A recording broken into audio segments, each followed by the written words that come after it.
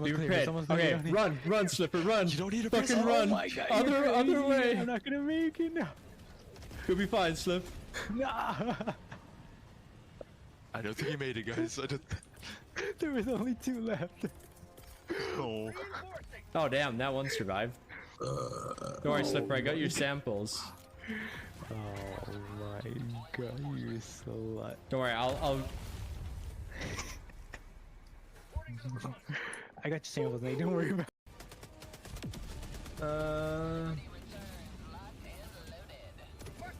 Oh my. Are you, dude? What is my luck, bro? Run. I hate my life, dude. What even knocked me back? What even knocked me down?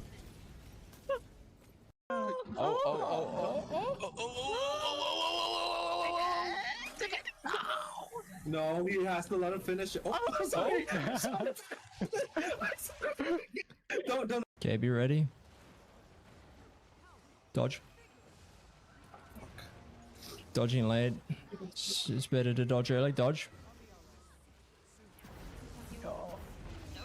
Dodge. We did it. Let's go. Easy clap. Easy clap. Easy clap. Easy clap, dude. You were here, true. What do you mean? Now it's career time, bro. Come on, move forward. Oh, fuck me. That orbital strike fucked me up. That orbital strike fucked me up.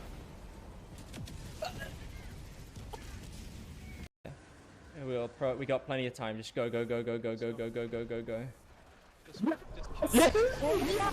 Let's go, dude.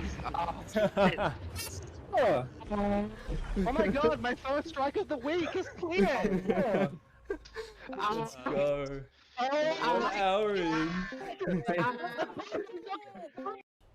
Oh, hey guys, check this out. Look at that mower. Look at the mower. Just wait a second. Look at it. Look at it. Oh my gosh, it's a mower. It changed color. Oh my god, man, you did a magic trick. You're so stupid. The worst part was I knew what you were gonna do. That's so stupid. Funny. Oh my god.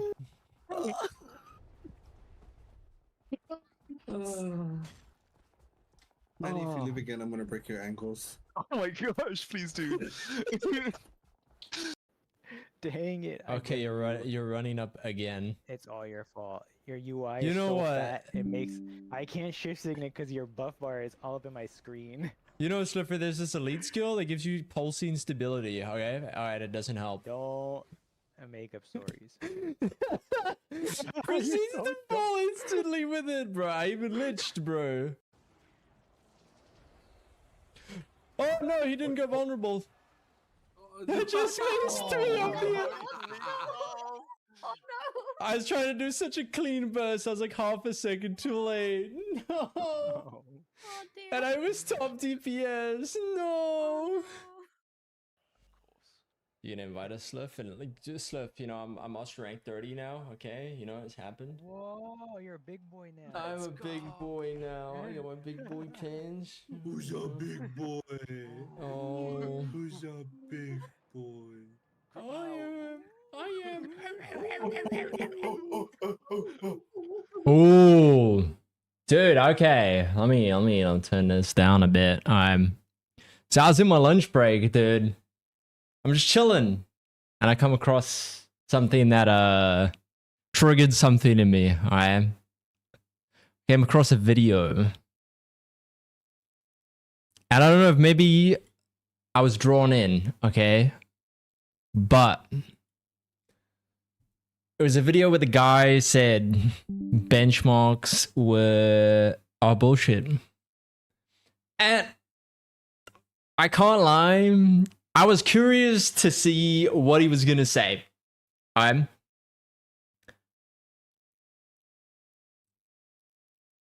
watched a little bit of it, and it was interesting. I have my issues with it. I watched quite a bit of it, most of it, but I kind of want to give like an opinion on it, I guess. I'll do it in a bit. I just want to set up for raids. and then we'll probably watch it while we pug.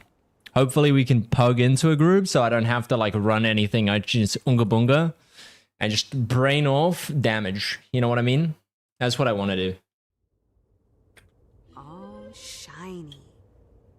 Because that is the real way to do raid reset.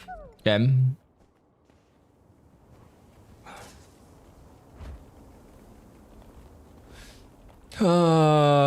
Wing 7 gates, wing 8 camp. Yeah, we'll check that out.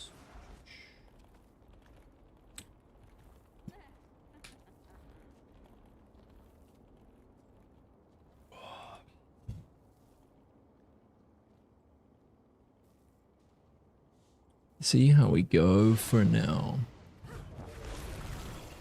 I am a bit early today, which is good. It's not usual for me, but it's good. I'm happy with that.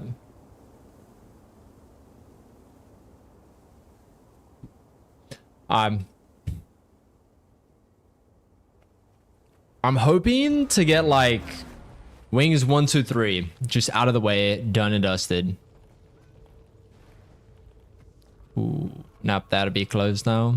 Fuck, I missed Dragon Storm. Gee. Unlucky, dude.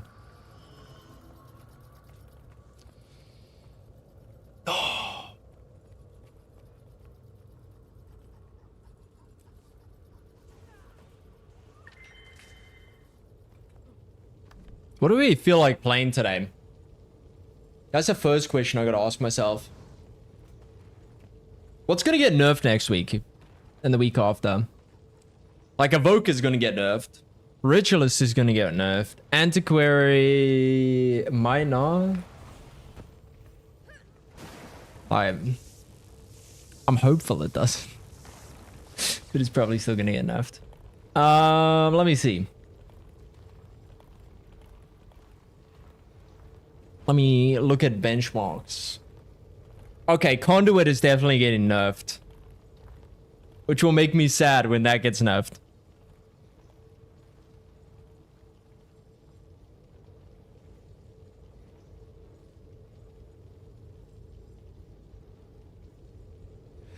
The question is, are they going to make 50k the new DPS benchmark?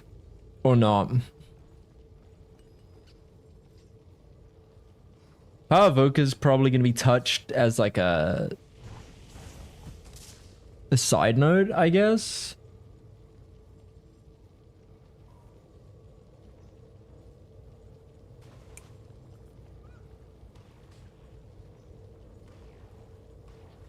Whoa, this actually uses hair?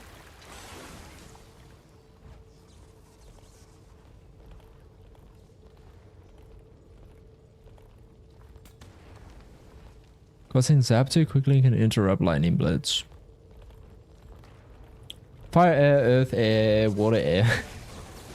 Bro, this is basically just like the other ones. What the fuck? Condition mirage. Damn, Power Luminary does 48k? Dude, why does no one play a Power Luminary?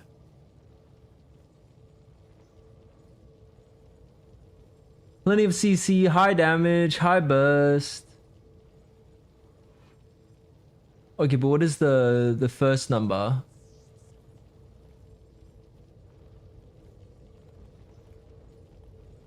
We'll link a new tab. Sorry, let me...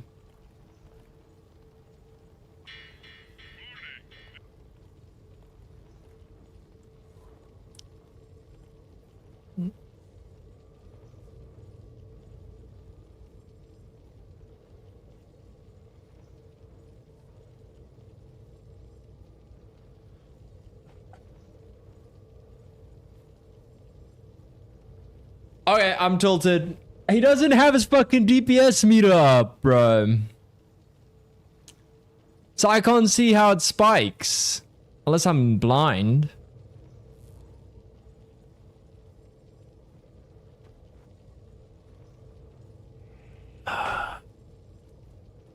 Bruh.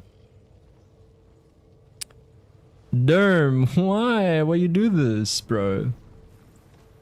But he's got the log. Oh my god. Alright.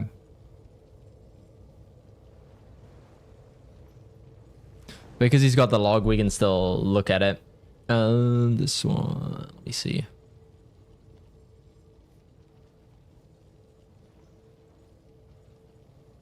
Verse number 53K.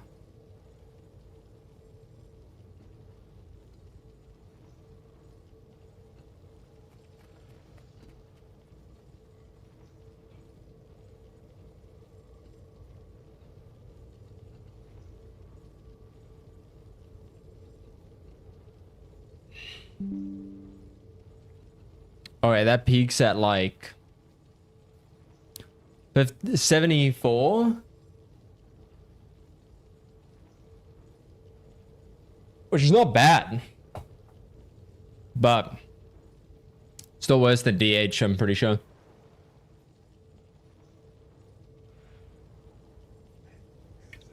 And what's that, 6 seconds in? And it probably still runs virtues.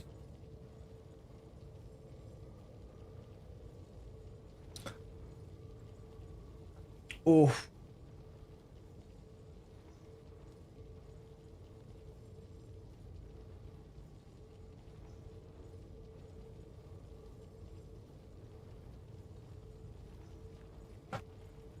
Bam, that's rough, dude.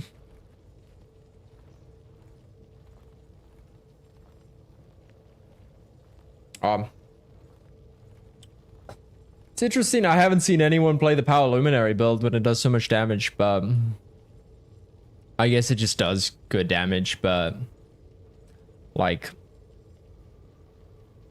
it's clunky. And then stuff like Power Harbinger exists that's probably like way easier to play and does way more damage. So it's just like there's no point. So like there is good stuff at the moment, but it's just a case of like the like effort to reward is just so much higher for playing like Ritualist.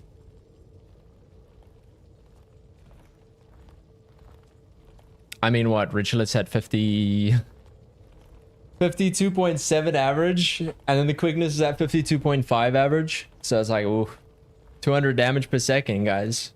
Crazy.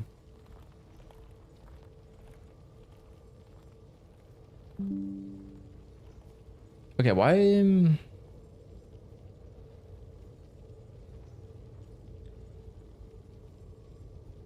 Give me 2 seconds.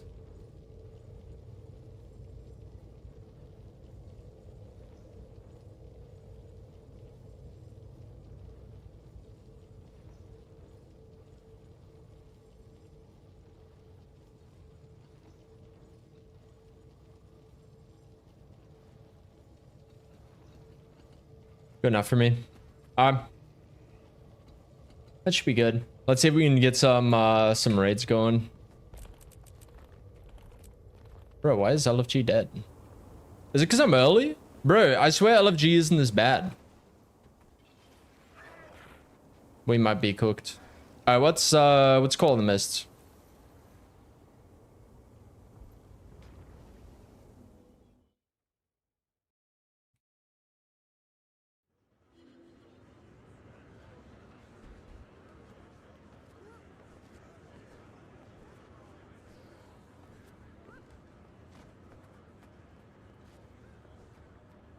Is it wing 1? Oh, yeah.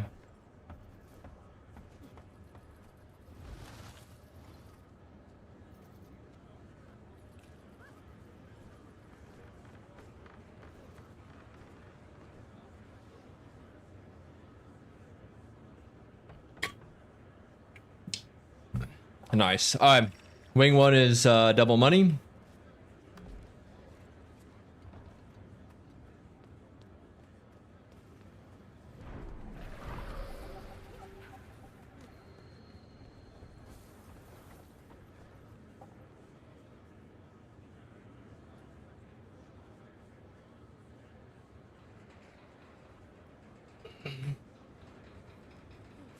I want the double money, bro.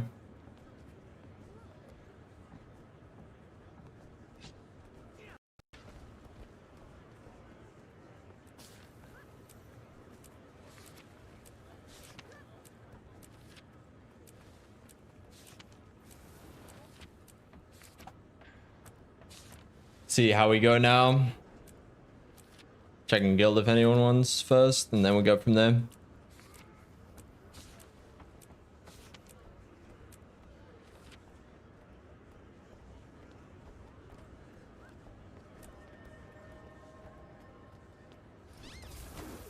Dude, is everyone off playing like AION 2 or what? Usually Aerodrome is like pumping, bro.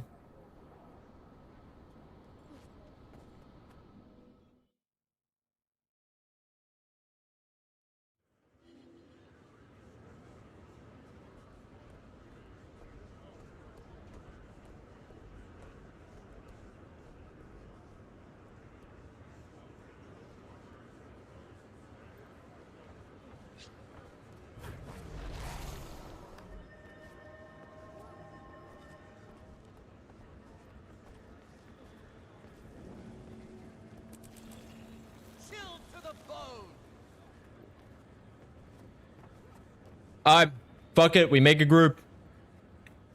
Today on cheaters, guys.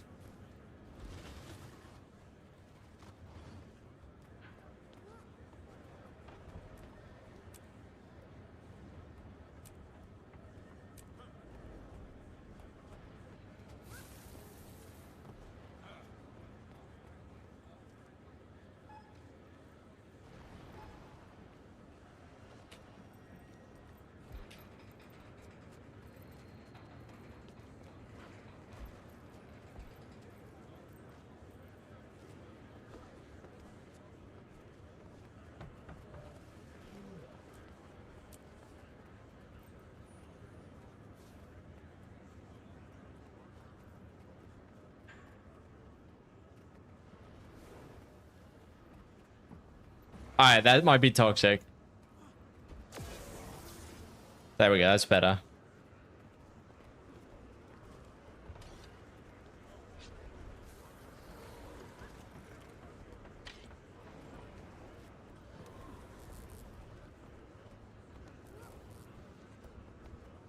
Okay, it's DPS. Carrot's also joining us.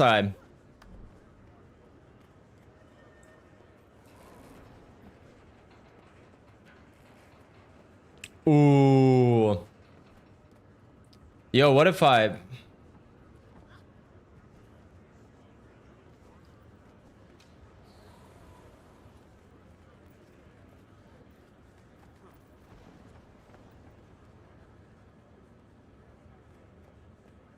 Do I just merge?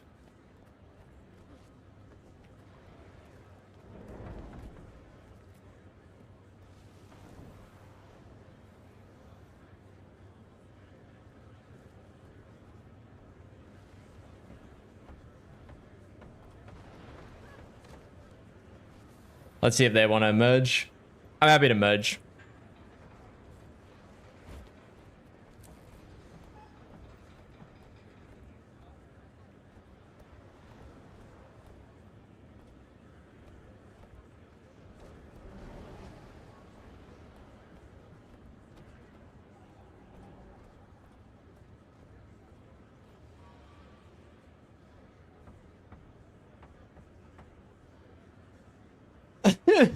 Just him with the DPS.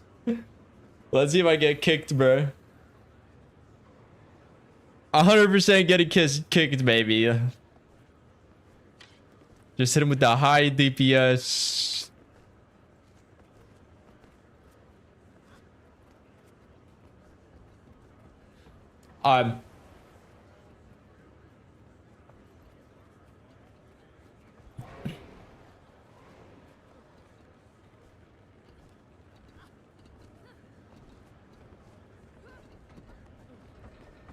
Hi, can I join? On now. DPS here.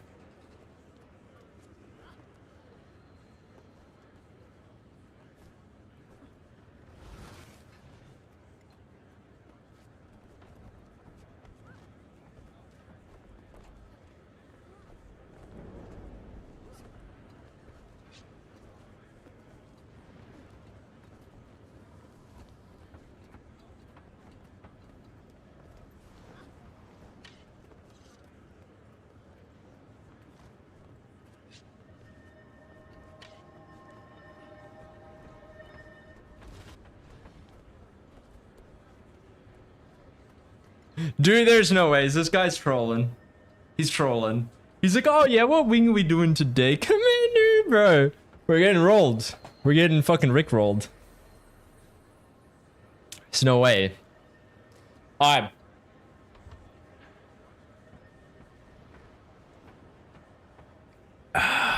Oh, that is good. Oh, White Monster, how I've missed you. Time to fight.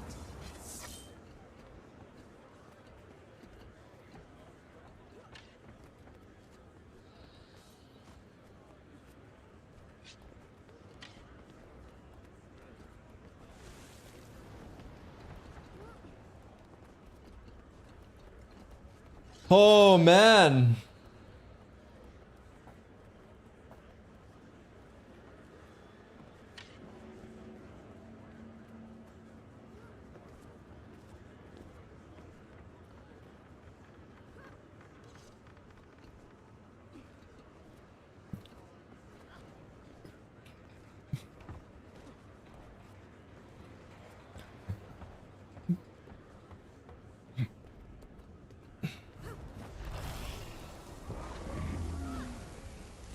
Lethal combination. I like it.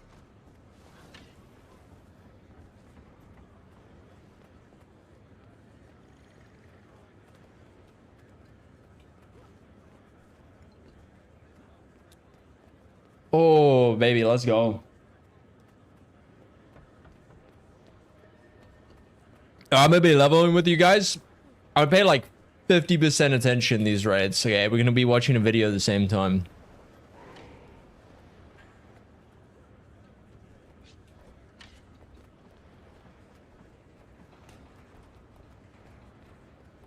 I'll give my opinion on it. Actually, did I set up my play pause button? I did.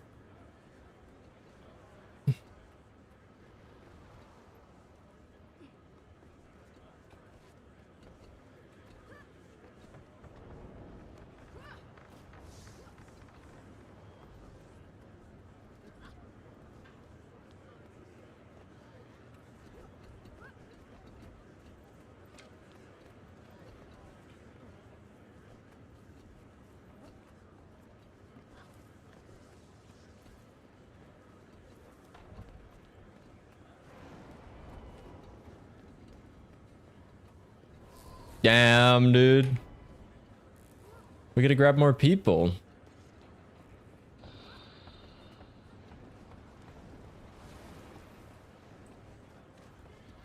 I'm so ready.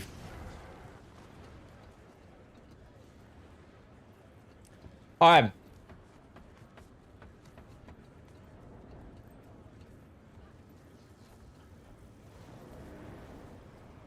Options, graphic setting.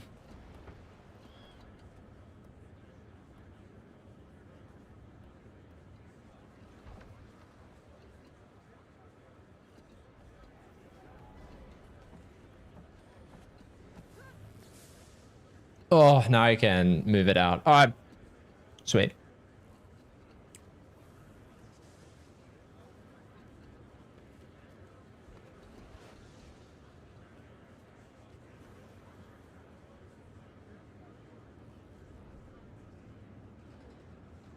How much of my map do I need?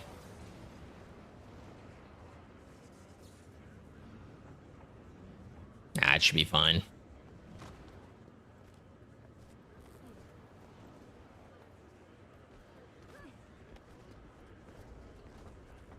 Bro, I'm gonna be seen like nothing. I'll show you quickly.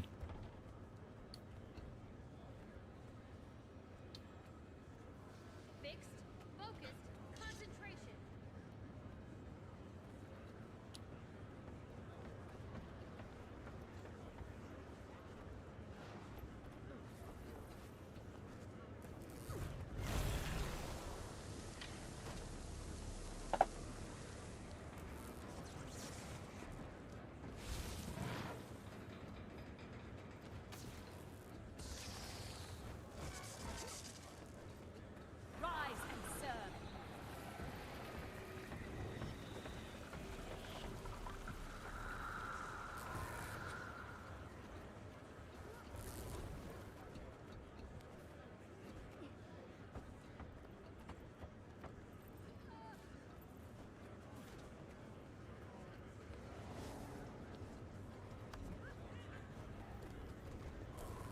Let's see if there's another raid group. It's not. Okay.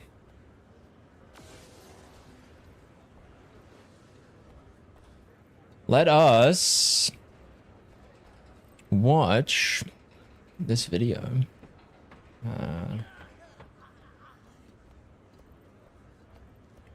Ooh. Should I be worried that you guys can see chat? I will be fine. We'll be totally fine, bro. Alright. So.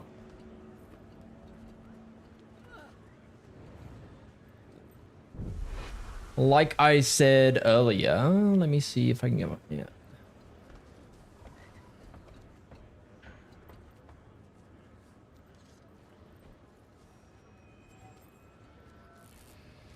Nah.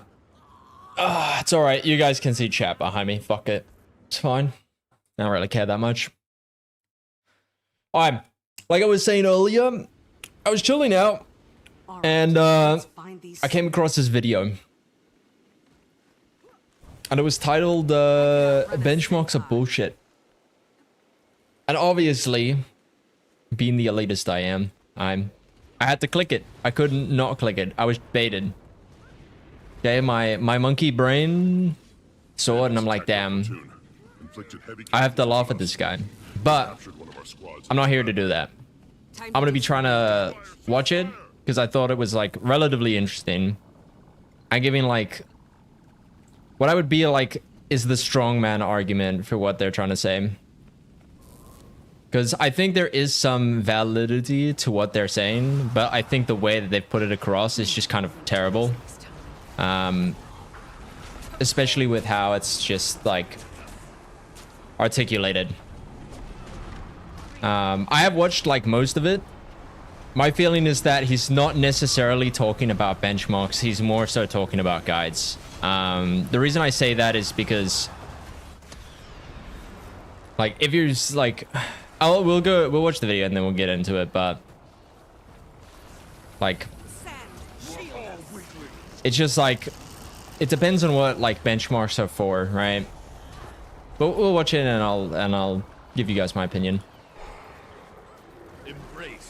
Let me know if you guys can hear it. Recording this video.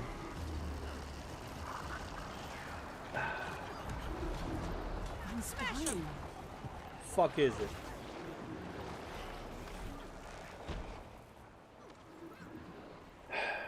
"31 minutes Alright.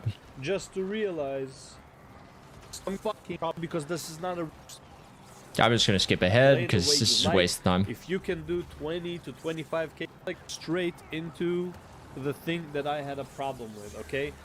Builds like this is not even about the benchmarks. The benchmarks are atrocious. They are stupid. Don't do them. Play the way you like. If you can do 20 to 25k DPS in your favorite content, you can do all the content, okay? Learn your class. Alright. There's some truth to this where like there's a certain amount of DPS that you can do. And so long as you do that amount of DPS, you can do anything. But the problem is not so that like is finding a group that will accept you doing any kind of damage, because most groups just won't, right? Like if someone feel like if you're mismatched in the group you're in, like say for example, you know, I go and I join like my static raid group, right? We do like CMs, we speeder on them, we do them without a healer, right? If I was to join that with a low intensity build, okay, I would get flamed, right? Because everyone is going like 110%, they're like sweating, they're going out, they're like mapping out what they're doing for like each phase of the fight, you know, and here I am just pressing 3 on you know, pistol Deadeye. I would be fucking flamed, right? It's just like the expectation and the reality. It's just like a different of like expectations. So like he's not entirely wrong, but it's not necessarily true to say you could do it in any content either, because like CMs, you cannot get away with doing 20k damage for a lot of them. You just won't make DPS checks for some of them, so it's good to like have that in mind, right? I just thought he's like it's a point to make. It's kind of nitpicking, but I think it is valuable if the issue that he has is with like the expressing of information, which is what I've kind of gathered to his like issue with this, with the builds. Just do about that much, okay?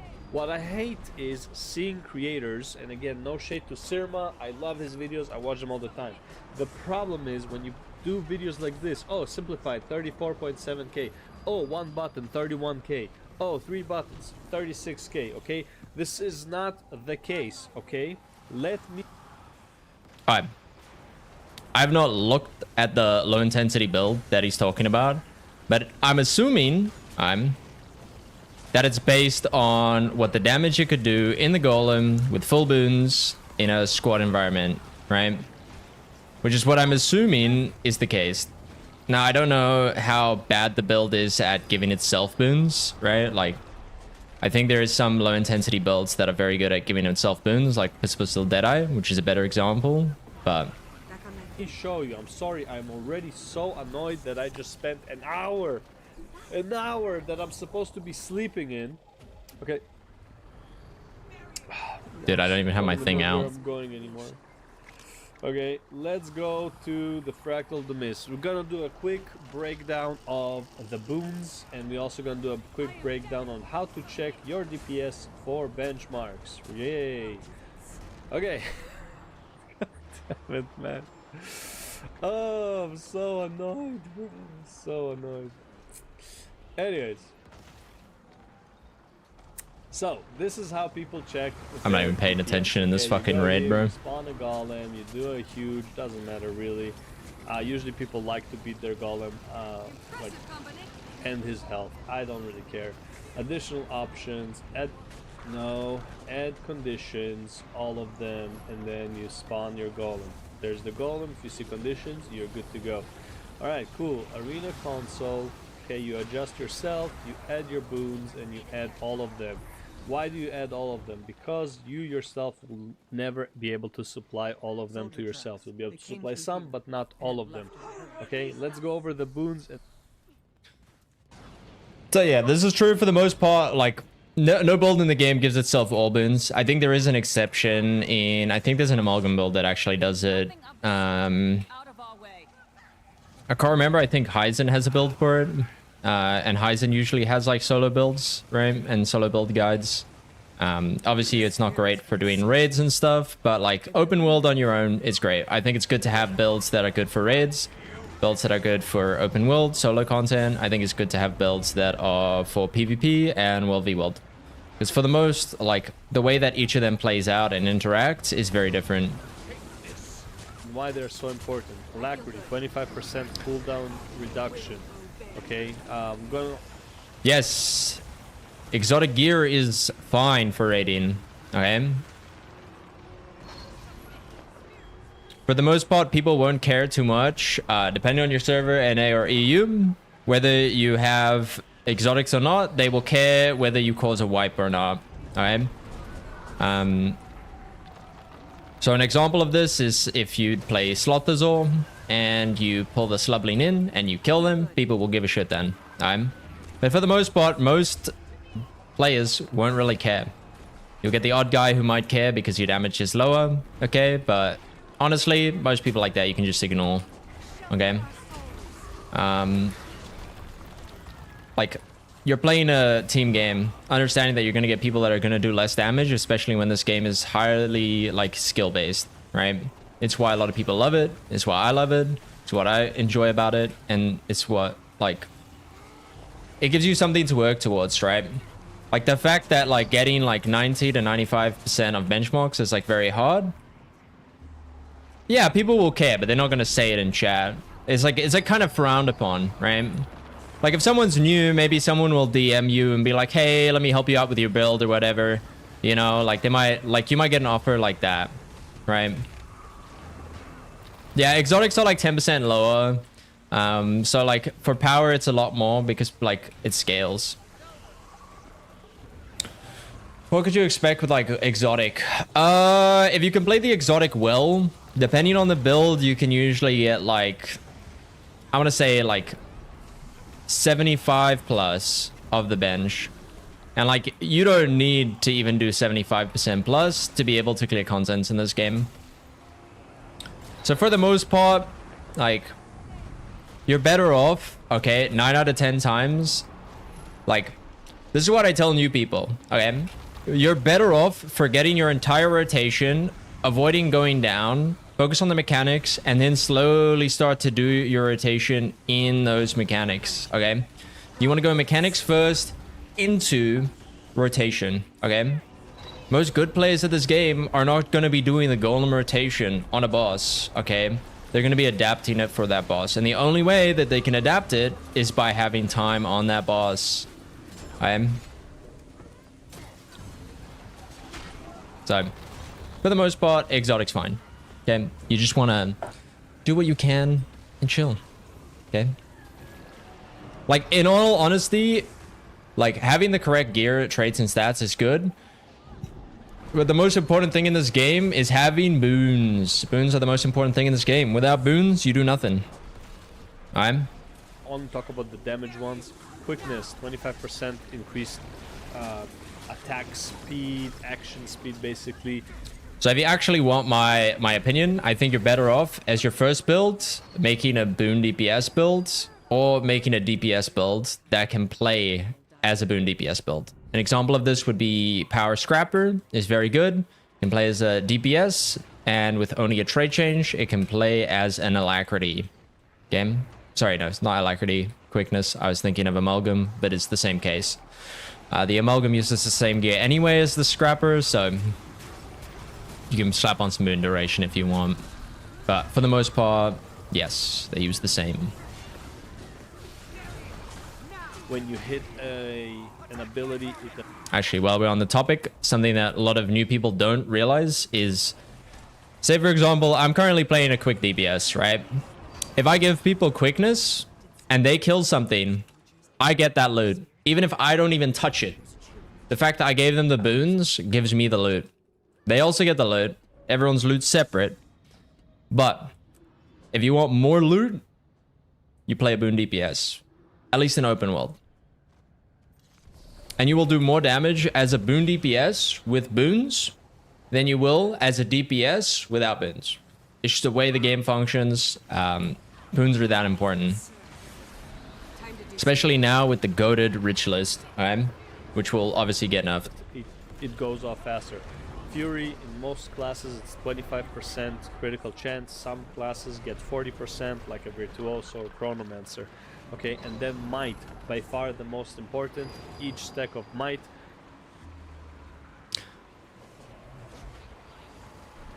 I won't even go over it. I don't think Might is the most important, but I think the most important is probably Quickness. Like, Might makes a big difference, but Quickness is, like, goated. Like, obviously you would pick to have both, but...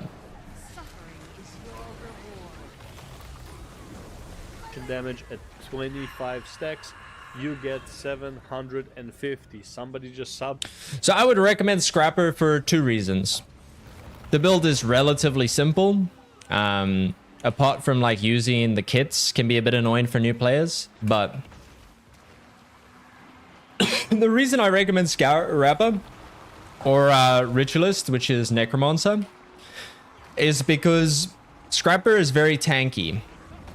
Scrapper gives itself barrier based on the damage it does. So like the more damage you deal, the more you like heal yourself. And then you also give yourself quite a lot of might and quickness. Quickness makes you attack faster. Very important boon. So having that is obviously good. But for the most part, it's always good to make something that can do like a boon DPS and a DPS. So I think the best currently for that is like Ritualist and Scrapper. Like there's others you can use that are like simpler, more like new player friendly, like Herald, but like Herald is just kind of like underperforming in the damage area. Even though it is very safe, very sturdy, very tanky. It is a very good option. But at the moment, like Ritualist does as a quickness class like Let's see, it's at 53k bench. Herald is at like 30k. Most people are not going to be getting the 50k bench on Ritualist. Most people are probably going to be getting like, I would say maybe 60 to 70%. Because there's a lot of like animations, canceling, getting used to spear. Done on YouTube. Thank you very much. I'm just gonna skip this because he's explaining boons. F1, you do 4, and you do 3. Okay, that is the because he's just explaining like, oh, you want boons, how important boons are. This is probably, I think, where I think he's speaking past people and people are speaking past him. Because I don't think he's communicating properly and I don't think others are communicating properly with him.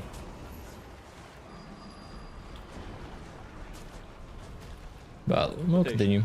Right, so we heal, and I don't have food buff, so I'm going to do slightly less, right? So we heal, we do F2, F1, we do a 4, and we do a 3, okay? And from now on, we just don't do anything, and we just do F1, 3, and 4, because it just recharges faster, okay? F1, 3, 4, F1, 3, and then you like it's building up. I'm getting to 28. I think like it's gonna end up at like 29 or something like that, right? And I'm clicking all 3, so but I'm not doing 36k because I don't have food and enhancements on, which is fine. Like it's not like I'm just showcasing the point. Okay, so that is the build, right? So again, I chose a very simple build because the complicated build was a really pain in the ass to make it successful, and I don't really want to do it again. Okay, so we did about 29k DPS. Okay, how does it actually look like if you play alone, which most of you will? So I think this is where the disconnect happens. Is I think his issue is with guide videos, and not with benchmarks. I think benchmarks serve a very specific purpose in which the benchmarks are saying, hey, this is the optimal rotation, all else considered. If you could just DPS, no interruptions, just unga bunga, go go go, you know what I mean? And you never get to do that. That is true. And what makes people good, and you see wingman logs of like 80%, 90% of bench. Sometimes people exceed benches because they utilize boss mechanics in ways to beat it. An example of this would be Decima CM. I had patch record for a lack renegade, and I was higher than, what's it called, the bench. But that is strictly because I was running Thorn's Relic. And once you get Thorns up above 7 stacks, you can go higher. And I can only do about 95% of bench. There are some things you can do to like exceed it. But like for the most part, the bench is like, it's a way to measure of like, hey, this is like the optimal rotation. This is like what you should be doing. You're like aiming to get that optimal rotation, but if you want to get like giga high damage, you have to adapt it. Even in that fight, I had to adapt the rotation. There's going to be CC phases. There's going to be phases where I have to dodge. Like you're never going to be able to just unga bunga.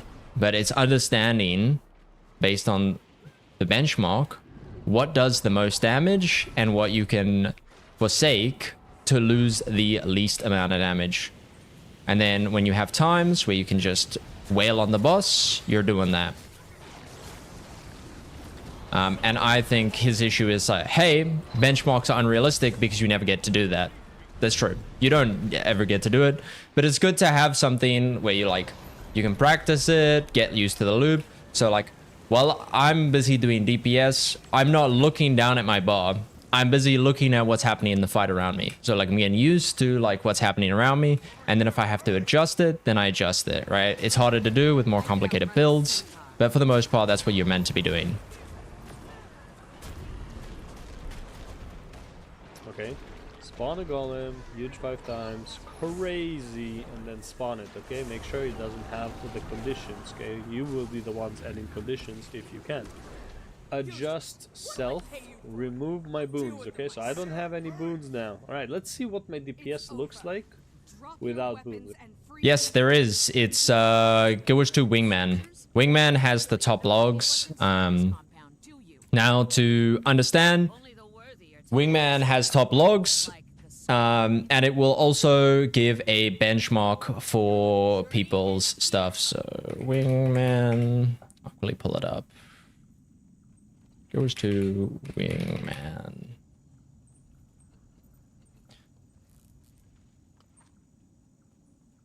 So this is Wingman.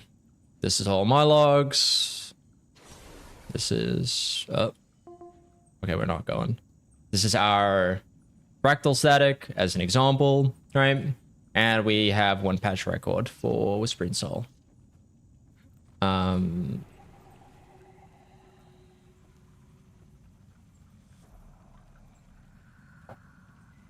But I don't think I hold the record for the damage on the specific class for that fight. But you can usually see it in like fancy stats regardless. Okay, so we're gonna heal, F2, F1, gonna hit the 4, and we're gonna hit the 3. Alright, cool.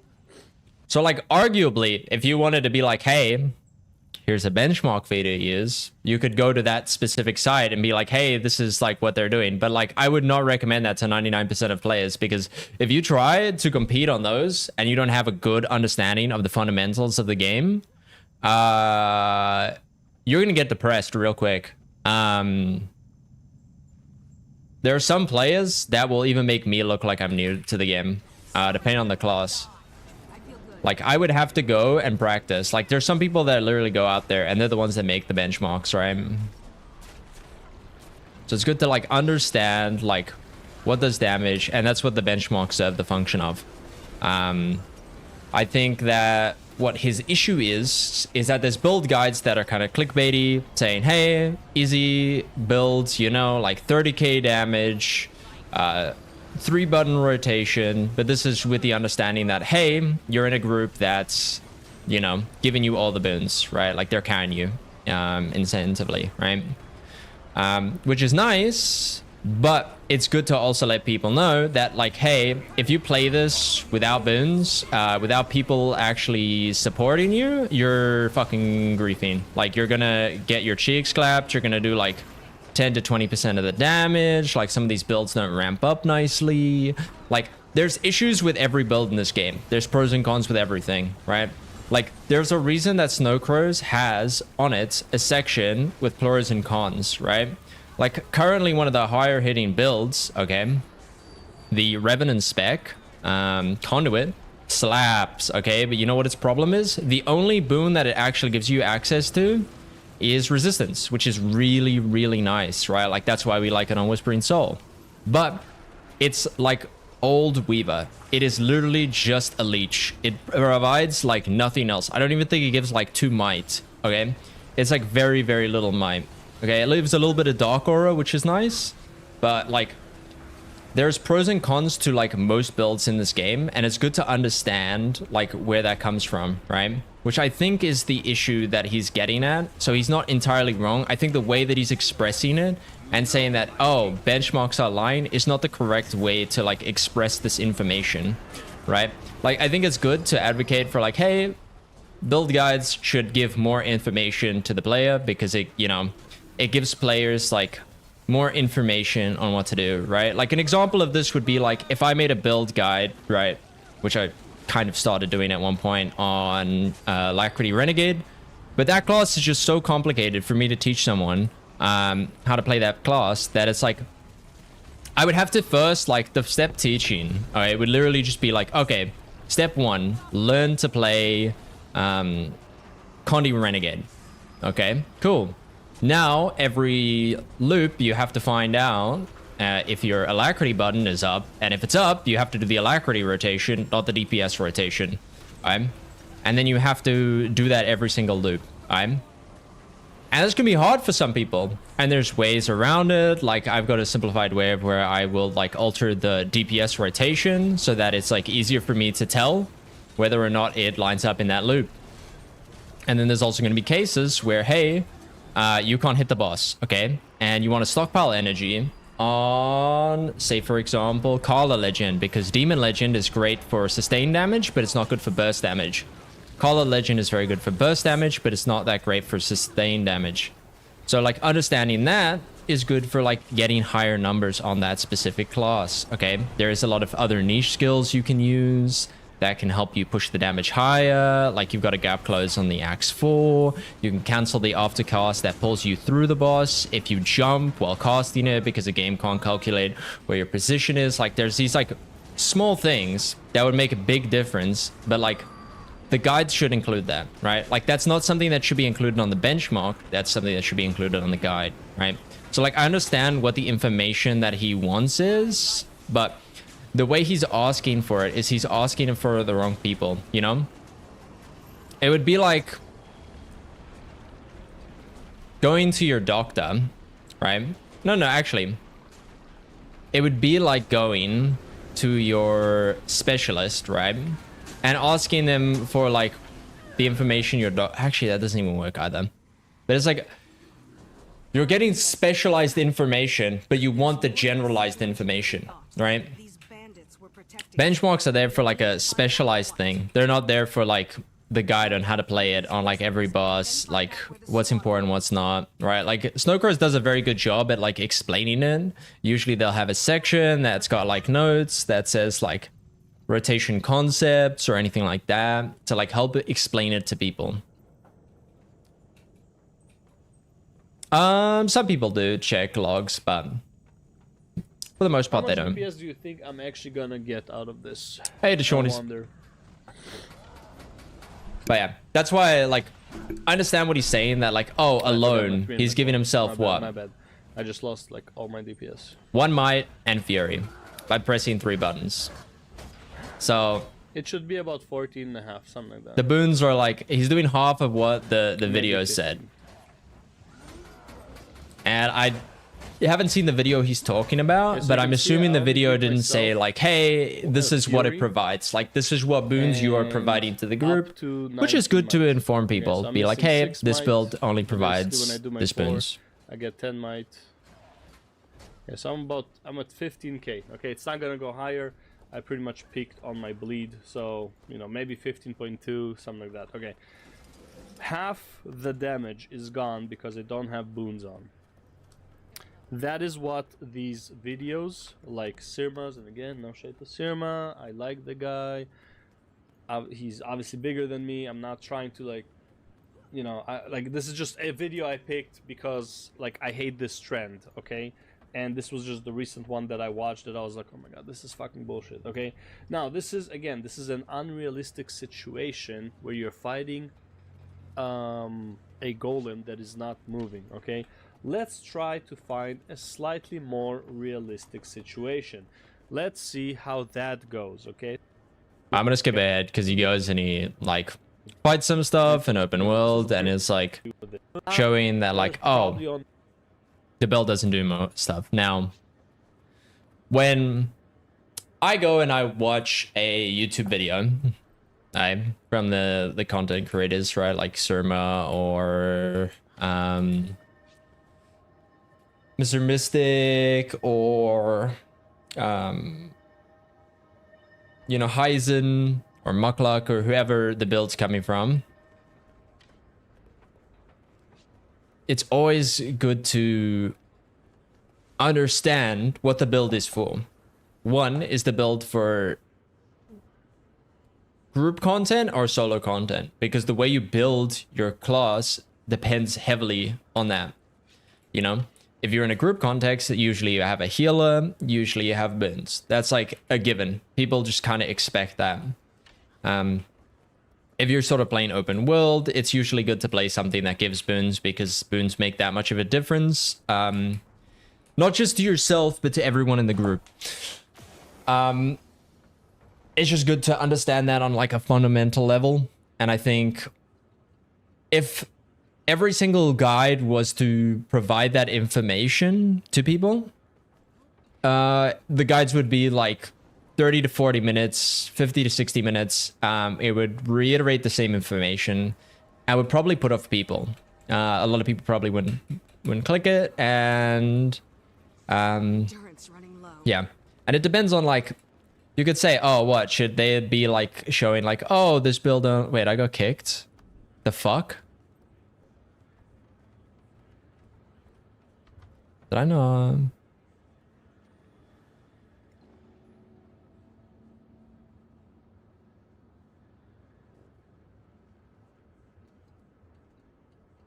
Bro, he wanted me to ping boots. Did I get blocked? Ooh, that's crazy.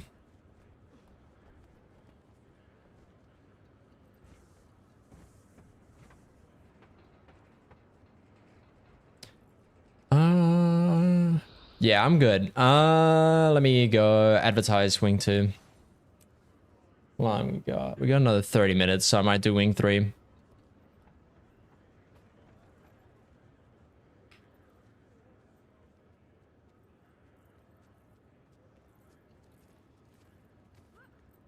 I really don't want to manage group though. That's the thing.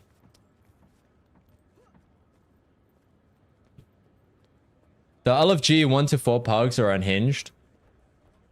No, it just like, I just told him hi DPS or boon DPS, and it was like, ping boots and move yourself to a DPS, and I'm just like, I'm not gonna respond to you instantly. I think he gave me like not even a minute to like move myself or get kicked, and I'm just like, you're lost, bro. Like, you just lost the boon DPS for no reason. Like for Q DPS. Do I want to play that? Let me just join game.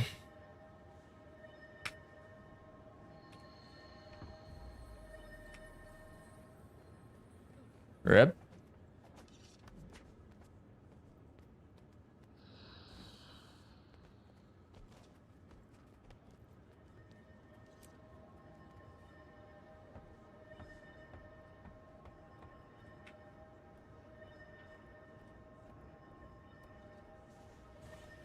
Let me see what they get first, because I'd prefer plain DPS.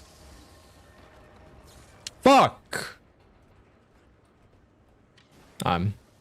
Rip.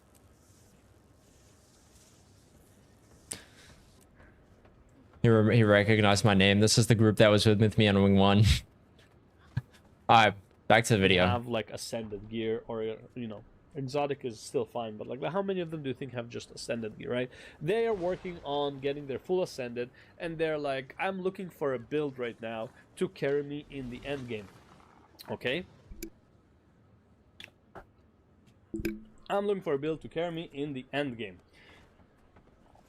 I would like it to be a low intensity that looks interesting, and it's a new specialization, so it's probably, you know, like maybe it's more fun, whatever. Like, I'm not a great player, so I'm just gonna try it out, right? Now, what do I need to do to try it out? Okay, so I need... What do I need? Okay, I need a... It just goes over, like, basically what you need to make the build work. He's going from like the perspective of a new player, saying like, oh, they want a low intensity build. They're just gonna click, you know, like a popular YouTube video with one of the new specs to be like, oh, I could just play this and just like do good damage, you know. Basically just saying like, hey, like most people who understand the game are gonna take this information, they're gonna use it, and it's going to be fine because you're going to understand that this is only going to work in the confines of like group content. But like for a new player, that's going to pick up the build, right? Like say, for example, like the one guy that came into my chat earlier. What was his name? Virtual Spaceman, right? If you're new to the game and you saw the build, that's a, hey, 30k damage, okay? And you're going to make the build because you're going to see like low intensity. It's, you know, it's good. And then you're going to play it. You're going to do 15k and you're going to be like, what the fuck is happening? Right? Because understanding like having the boons, where to use it, like this build is trash for open world, right? Like the low intensity build that he's displaying here is trash for open world. And that information is just not given to people, right? like when you make a low intensity build, it's nice to give the information to like newer players so they don't waste their time gearing it up, you know, because they don't have legendaries, they still have exotics, that sort of stuff. And for the most part, Viper's gears and Ascended gear Lamp. can always be stat changed Hello? in good ways. And it's relatively cheap once you have Ascended to like stat change them to a different stat. And Viper's is just like universally used, but like the other runes and relics in the build might not be. And there's some builds that are like a lot simpler, a lot more low intensity, that just like function a lot better or a lot more self-sufficient, right? So like DPS examples of self-sufficient builds are like Reaper. Like Reaper gives itself quickness, it's relatively tanky because of the shroud mechanic. It was infamous for being like, if you wanted to, oh shit, everyone's in the raid. I'm gonna get kicked if I don't fucking come in. Is infamous and was very infamous for being like the go-to builds for like story content, right? It's like you would play it because you knew if you played that build, you would do, be able to tank a lot of damage, you'd be able to max out your own might, and you would give yourself decent quickness uptime. Which is what makes a build very, very strong. Now, with a few trait changes, you can make a Reaper extremely tanky with like death magic, but regardless, you're like in full damage gear and you're tanky as fuck, right? Which is very hard to do for a lot of builds. A lot of builds that are good self-sufficient builds are usually just like Celestial and are not like good for raids, right?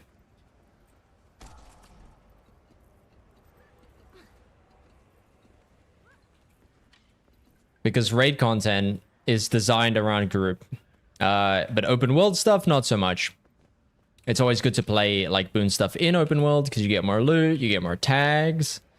But you're not always going to have full boons. So like, it's good to like get familiar with builds in open world. Get used to like adapting them, trying to do decent damage, having like boons drop off and that sort of stuff. Be able to adapt. It's a good place to learn it. And then the next place is to go to strikes. And then from there, you can go into the golem, right? Like that's the natural progression I suggest people go with. Just because it makes learning the class a lot easier. And I find that adaptation on builds is a lot more important than it is to be able to just, oh, copy paste rotation here, do damage, right?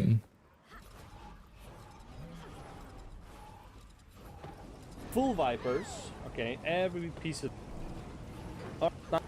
It just goes over what the build costs. I think from watching this earlier today, the build that was in this low intensity video was like 100 gold, 80 to 100 gold, I think it was. Which is quite a lot for a new player. And yeah. That you have all the boons, right, when the monster is not moving, right? And again, the animation lock, right? And it is a very slow building. I didn't get myself stability. Condition DPS. None of this is mentioned in the guide, right? Me as a stupid person would see this and like, oh, okay, I don't understand how this works, but someone's reflecting here. Sounds good to me, you know, like low intensity, 36 grade DPS. When I go to like events, and let's say I have ARC DPS and but still don't know how to play, right? I go to events and I'm like, oh, people are doing like 18k, dude, I'm gonna mop the floor with these fools, and then you go and you do like 8k, like what? Quickness and alacrity DPS are doing more than, like, quickness or alacrity DPS open world builds are doing more than you. Okay? Yeah, because they have boons. So, boons yeah, in this game are king. Without boons, you're not going to do damage. Like this, they do not So tell you. I think guides should be telling you this 100%. I do agree with him, but I think it's also the case that like, hey, if the guide is telling you that like this build is designed around raid environments, you know, then it's like kind of expected that it would have full boons and that sort of stuff, right? So an example of this is like, hey, in this game, if you know what you're doing, you're gonna do good damage. I'm literally playing a quick DPS build right now, and I'm second damage, right?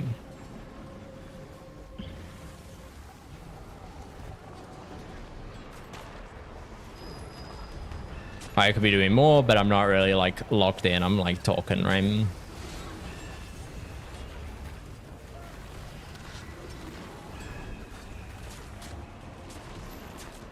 Yeah, I didn't have stability, which is fine.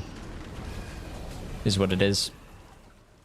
My quickness uptime's fine. But yeah, I think I'd agree with him for the most part. Did I ever have a chance to play AION? I did yesterday, and I did before then. I'll probably play again tonight after Fractal CMs. But yeah. So he does have a valid point, but I think his title is like misleading, right? Like his argument, from what he says, is that he has a problem with the guides, but the problem is that he obfuscates between guides and benchmarks, right? Like, because the benchmarks are designed around having the boons, right? And then there is guides for like open world builds that are like more realistic, right? But like, then you can go down the argumentation of like, hey, in like 99% of raid bosses, you're not going to be doing benchmark numbers. Yes, this is true. But if you play certain builds, you could probably actually even beat benchmarks numbers, right? Like an example of this was when Confusion was a lot stronger than it currently is. You can beat the bench.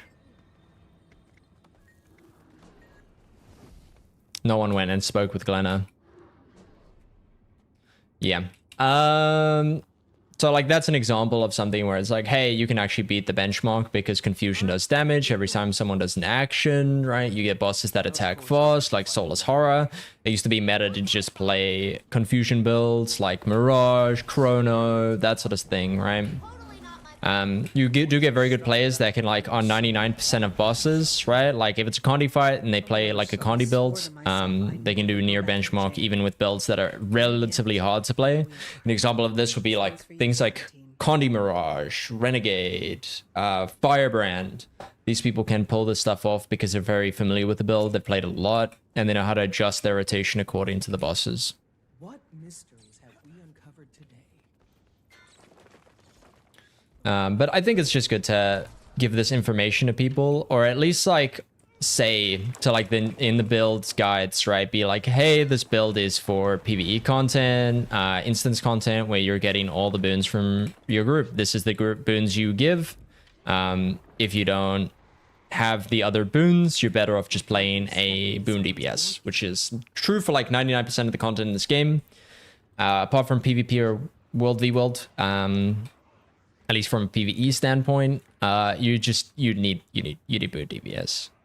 You're not going to be doing any damage. Actually, I don't want to take anything. Fuck that. But yeah, it's good for people to understand that. It's good for people to pass the information on. Should benchmarks give this information? No. Benchmarks are there to say, hey, this is how you can practice your rotation. You aim for this ideally, but like in an open world scenario or an imperfect scenario, you're never doing this. Your skills that you want to cut out are X, Y, or Z, right?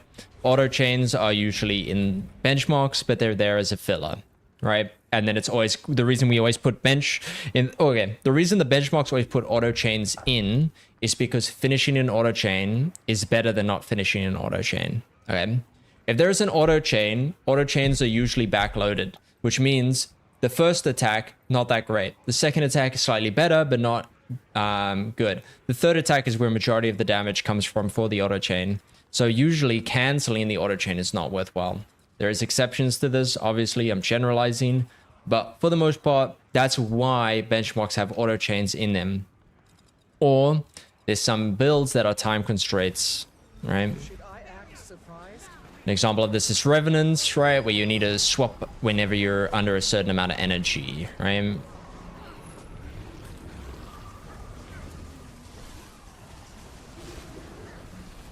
So I don't completely disagree with them, but it's good for them to let other players know them. Because hey, the more information to new players, the better, because you kind of share the knowledge that veterans have, and new players aren't necessarily going to have. right? Like the same reason why when I like recommend builds to people for endgame stuff, I will recommend stuff that can usually DPS or boon DPS with the change of a trait. Because it means that these people will be able to, when they go into open world, they can just change the traits and be a boon DPS, right? And then when they go into raids and they're just the DPS, they can be just the DPS, right? And usually the rotations don't change too much for a lot of the builds. They usually function similarly.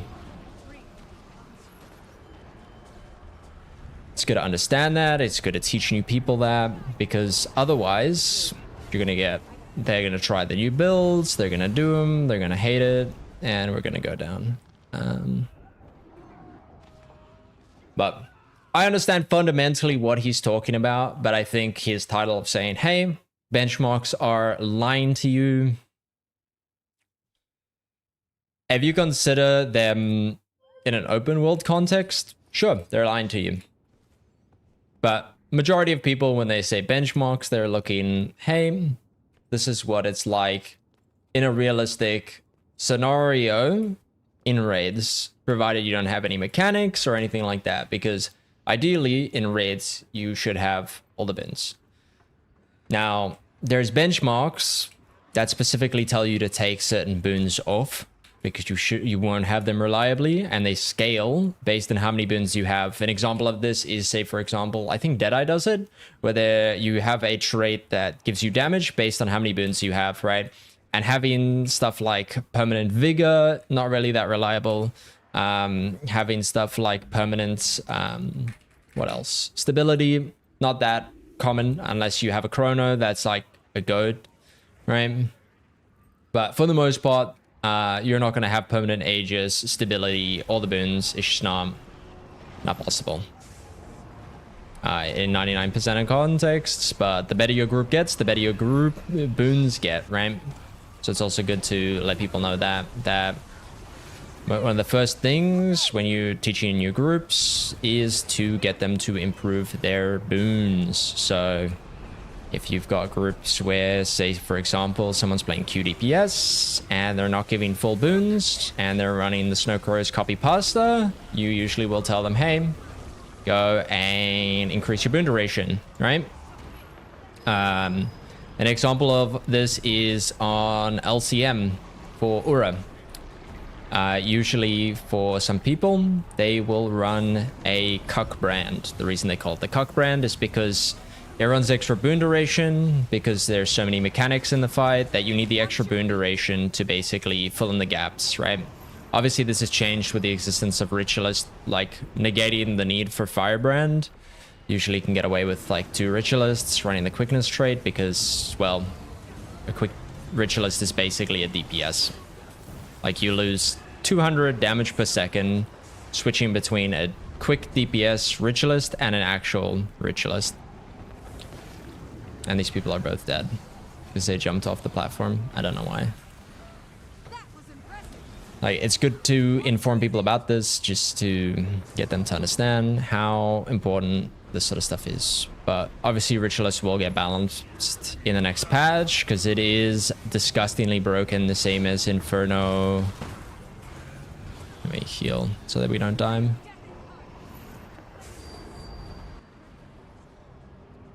And this wasn't even good damage on this class. They expect you to know, which is again kind of fine, but all you have to do really take 2 minutes of your video and showcase this in an actual real world, like real game scenario, not on the easiest strike that is just standing still and there's nothing to do. Literally, like if you're a DPS on this fight, you are standing on the boss 99% of the time and just attacking. This is probably the best boss for this build. Meanwhile, do it on Etherblade hideout. So I don't really agree with this build or this argument. Just because it's saying, hey, take a build that's... This would be like me saying, hey, let me go play Condi Renegade on Keep Construct or Conjured Amalgamate, right? Those 2 bosses are power fights. The reason is because you only get short burst windows to do your damage before the boss becomes invulnerable again. So for the most part, you want to make sure you've got the ability to fight that boss, right? Like, it's good to tell people, hey, this is a power build. This will shine in fractals, apart from some of the CM ones. But even then, as you get a higher DPS, you can run power in the Condi ones, right? Like, we do it for Sunqua and some of the other ones. But I didn't even cost my shit. That's fine. I don't really care. Contract accepted. But I do understand the core of what he's saying. He's saying that, like, build guys are currently missing, like, a fundamental part where they're not displaying the pain points of the builds. They're trying to display them as broken, without showing, like, what the weaknesses of the build is, right? Replenishing. And every build does have its weakness. Like, even Snowcrow shows this, right? Like, Snowcrows will show, like, where the builds are weak.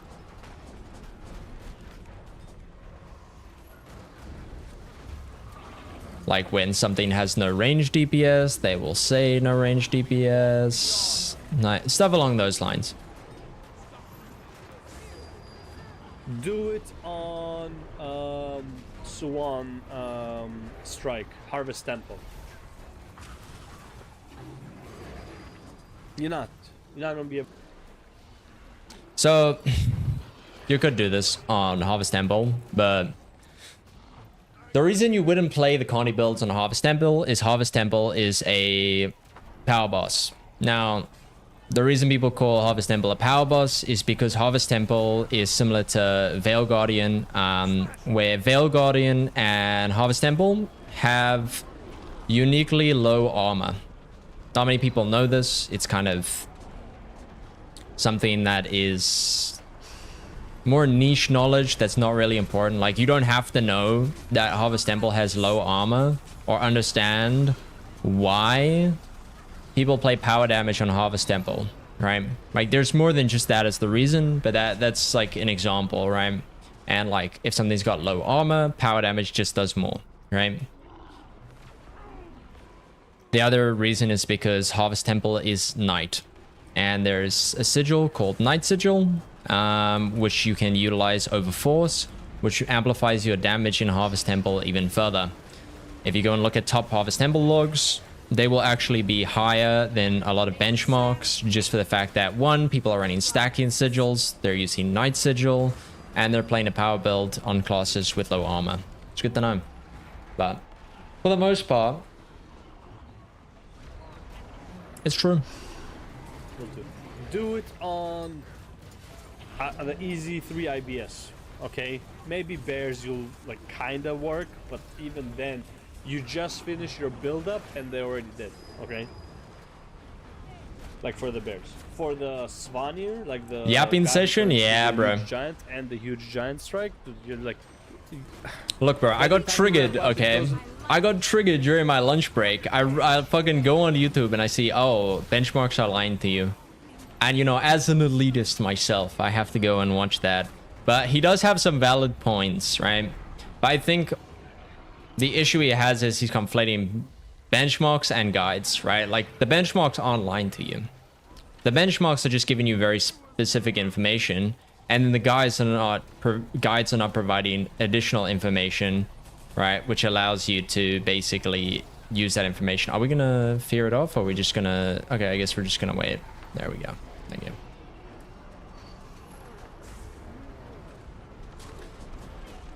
But it's the case of, like, you know, you'll have one of these where it's like, hey, you know, this build is busted, does 40k DPS. Did I just pull him out? No, I didn't. But then it also, like, is, say, for example, if I went and I'll use Conduit as an example, I could go and make a video and I could say, Condition Conduit is busted, you know? Easy rotation, like, I don't know, 40k damage, like X buttons, you know. Like you could make a low intensity one with Song of the Mist or whatever the fuck, right? Like it wouldn't be hard. But Conduit provides itself with no boons. And if I just made a build guide, I didn't say, hey, this is for a raid environment where you're getting all these boons, then I'd be griefing like some new players who wouldn't like have the prerequisite knowledge that like, hey, you need boons, right? And I think that is what he's getting at. It's not entirely about like benchmarks. I feel like benchmarks are an aspect. But the way he's like worded the opening of it makes people think like every time he's talking about guides, okay, he's talking about benchmarks, right? And like he's being hyperbolic by saying, hey, benchmarks are lying to you, which is not true. The benchmarks aren't lying to you. They're just not giving you like what most people are going to be doing in fights, right? Without game knowledge, most people wouldn't know that.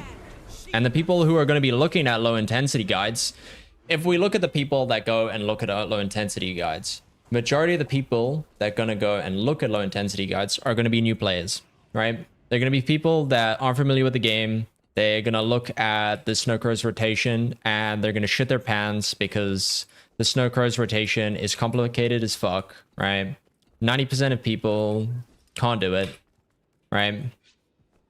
Like, for some people, we can get like 90% of the bench through a lot of effort, a lot of work. But for the most part, not everyone's going to be able to do that, especially new players. You know, there's going to be exceptions. You know, you're going to have people that are going to be goats, you know, that are going to be able to learn the game in a couple of months. Yeah, and Conduit's scary. Like, some of these builds are scary for people, right? And like, Revenant is one of those classes that requires a lot of adaptation to play well. Like, even for me, that's confident on like Renegade, right? I have trouble adapting Conduit sometimes. And then if I have quickness drop for like half a second during a cast, I'm going to be so mad because I canceled something. There's a lot of skills that can cancel each other. Like stuff gets flipped over. There's a lot of intricate things that can be canceled, right? But it's good to like provide information to the newer players, especially in guides. Not so much in benchmarks, right? I think that one thing you can say that he has a good point about is that Snowcrow should probably have 1, a benchmark, 2, a guide. I think it would be good to have these two things, right? So the benchmark will fall in the information that you would need for the optimal rotation, which would be like, hey, you want to do this, and this to get the most damage out. And then you have someone who gives you a guide, right? On saying, hey, when you're playing Condition Renegade, as an example, sometimes you do not want to use your Mace 3 because your Mace 3 is a forced movement skill. You need to delay this. Make sure you're casting something after your Mace 2 or your Mace 3 to cancel the aftercast animation. Because for some reason, it's, yeah. Yeah, they've started doing it, which is what they need to do. But the problem is that, like, I think all of the guides need to be like, hey, this is what, like, is good to understand. Or, like, at the beginning, see, like, hey, this is some core mechanics for Guild Wars 2 PvE. If you were looking at playing this build, I highly recommend you look this out to understand how, say, for example, boons work or subgroups work. Because this is fundamental to playing a build. Because if you play a build without the boons, you're going to do no damage. So I can understand to some extent what he is saying. The way he says it is just hyperbolic and pisses people off because it's like... It would be like looking into your dentist, right? And being like, why am I fat? To your dentist. And he's going to look at you like you're a fucking idiot, right? Because your dentist isn't there to tell you how to lose weight. He will know how to tell you how to lose weight, but it's not his job, right? Like, he's not there to tell you how to lose weight. He's there to tell you, like, this is what you need to do to keep your teeth clean, right? Like, he's giving you specialized information. That's what benchmarks are. Benchmarks, how much... Like, you can get fat without eating junk food. But regardless, I'll go on a tangent. But it's like, you're looking at specialized information, right? And then you're like, hey, this specialized information isn't giving me this information, right? Which is why I think the fact that he's attacking the guide is correct, right? Like, I think if his video was, these guide videos are lying to you, I think he would have a lot more ground to stand on to be like, hey, this build doesn't actually do 30k damage. It's actually like a leech on the group, right? Like, it requires like full boons. It requires everyone like helping you out, giving you good boons, right? Which is like most builds, right? Like Conduit is like that. Like, you're a leech as Conduit, right? Like, without your booners, you're gonna do nothing. I dislike Surma's videos.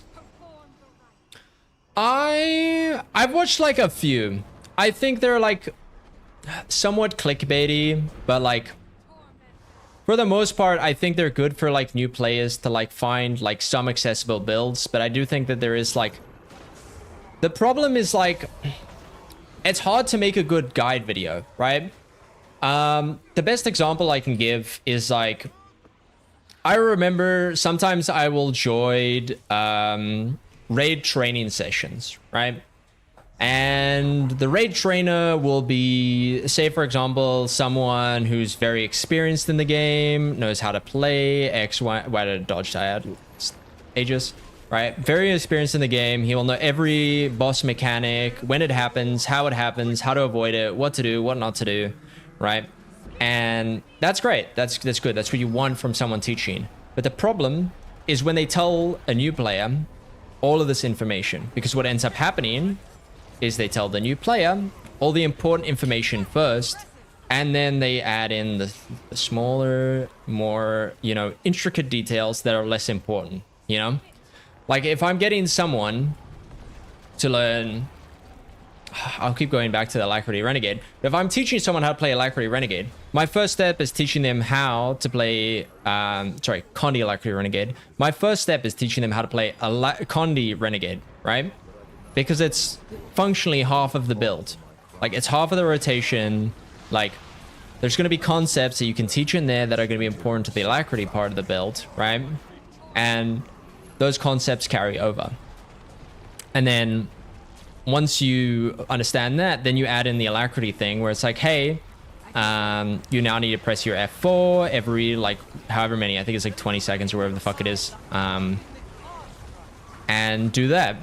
And it's like, you're going to have to do like 2 separate rotations. Now, you can learn the optimal way to do it, or you can learn a simplified way to do it. A way which is, you know, say for example, a bit easier for someone to like adapt to, right? So an example of this is for Alacrity Renegade.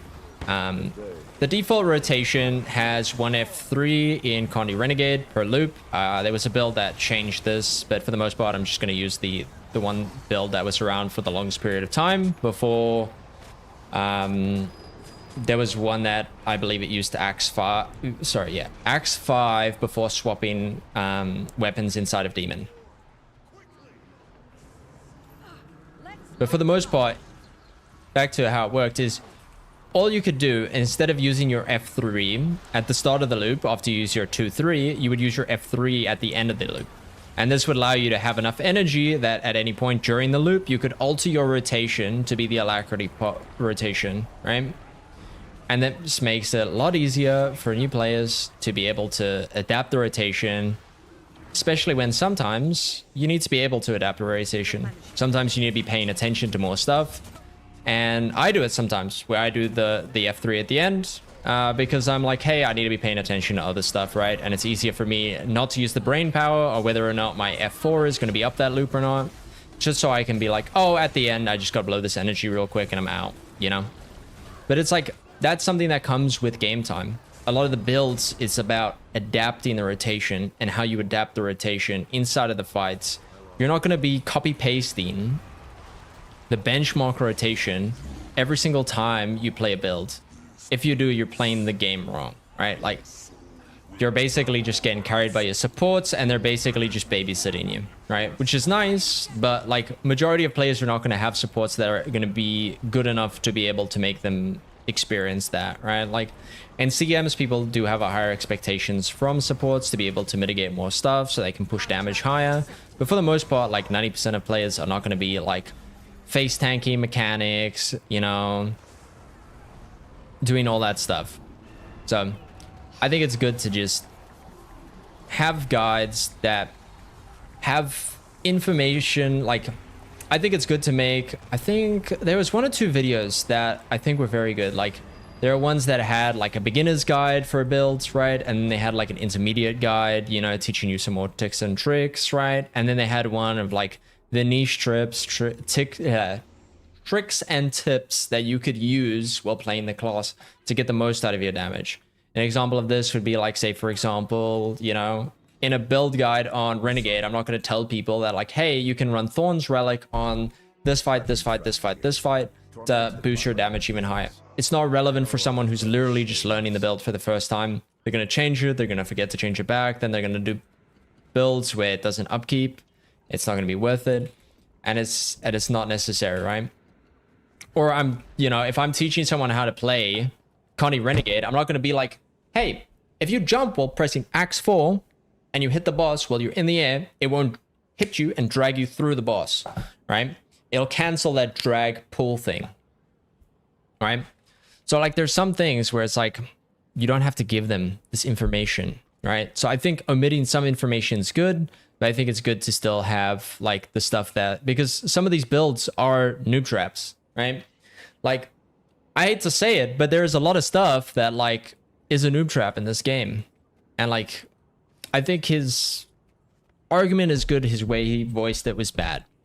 But overall, I did like the video. I think it was just a lack of communication is the issue I had with it, for the most part. Now, there was a second video where he doubled down, and I think it was a bit worse because he didn't explain it well, and I think he figured that out. How long do we have? We still have an hour before raids. Well, not raids, strikes. He wasn't wrong. His title might have been a little clickbaity. Yeah, the issue I have, right, is this guy, he nitpicks, right? Isn't nitpicking the right word? He nitpicks about the benchmarks not providing information that's equivalent to that of a guide. Right, and then there's guides that not have information that's relevant to new players, which they probably should. I do agree with that. But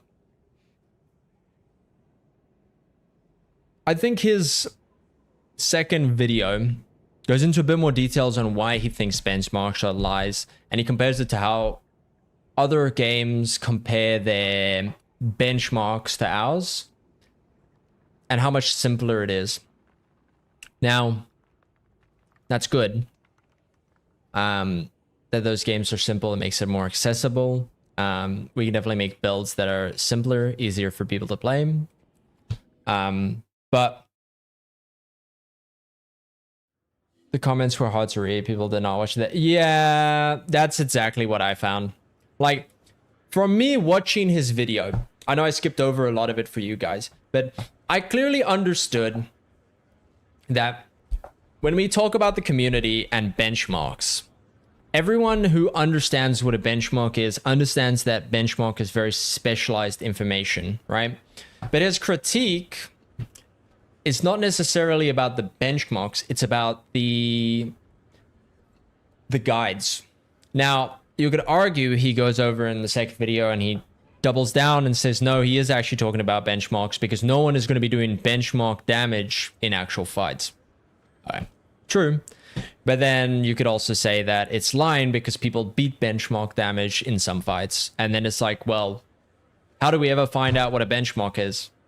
If, you know, if it's not 100, like, it's Loki's wager of being like, hey, you can cut me at the neck, but you can't cut me an inch above or below where my neck becomes my, like, shoulders, right? So, like, you wouldn't be able to tell where the exact point is, but anyone with a functioning brain will be like, okay, this is roughly where it is. And that's what the benchmark is. It's a rough outline of what, like, the old, you know, the optimal rotation to do in a group environment. I think I was far away from the benchmark, thinking I was supposed to be doing, and then being just, and that's what a lot of new players see, is they see the difference between what people who are veterans, right, do on golems, and they see what they do. And Guild Wars 2 is a game that's very skill based, right? Like, yeah, and 99% of the rate, and that's what makes the difference between like good players and great players.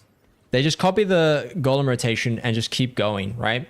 Like, I remember when I first started learning Renegade, I did that, bro. Do you know how many times I griefed inside of different fights because I was like mace 3 into mechanics, right? Because I was locked in place, right? You have to be able to adapt, and the only way you can adapt to mechanics is by playing the bosses more and more, getting used to their attack patterns, figuring out where you can greed, how you can greed, that sort of stuff.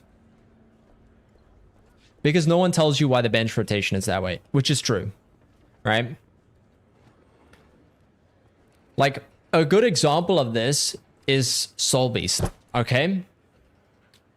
Soul Beast, if you copy paste the bench rotation in a real fight, you will do less damage than someone that adapts the rotation, alright? And the reason is because a person that adapts the rotation will try to fit in as many bursts as they can within the fight, alright? But someone who just copies pastes the rotation, they will just continue their rotation and then pick it up from where they left off when they weren't able to hit the boss, right? There's some builds where you're better off just learning the burst than you are to learning the entire rotation. An example of this is Scrapper. For the first few weeks of playing Scrapper, when we were doing our Fractal speedruns, I didn't know the full rotation. I literally took the lowest HP golem, okay, and I just practiced the burst, the burst, the burst, the burst. I tried different bursts. I did that over and over and over and over again because some builds, it's more important to be able to execute the burst than it is to be able to execute the rotation, right? So there's like certain things like that. And then there's other things where it's like, oh, you're playing a Connie class. You need to be able to, you know, do X or Y or Z. But it's like, anyway, back to the point Sliver had about starting out thinking you were. I have like 90% of the amalgam bench, but my burst is the same as the bench. Yeah. Like, there's gonna, like, 80% of the builds you can usually get if you understand the core mechanic. And a lot of people don't understand a lot of core things in the game that make the game easier, right? A lot of people on higher ping will understand what skill queuing is. A lot of people on lower ping don't understand what skill queuing is, right? So skill queuing is if I cast the 3 and then the 4, what happens is while I'm casting the 3, it queues the casting of the 4. So this allows people to basically queue skills. Now there's some skills that cancel other skills, but for the most part, utilizing skill queuing makes it easier for you to execute the rotation close to the benchmark.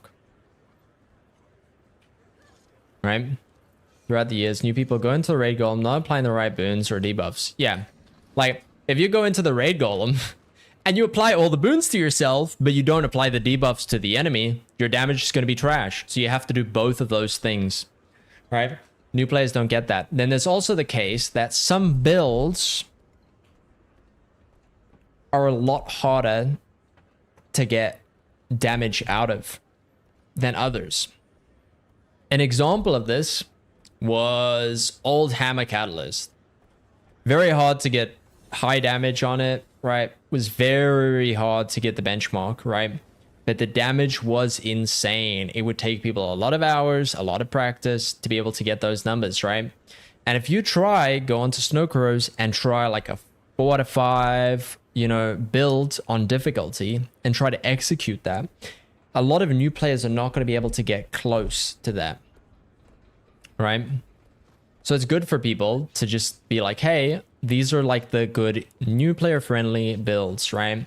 Like you want to recommend builds like Connie Soul Beast, great, easy to play for new players, right? Like you're literally dagger, short bow. You can camp short bow when you need to be ranged. You can camp dagger when you need to be close. It's good for new players to get familiar with the fights, the new bosses. you know, learn stuff on. You got like some survivability with We Heal Us 1. You extend your boons. You can run cleanse. You can change your heal out. You know, a good example of this even too is like, if you get a new player, people tell you off for recommending Convert for new players. Convert is very good for new players.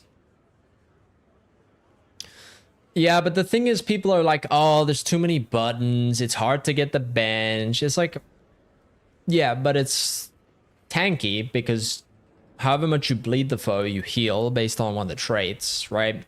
There's a lot of room for improvement. The problem is you don't want to, you want to give new players something with a low skill floor and a high skill ceiling, so that they can see themselves progressing, learning the builds, getting better with the builds, getting more comfortable with the builds. But the problem is that you will see is that a lot of new players will hop into the fights and they will compare themselves to veterans, players that have done the fights for a long period of time. And it would be like, as a swimmer, you're learning to swim in high school, and then you go and you compare yourself to people that are competing in the Olympics, you know? It is going to be very discouraging for you to see those people. It's the same thing as like if someone was to play League of Legends, right? They're fucking bronze, okay? They think they're challenger level, okay? If you were to put them in an actual challenger game, they would get their dick stomped on, okay? They would be crying. It'd be rough, right? And I think that's more so what he should have been focusing on, is like, hey, we need to make more guides that are like focused on like teaching the new players stuff that's important for them to like look at, to not waste money, you know, especially when like there's low intensity builds, but they're not usable everywhere, you know, like a good, oh man, why did I think of this at the start? A good example of this is Pistol Deadeye. People think it is a great build for new players. It's great. But there are some fights where it's griefing, and one of them is Soulless Horror. Okay? You do not want to play power damage on Soulless Horror because you can kill the Twisted Dead, right? Like, you can help kill the Twisted Dead. If you understand how the fight works and what you're meant to be helping with, you can be very good as a power damage on that fight. But if you don't understand that and you just unload, you're going to be griefing the group. Good players would be able to adapt to it. They can just push, not really care, right? But some people might flame you for that. Not every group is going to be like, okay, we'll try to carry this person despite of that. You know what I mean? And it's good to understand that. And it's good to like share that information, right? Because most people don't get it, right? And they will leave out important context. There's no way a competent pusher can't push away in time. If you have 3 Pistol Deadeyes without an Epidemic Scourge, no, you cannot. And that's what we had. So I think in the end what we ended up doing was we just had Slipher help me out on mech, and then I would just push it directly from the middle. So he would basically just gimp his damage to make sure it died off group, which is like shitty because it's like someone has to, like 2 people have to like actively alter how you would regularly do the fight to be able to play with those people, right? But it's like, for the most part, you know, when you're pugging, I don't really care too much, right? It's different if I was in like a static environment, right? Or like we're doing Doom CM and the same person keeps getting picked over and over again. They're doing low damage, right? In most CM fights, there is like a level of like understanding that like people understand what they're doing.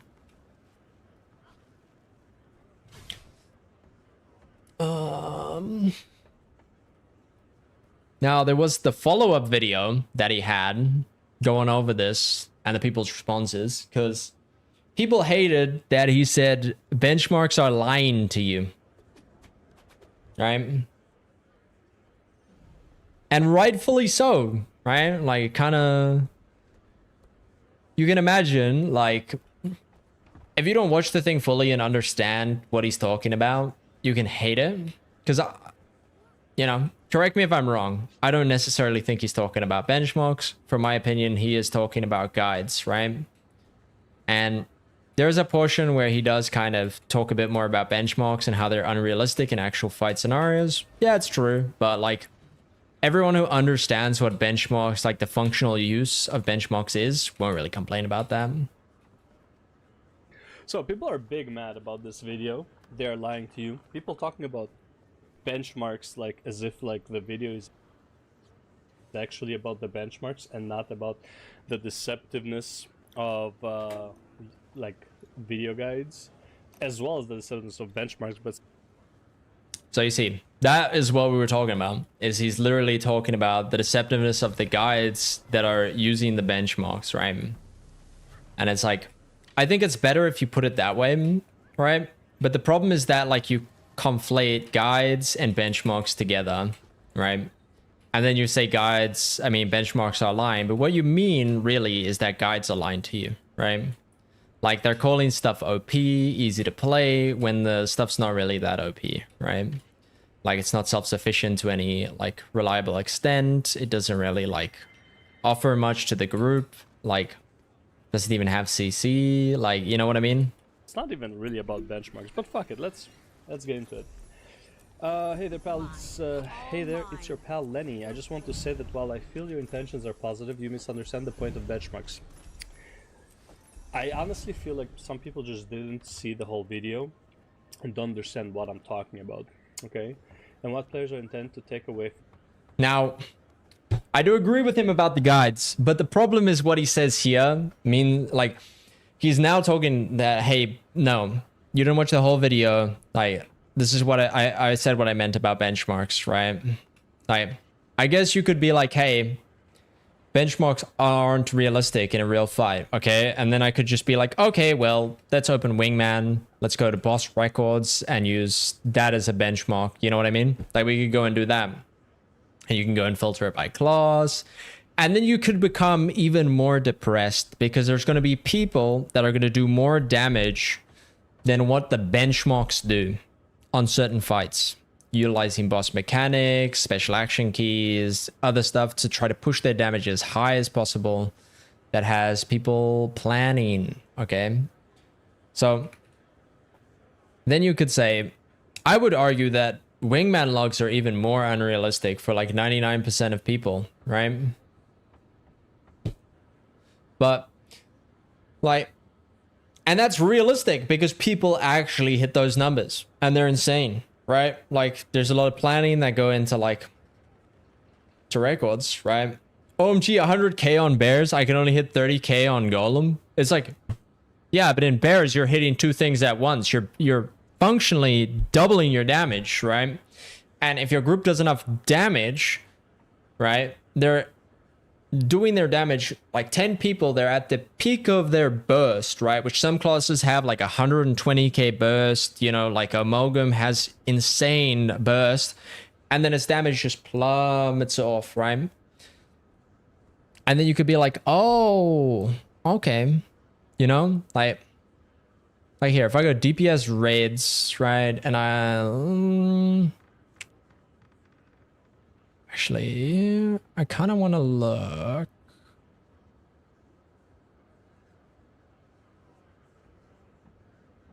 No, it's a different fancy stats that I'm looking for. Give me a second. Boss benchmarks. Here we go. Boss benchmarks. Yeah. Oh my god, I'm trash, dude. Right? Like, look at that. I can only do 69%. What they're doing on Greer. Crazy, dude. 69% of what they're doing on Evoca. Right? Yeah, but if you filter it by class, it becomes a bit better. Right? You go by Ritualist Performance, it looks a bit better. You know what I mean? Like 89, 89. Right? Same with Conduit. Like, oh, look at that. I hold the trio record, dude. Crazy. And the Bone Skinner record. Right? And then there's Doom CM where it's like, oh, I'm fucking orange, right? Because I died and didn't actually clear the boss. Or like this one where I had like no quickness, right? Right. there's so many different factors that can go into it, right? Especially when you're playing builds that are very reliant on other people, that sort of shit, right? But it's like, there's people that are doing insane numbers, right? Like, we'll look at Alcatraz because I know he's a gamer. But like, we're gonna look at the damage, right? Okay, we're gonna do the main fight damage. These people are doing like 34k with the boss in the middle, right? Is this an lag? I think it is an lag. Spear camp a lag. Yeah. But like, that's doing 22k. Most people can't even hit that, right? But for the most part, right? Like, and it's like, even myself, Cedars, okay? I am probably top 0.5, maybe top 1% of gamers in this game, right? There is people that are a lot better than what I am, right? So I can just imagine, right? And there's a large gap between them and me, right? Like, you see Snowy play Quick Firebrand, you see me play Quick Firebrand. I look like I just learned the class, like I just went into the Golem for the first time. You know what I mean? There's people that are extremely good at the class they play. There's people that are extremely good at picking up new classes.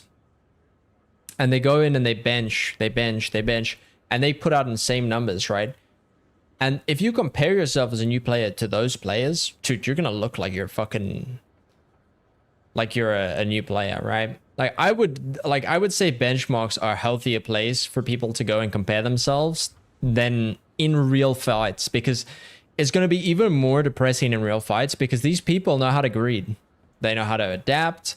They've, you know, some people have mapped out their entire rotations for stuff, you know, like you got people that are like inside of, say, for example, QTP, they're standing inside the fires, they're DPSing, they're phasing QTP so that he never goes back to the middle. He basically dashes, destroys the first pylon, they do enough damage to QTP in the time it takes him from him to go to the mid, to the pylon, that by the time he goes back to the mid, he has to go to the next pylon, okay? They do so much damage that they do that, right? So you can imagine that if you compared my like someone used damage that's not doing that DPS skip, right? Their damage is going to look a lot worse. The same thing, for example, if you go into Fractals and you compare yourself to the top logs in Fractals, because there's skips in Fractals, you know, that lower the boss's phasing so much. An example of this is, you know, you get Syax skip. You do enough damage to Syax in the time before he starts channeling his CC. Then, yeah, there's people with 100k Syax logs. But that's because they're precasting 3 relics, okay? They're precasting traps. They're precasting symbols. They're doing their damage, so much damage that they only have 1 split phase in Syax. I think we have like 1 or 2 logs where we do that.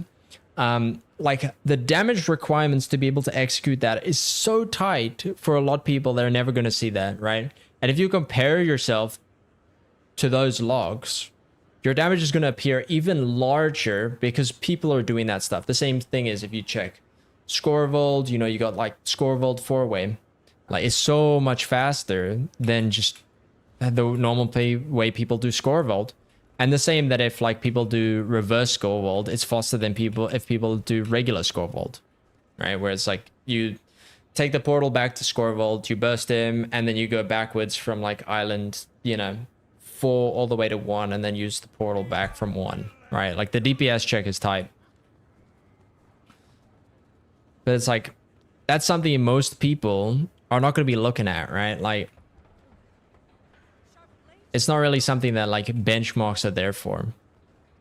That's like very, very high stuff. Perfectly executed rotations. Okay, let me explain this in the most simple way. Okay, take any other MMORPG. When you do a benchmark in any other MMORPG, when you do a DPS check for a build, okay, you go to a target dummy in World of Warcraft, and you can do your full rotation, which is usually your major cooldown rotation. So let's say you have a cooldown of 2 minutes on like your big thing that gives you damage, right?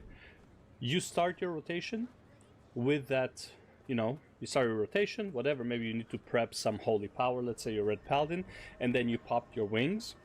When your wings are up again, that's your DPS rotation, okay? And what is the benchmark in that time? In Final Fantasy 14, don't really have anything like that. Again, you have like the major cooldown. Actually, I don't have the mental So power. again, it's basically from the time you activate the cooldown. Usually I think it's like a 2. I've only ever really played FF14. I can't even pretend I've raided in FF14 because I'll be honest with you, I haven't. And I was also a healer, so I never really gave a shit. And like, FF14 has DPS add-ons, like, banned, but people still fucking use them. They just can't talk about using them, right?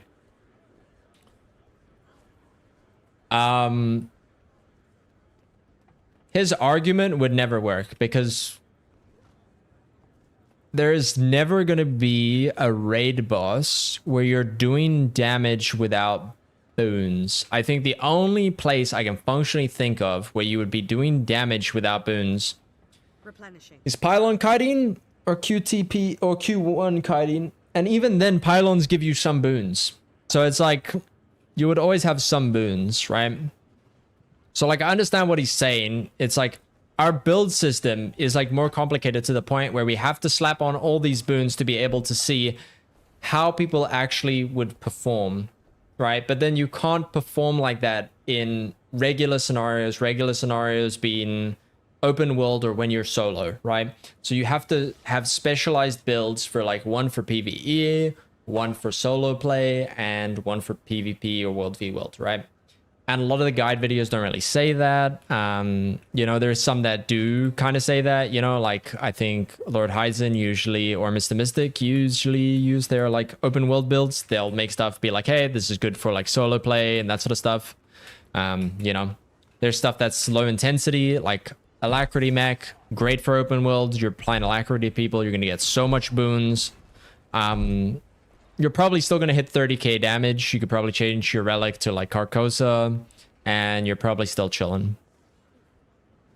2-minute cycle or a 1.5 minute cycle because of like how the cooldowns in Final Fantasy 14 work, but that's the duration.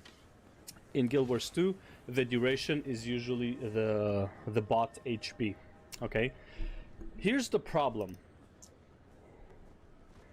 The reliance of other players in Guild Wars 2 makes the benchmark extremely flawed. Okay. And again, you can say also like, oh, So my feeling is like, flawed to what extent? It's flawed to the extent that yes, you need other players, right? But if you're playing a group game and you're doing group content, so the benchmarks are flawed to people that are playing solo, they're playing open world, they're not playing with others, okay? But the benchmarks are not flawed for people that are going to be playing raids, playing fractals, playing strikes, or playing, you know, any of that like instance-based content, right? oh, well, you can have a team that has like full boon uptime and yada yada yada. True, but also the fights are problematic. Also, your rotation that includes auto attacks, right? This is like if you go to Snowcrow. This is the part where I think, I don't know how many hours the guy has in the game, right? Any good player at the game will tell you not to just copy paste the rotation. You have to adapt the rotation, right? Like, there's going to be burst windows. Sometimes the boss is going to have exposed. There's going to be invuln phases. So you're going to want to like sometimes save your damage, right? Like for those phases. And it's always good to like keep that in mind, right? So for him to be like, oh, it's impossible for you to do the rotation. Yeah, but for the most part, you're gonna be like, the rotation is a guideline. It's like it's like a skeleton, like a how you should try to be doing this if you're able to, right? With adapting to the mechanics and that sort of stuff. It's not the case of being like, hey, copy paste, just like, you can't just go and be like, oh yeah, just take the rotation, script it into your fucking PC and just run it, right? You could probably do that. It'd be against terms of service, don't fucking do it. But you would still not be able to compete with the people that are top on Wingman, right? Because most good players will learn to adapt their rotation. What's wrong? Let's go to Snow Crows. Let's just like pick. I'm just gonna skip ahead. Right? Let's pick any one of these, right? Let's say, ooh, Power, Quickness, Ritualist. Switch back to the rotation. Where? So I can already see where it's gonna be. It's gonna say you want to do 3 autos in Shroud, and then you want to cast another skill. Now, if you understand why you have to cast 3 autos in Shroud, you would not be saying this. The autos themselves aren't important. It's the time between the next skill cast that's important. Alright? Because the problem with Ritualist is that if I was to cast, right, 3, 4, 5, right, it would not work properly. Why would it not work properly? These 2 spirits would only cost 1 skill. Alright? The 5 makes your spirits cost the skills again. So the 3 auto checks are there to give you enough time for the spirits to finish casting their attacks for you to get the full value out of the 5. The auto attacks are not there to do damage. They do damage, yes, but it's more so that you fill in the time. Right? Where is it? Shroud Loop? No. There's autos in the Shroud Loop. Where is this? Essence Blast? Is that what it is? I don't remember, like... Yeah, that's the auto. Okay, it's a bit hard to tell because I don't remember the name. Okay, let's see something like Evoker, probably. Because, again, there's no Shroud. Shroud has its own ability. I'm actually going to go up. Evoker, probably. This is the problem with 90% of people. They're going to see the high damage. They're going to ignore all these cons, right? They're going to ignore every single con in this build, right? And they're just going to see 60k DPS and they're going to say, insane, busted. Now, I'll be honest with you. Evoker is kind of fucking busted, right? It does need to get nerfed. But to say that executing rotation or optimal DPS on Evoker is easy, you're joking. It is very hard to do benchmark numbers on any build. It's extremely high APN. There's cooldown resets for each skill you use, so it's like an adaptive rotation in and of itself, right? And most people can't do the high APM builds. All right, not everyone's going to be able to do the high APM builds. So even this is like deceptive, right? And it's like as you get more comfortable with the builds, I say adaptive, right? Unless you're like copy pasting it, but like you should really never be copy pasting the like benchmark builds, right? Like for the most part, I don't do the benchmark builds for Ritualist, right? Like I find I like 9 times out of 10, I will cancel my 5 with my 3. So instead I do the 3 into the 5, because if you do the 3 into the 5, oh sorry, I actually do 3, 4, 5, 2, 4, 2. The reason I do it that way is because instead of canceling the 5 with the 3, right? I pretty much make it so that I can almost never cancel stuff with the 3 cost. Yes, I will not be able to get benchmark damage, but every single time you fuck up the 5 with the 3, you lose more damage than what you would have had anyway, right? And chances are you're probably going to squeeze an extra auto or 2 into the attack, at which case your 5 will be back up in time for you to use it again at the end of your loop, right? So the damage loss is like minimal. It's like 1 attack, right? An example of this is getting, you know, there's way to adapt rotations to be like better for higher ping, provided some of them there isn't, but for the most part. If you make a mistake, you press heal skill and wait to get back on track on your exact rotation. Yeah. Like there's stuff like that, and like you're gonna fuck up your rotation, right? It's how you like come back from that, right? Like there was a period in time where like I'll use Condition Herald as an example. Condition Herald used to be where Shortbow was inside of Demon and Mace Axe was within Dragon. Eventually people figured out during Febe that you could actually get more damage if you swap the 2 around. So instead you would have Shortbow in Demon and Mace Axe in... Sorry, no. Mace Axe in Demon, Shortbow in Dragon. Right? And what this meant was that you could utilize the melee weapon with the melee legend, and you could utilize the ranged weapon with the ranged legend. Right? And it was functionally better for the class. But if you went back and had a look at the old build, you would be able to, if you ever fucked up your rotation, instead of having to wait to get your weapons and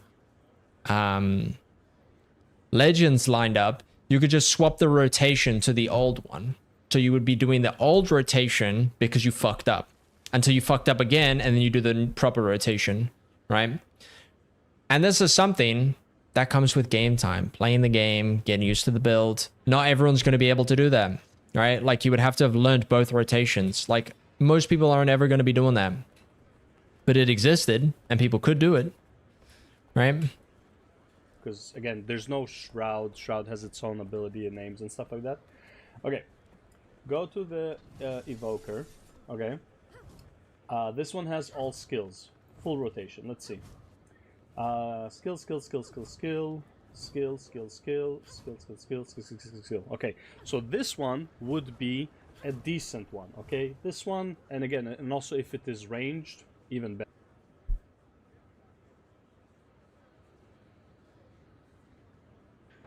Okay.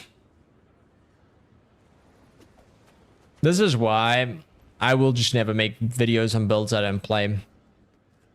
I am pretty sure that there are some aspects to this build that you will lose damage by being ranged. I don't play the build. Kuma, you could tell me if I'm right or wrong, but I'm pretty sure you just, off the top of my head, I can think of, you don't get the Bloodstone Burst, right? Does this use, no, it's use a Fractal. No, never mind. What is it, Pistol? There might be some aspect to it where you need to be melee though, and utilizing that properly might affect you, but better. Okay, but then you go to something like a this is like just the most familiar with. You don't proc Sunspot. You see, this is why I would never talk about a build I don't actually play, right? Because if you talk about a build you don't play and you don't know intimately, there's always things about the build that are very intricate that if you say them, right, you don't understand, then you're gonna look like, you know, you don't know what you're talking about, right? And I'm assuming Sunspot can potentially lose quite a bit of damage, right? But it's like playing the build gives you the familiarity and the understanding, right? Like I think his argument is a lot better if his argument was, hey, benchmarks are a good guide on how to do the rotation, but you need to know where to cut out the damage, right? Or to cut out parts of the rotation. You know, like some builds, the auto chains aren't important, or if they are important, sometimes you need to end them early, do other stuff, right? Like, You can't just keep doing the rotation over and over again, because if you just do the rotation, all right. How do I explain this? You might remember that one time Weaver was bugged and the Sunspot build was doing 100k. It could do more if you got an auto clicker to spam it. I'm pretty sure that's the build that got Amela to lose his ANET partnership. Because ANET wasn't fixing it and he showed it on stream. If I am remembering correctly. That might actually not be true, but that's what I heard through the grapevine. But I wouldn't take it as gospel. Right? But regardless, right? Right. So you have a virtuoso, specifically spear rotation. Okay. So you have a spear rotation. Where's the loop? Loop. Okay, 4, this 4, mind step, mirror blade, yada yada. Auto attacks. Okay, great sword out. Dude, the auto attacks aren't even important in this build that he's showing, because the autos are there just for you to get 5 blades, and then as soon as you get 5 blades, you resume the rotation. You do another burst, right? So the auto attacks are just filler.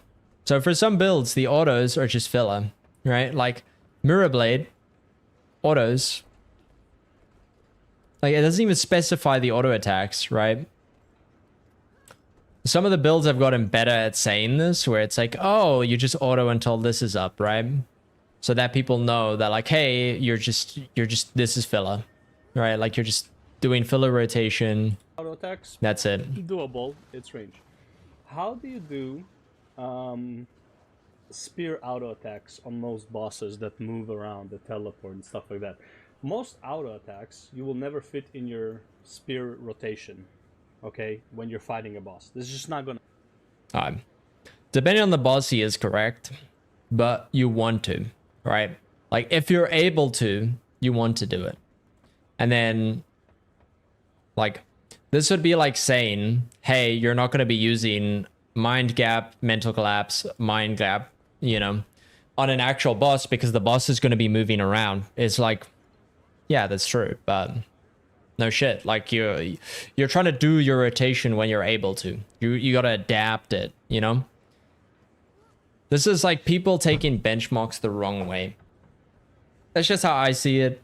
I think his argument is a lot stronger when it's more so around guides being deceiving with saying, oh, doing extra wide damage without saying the shortcoming of the builds, right?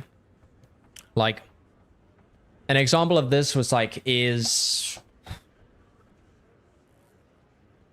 I make a build guide on Conduit. And in the build guide on Conduit, I mentioned how it's so strong. You know, you provide 40% resistance uptime to your group. You know, it does 58k damage. You got great mobility. You got 2 heals. You've got mobility. You've got CC. But I forget to mention that the build provides no other boons. The build gives no might, gives very little fury, is completely reliant on your group, has some condition cleanse, but only inside of Raza. And then, even then, all conditions that are applied to you last, I think it's 15% longer. They last longer. It's a condition renegade thing. There's a trait that makes you apply conditions for longer, but also makes them apply to you for longer. And I don't mention those things. And then I also don't mention that this fight is not good on bursty fights. So it's very bad on Conjured Amalgamate. It's very bad on Keep Construct. It's very bad on, say, for example, the better your group gets, Bone Skinner. You know, it's... If I was to sell the build and not give people the cons, right? Not let people know that, hey, this build is designed mainly with group content in mind. But with that being said, there's a variation of this build that would work very well when you're alone. And that is when you play using Pirate Queen Relic, which is basically every time you CC, you get quickness. You're on Call of the Mists. You can make some trait changes to like improve your survivability, maybe run some devastation for some lifesteal, but for the most part, there's like adaptations you can make to the build. And it's like, but most build guides for endgame PvE are not going to give you this information because it's not relevant, right? Like if I'm giving you a build for raids, strikes, fractals, I'm not going to give you the open world version of the build, right? If you want the open world version of the build, hell, make another video, link it, say, hey, this build is more optimized towards like single player content, or, you know, if you want a warrior build that's great for open worlds when you're playing solo, this is what I would recommend. You know, I would not recommend this without a healer, supports, that sort of stuff. Now there is some builds that are great everywhere. Ritualist is one where Ritualist just works everywhere, you know. And then hell, dude, if you're struggling to survive, you can run the like hybrid version, which is, what is it, Zealots, I think it is, from memory. There's like a Zealots version, right? But it's good to provide the new players with that information. I think his argument's a lot stronger when he goes down that route. Almost never gonna wow your rotation. It's more like you weave auto attacks when everything else is on cooldown, but here it's like this is a part of your rotation. Here's where the problem is. If this is a part... Sorry, I'll go back. It's more like you weave auto attacks when everything else is on cooldown, but here it's like this is a part of your rotation. Yeah. So this is like a fundamental misunderstanding. The reason we put auto attacks as like part of the rotation is because auto attacks are very like on some builds are very like rear end loaded, right? So like when you start an auto chain, sometimes it's better to finish that auto chain than to interrupt that auto chain using weapon skills again. It's less known, but for the most part, auto attacks are usually just filler. You don't have to just do them as part of the rotation. They just give them to you as like, hey, this is like the guideline of what you want to aim for. But, you know, you want to try to get as close to this. But like, dude, if I watch someone playing the build, dude, even hell, I don't count autos 90% of the time. I've got this bar on the side here to do it for me because it's like kind of annoying, kind of hard to do on some builds. And it's like, really, in the grand scheme of things, auto counting... it's not that great. It's not needed to get 80% of a build. Like, you can get 80% of a build without auto counting. Auto counting is usually to get to like 90 or higher. Most people, if you get at 80, you're totally fine. You're chilling. Hell, you could even do 60 to 70% of a benchmark, and you would be able to clear most content, apart from some. Mechanics are usually almost always more important than your rotation.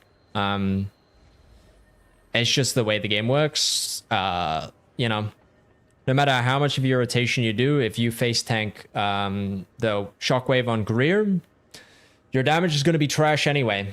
If you face tank the shockwave on Su1 and HTCM, you get a debuff that reduces your damage, even if, you know, you don't die from the getting knocked off the platform. Here's where the problem is. If this is a part of my rotation, that means I literally have nothing to click at that moment. But that is not true. Usually, you would have stuff to click at that moment, right? This is how Guild Wars 2 works. I don't have a... Like, I'm not saying this... Okay, but what would you have to click in this build? So, I haven't played Power Vert. I'm gonna zoom this in. I'm assuming... during this time, use Phantom if I had to guess... you have your F skills, multiple of them still up, that you can press, right? You still have potentially your power spike, but you don't want to blow the last charge.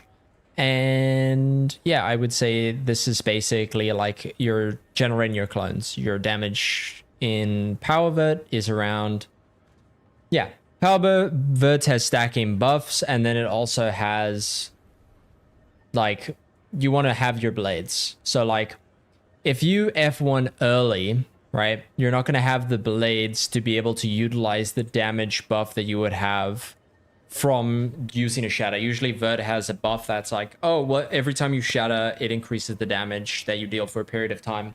So you usually want to like use that shatter, get some damage, and then utilize your bigger damage skills, right? So but that's just like understanding the builds. I don't fault him for this, but yeah. All right. Anyway, he kind of goes over it. I'm gonna BRB because I do not want to be late for fractals, and we got like 6 minutes. Give me 2 seconds. Have you tried turning your head upside down, Ellen? It might improve your ping.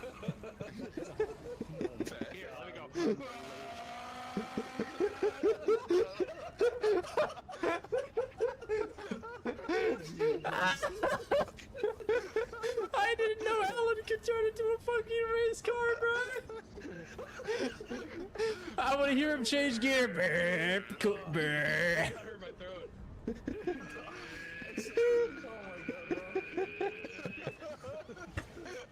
Oh, I got a train. Where is that motherfucker? I swear to fucking God, man. Come here, Schleff. Why are you running, huh?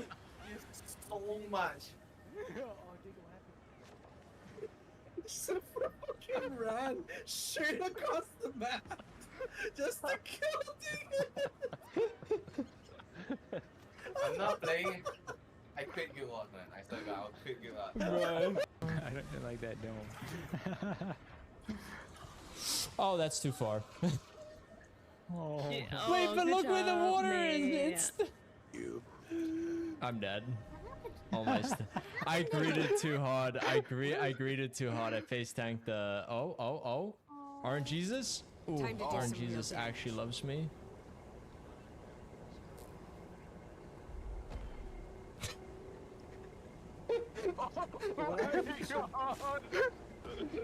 Slipper just was walking up to take out the trash. Oh, you do it on that knee! Oh my god. You're such a bitch!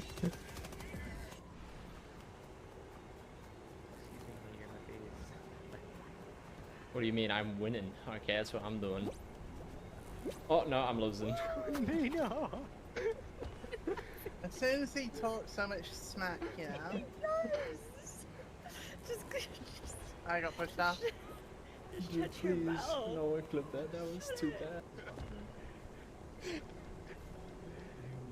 Why do you still have the fucking chicken in your bag? Why didn't you throw the chicken at the bees? Oh shoot, I could have. You're such a bitch! Bing bong to that big gas.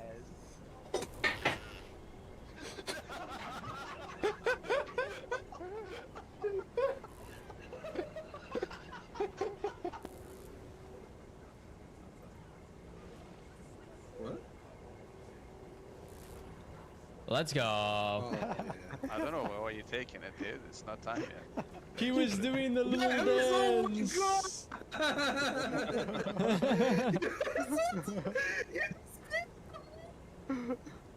It's a litmus test. Right there? Now? Right there? Yeah, drop right there. 3, 2, 1, let's go. Give us super No. speed, give us super speed. I got it. Lucky few. Oh, they're going in! They're going in! Bombs into the back! Even the circle's like, that's bush! Oh, We're down. we're down! We're up! Back up. Oh my god! Yes, back up. I can't see. I can't see what's going on! It's so laggy. I'm back. What the heck, dude? Rebounding. Push, guys, push! I'm pushing! I'm pushing! Oh my god. Pushing!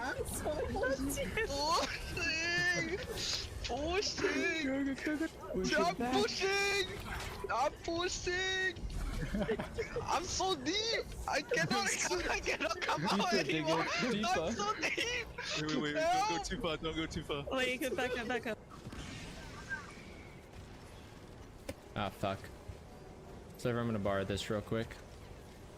Oh, over laser run. Nate run. Nate run.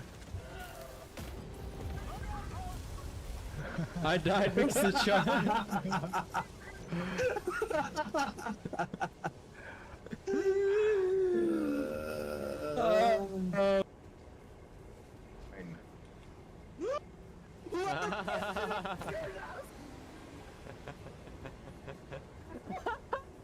Oof, I am back. Sorry, I just wanted to make a coffee so I could lock in for fractals. If you guys want to watch the rest of his second video, I will link it in chat. Okay. I don't really think he adds too much more so than reiterating and like doubling down on stuff, but for the most part, like the only thing of value I can see is that like the builds, while some of them should be clickbaity, they should also like always include information to help avoid noob traps, right? So people that are new don't go and build like 30k builds that are like gonna work in very niche areas. Just my opinion, but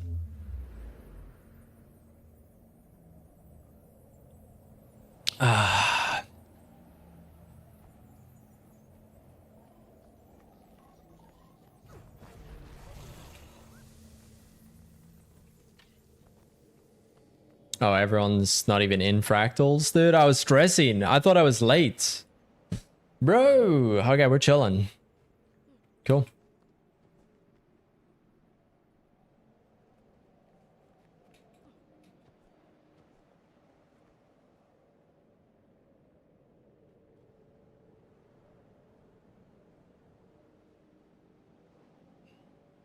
Let me get some music on for our frac CMs and stuff. Otherwise, it's gonna be kind of lonely, kind of sad.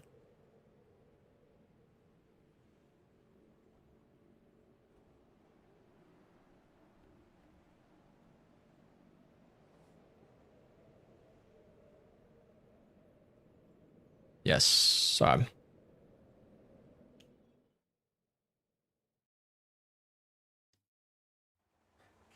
look. Your hired muscles arrived. Delicious. Sorry about that. Torrin's a man of few words. Well, nice words. Tons of mean ones. Anyway, welcome to Deepstone. Lost treasure vault of the Deldamore. So you're helping some thieves under a dwarven city. RB will be fine that side. I'm gonna go solo this one. Oh, we got amps on the Rit, dude. I like it. I like it. I like it. My Rit brother. Was it the title or a dare cost bouts on the holy benchmarks? No, we just went over a video with the guy was pretty much saying benchmarks are lying to you. So we just pretty much finished up. Now we're doing our frac CMs. I linked his second video in the chat if you wanted to have a look at it. But if you want to know my opinion, I think he kind of conflated guides and benchmarks a bit. Like benchmarks are serving a very specific like part of something, right? And I think it's good to look at them for that information. But I definitely think that guides are kind of needed and lacking in the community. And I think it kind of leads a lot of new players to be disheartened, especially when the game is extremely skill based. You know, they're going to be doing damage. There's stuff that's broken like Evoker. And, you know, pulling high numbers on Evoker is going to be very hard.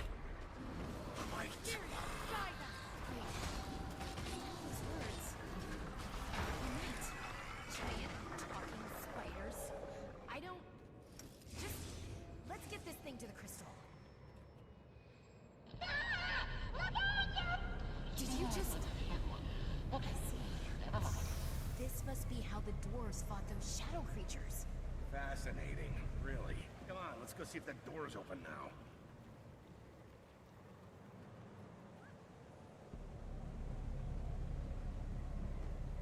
Wait, what?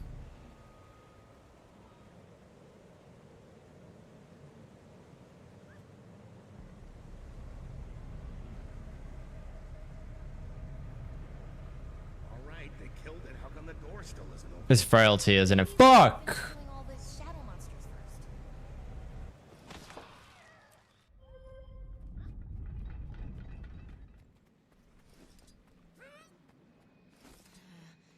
Looks like another dwarven trap. Go and step on that other rune. This is just a hole in the ground. Dwarven traps are supposed to be clever.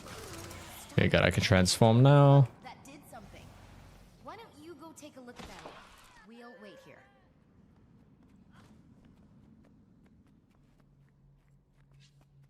I can feel it, Kay. The treasure vault's gotta be right on the other side. How are you so glib about this? Whatever's down here, it scared the dwarves off a whole vault of treasure. Well, the exit's right behind us. But you know... Those Connie antiquary benchmarks were top quality. You don't remember. I owe you, Torin. I owe you everything I've got. You got me into the guild. You don't owe me a damn thing. Everything you've got, you earned yourself. I just got you started, is all.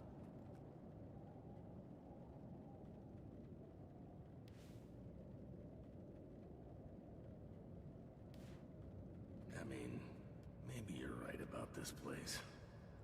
I've never done this before, but Getting back into the guild. We've come this far. Maybe with our friends and the light of Deldrimor, we've got a chance. Well, we've also got you, Kay. Thanks. nah, can't do it.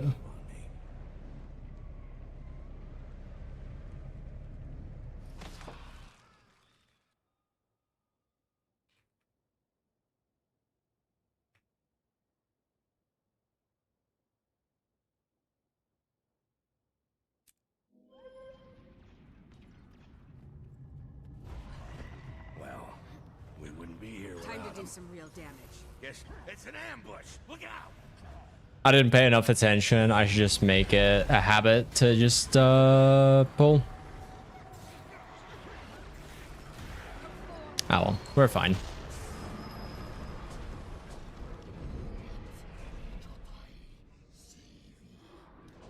Couldn't utilize the skip because of frailty, bro.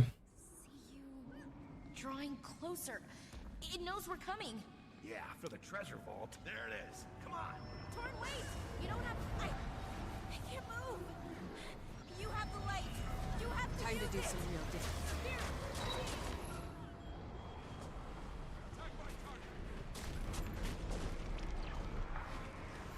Hear my song echo through the darkness. Impressive combination. Help! Vigor! Yo, that spear full. Giga action, dude.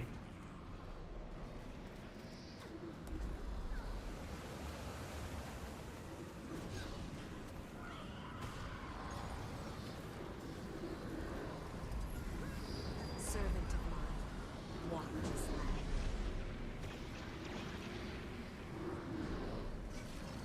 Help! Vigor! Recovery! Well,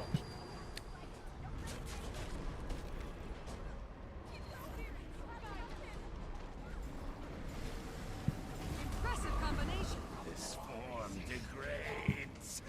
It will not last.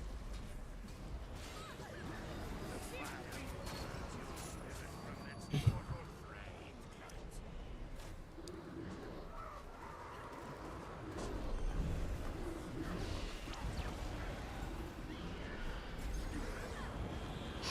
bro, the spirits are still killing them. Help! Vigor! Cower before me. Recovery!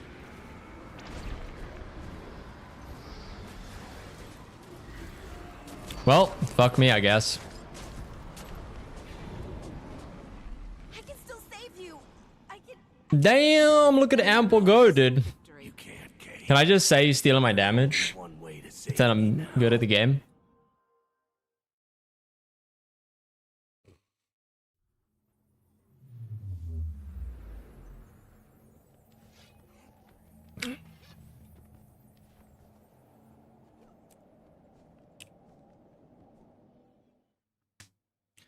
I mean, dude, playing Condi Antiquary well is extremely hard. Like, hey, man, if you want my respect as a person, play Condi Antiquary well,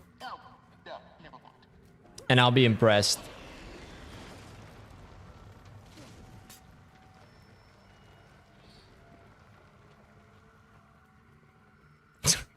Bro, what are these spawns, bro?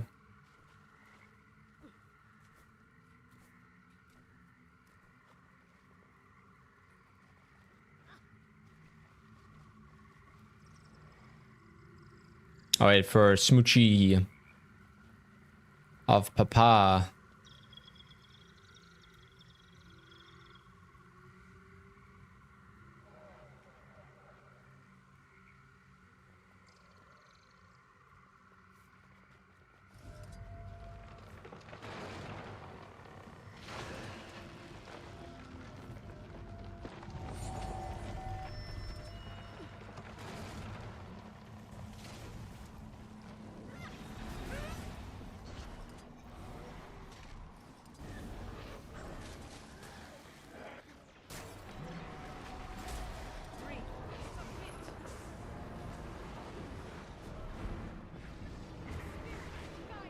We killed him while he was invis, bro.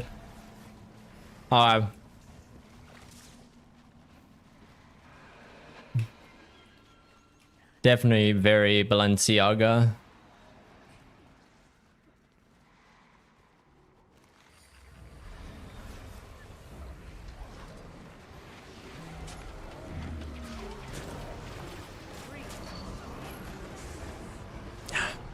Fucked up my open. Rip.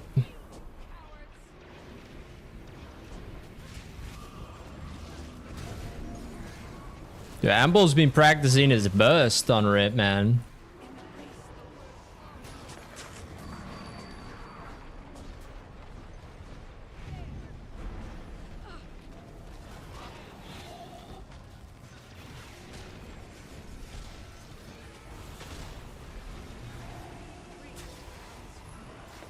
Everyone's was too RNG for benchmarks. Now Antiquary losing 10% of the damage to... yeah.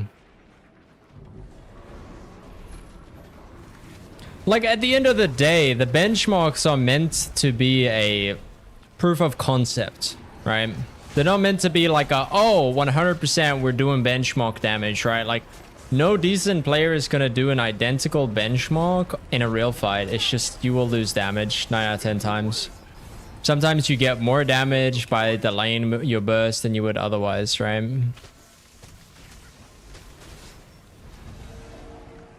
But this is something that requires a lot of time in the game to understand.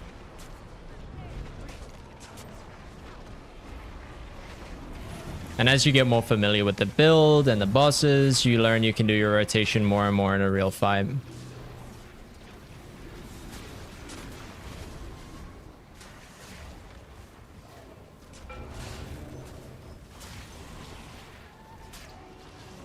The best way to win an argument is to create a dumbass straw man, the worst arguments you can think of, and debate that.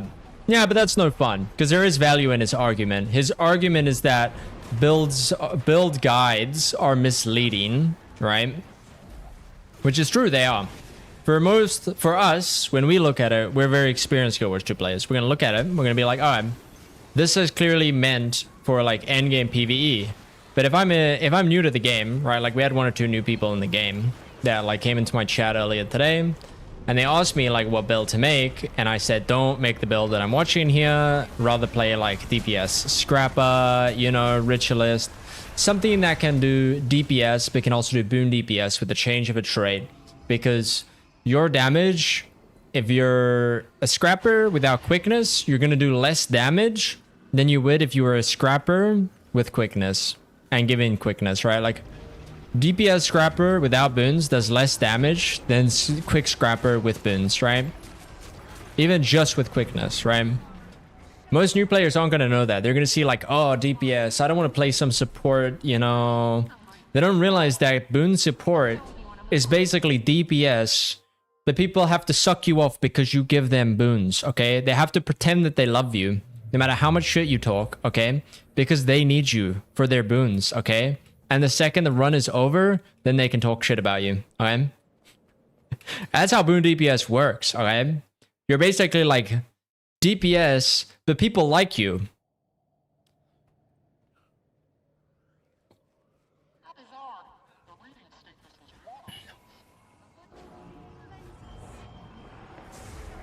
Bonus points if you're a chrono main.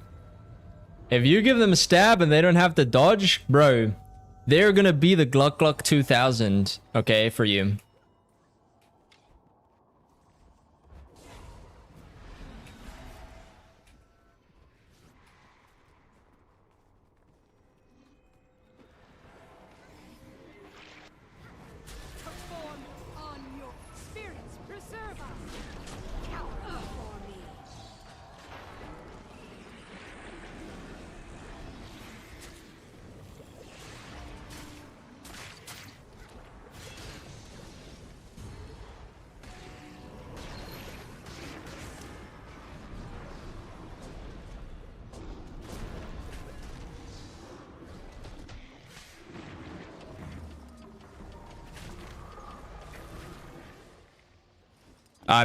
We're chilling.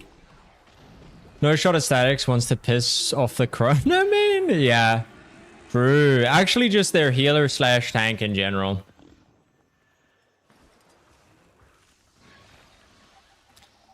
But if you're pugging and the chrono's dog shit, dude, you know the second that that group is done, okay, then everyone's gonna be talking shit about that chrono. They're gonna be like, you sucked, you should have stabbed me on fucking Gorse. Okay, how could you, like...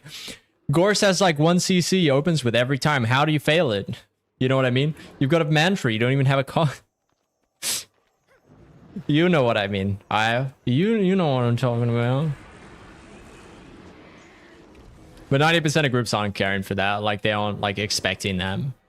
Like, dude, when I pug, I'm never expecting my healer to be like Gaz, Nap, Kuma, Rada. Like, I'm not expecting them to be like goated. You know what I mean? I'm not expecting them to be like the VL, you know, like boon chronos that you get. You know what I mean?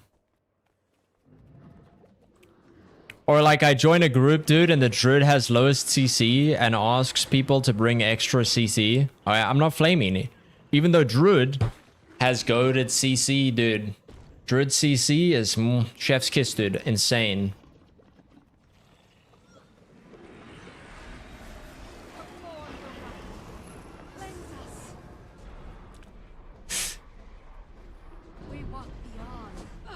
But you know, if it was in my static and I was playing druid, dude, and I asked people to bring more CC and any DPS player had more CC than me, dude, they would rip me a new asshole. Okay?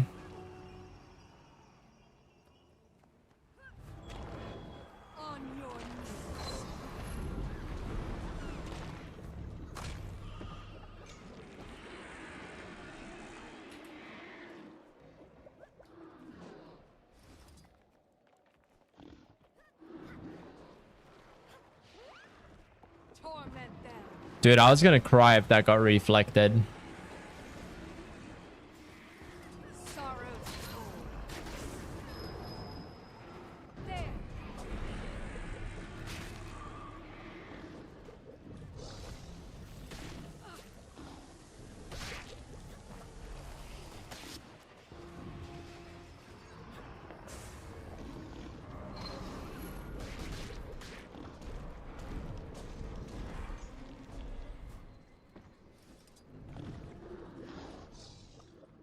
Killed all the tentacles. They should respawn now.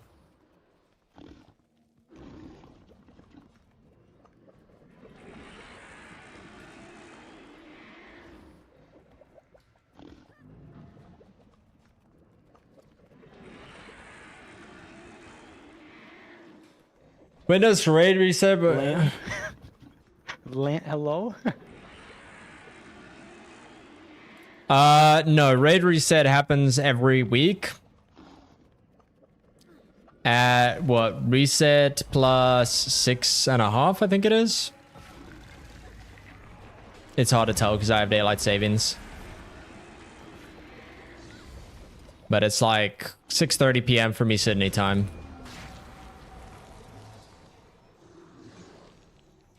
And yes, you do get additional loot because there is something called Call of the Mists, which is one wing every week, and it resets an hour after raid reset. So this week it was wing 1, 7.5. Thank you, Cedars.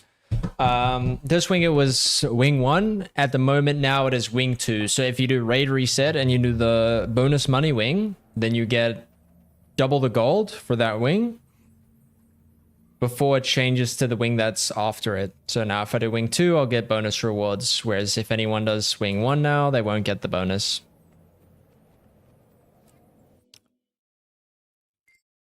Connie Connie, baby, let's go. Time for RB to put me head in the dirt.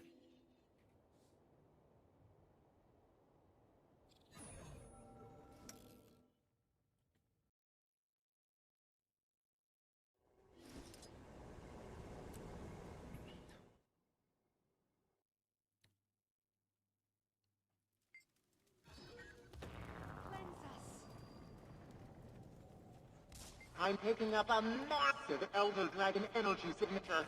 It's not real, but I Ooh, thanks, RB. Wait. Don't leave her Wait, what? She cried out for you, but her voice was so faint.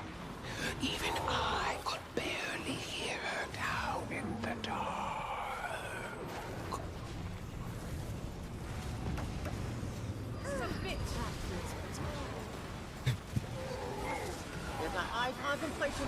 I'm never taking time invert from Australians to range and should instantly get you kicked out of Eurovisions for war crimes. Listen, man, we're on our own little island here, okay? Run shit how we want, you know? But only if China lets us, you know?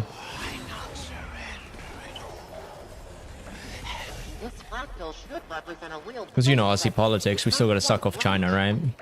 We need them. But we also need America, so we're like the cuck of all the worlds, you know? 9+, okay. I'm agree with you. Northern Territory for having a fucking half time zone is dumb. Any place that has half time zones should actually be a crime. And the worst part is it still has daylight savings. So it has a half hour time difference and daylight savings. That's like double, like terrible.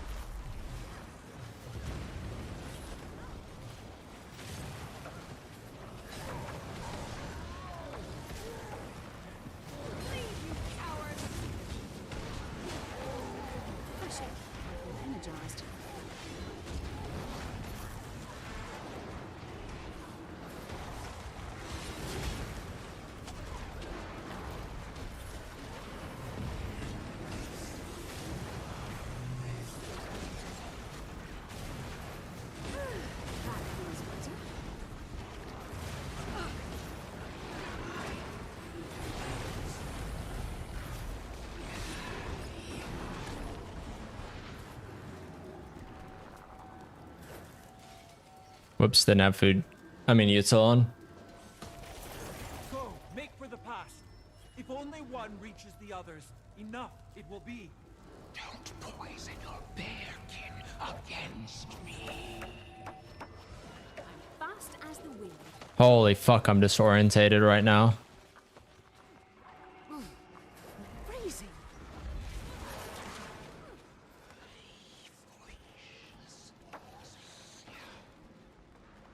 Body block him, let's go. Alright, we're good. Bring your people to me instead of driving them away. Do I have food on? Build a world without loss, without grief. Oh no, that peace is all Silkweir wanted for you. Don't say her name. Hey, are you still with me? Protected. No lich pre-costs? I mean... I suck, bro. I got knocked up. I kind of want to reset, but I'm going to be griefy my other DPS. It's okay. We adapt, we recover, we overcome. Oh, fuck. You don't know what Silk and Weir wanted. Keep her name off your lying tongue. Suffering is your reward.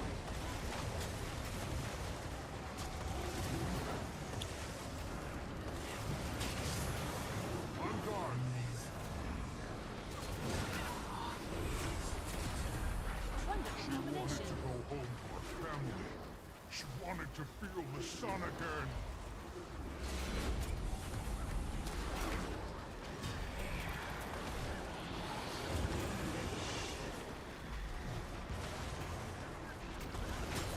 Silk and Weir wanted to live. Oh man, we're making a comeback. Let's go. Big damage, big damage.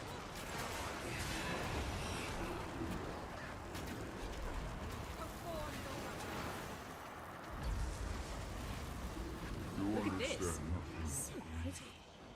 Or of sacrifice. You feel no warmth and have We skipped the CC bomb. empty you are.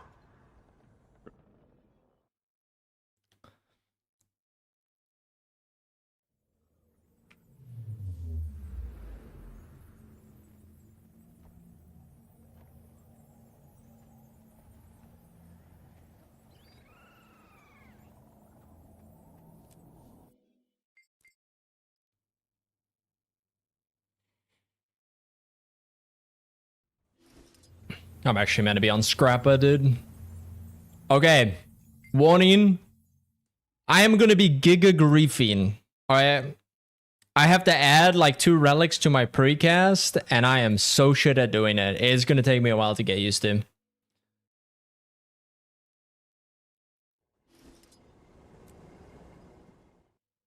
So we'll see how it goes. But I am foreseeing a lot of griefing in my... Bro, I am so fucked in the head right now. Why did I think we were on Scorvold?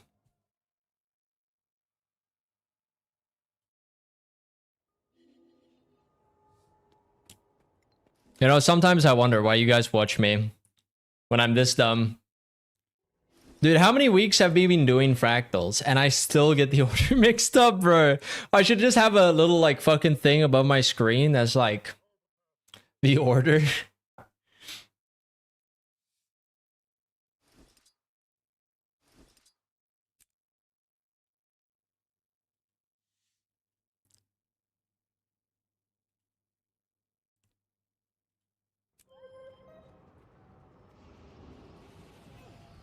Defense, then offense.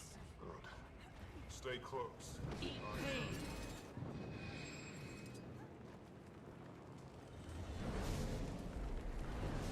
No one show ANET that you can move while channeling this, okay? They don't even know about this technology. I mean, unless they want to remove this entirely from the CM, in which case, sure, fix it. Because then it's no longer my problem.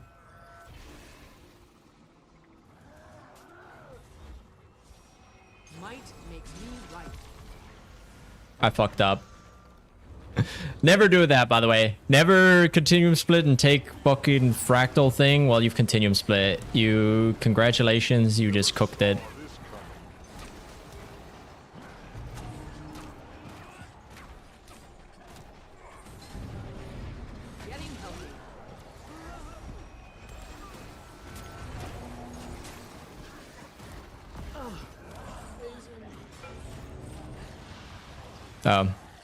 My Aegis got stripped, that's awkward.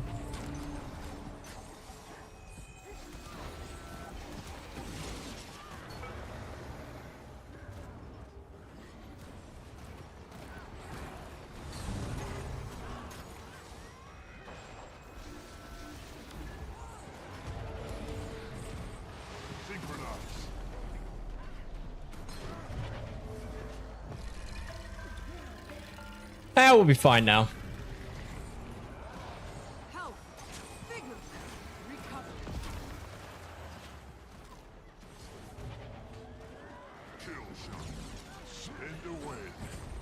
Alright, I just got the dodge in place bug. I like it. I like it. That's what I like. The star is higher in the tower. Dagda, a portal? I'm still collecting my strength. There. I'll look for waiting sorrow This and place check on the does rest not of the world. belong to you. Tyria belongs to no one. Having bound a selfish deity for far too long. You refuse to harness its power, but you Defense, then get off. the point?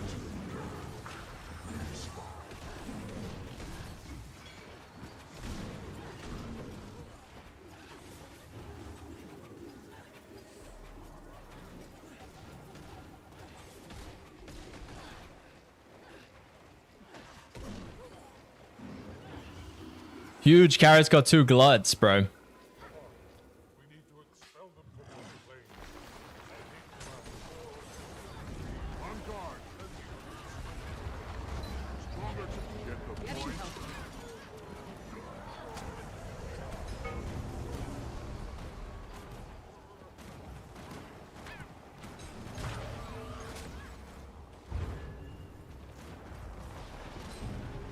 That's how I do it.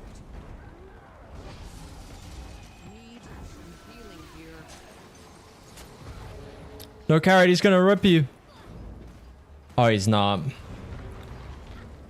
I need him to rip someone else. Target this.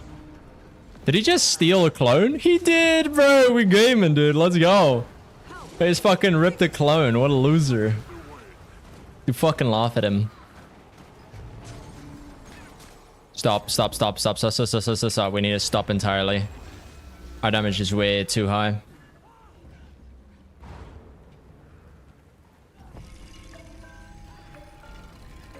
Now we can go.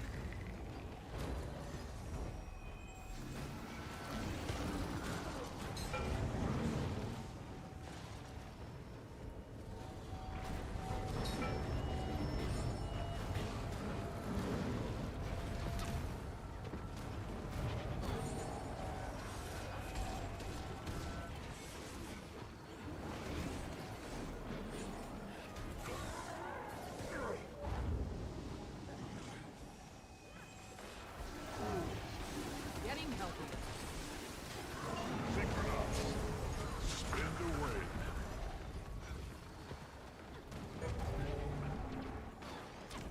Health. Vigor.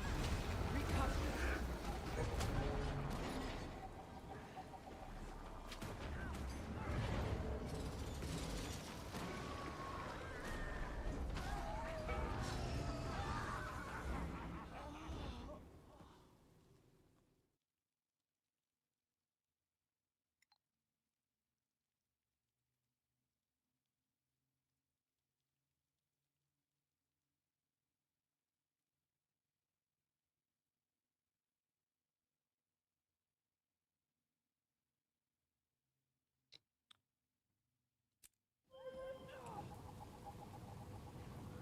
Target identified.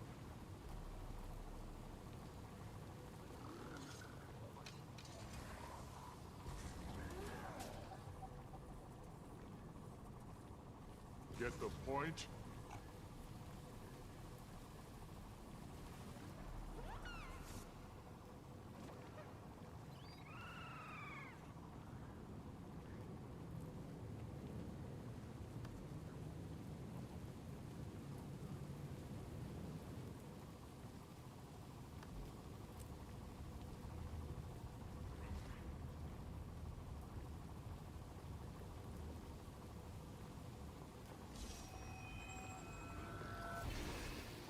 Stay back.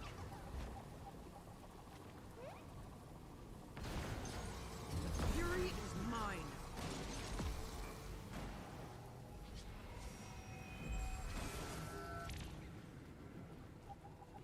Attack my target!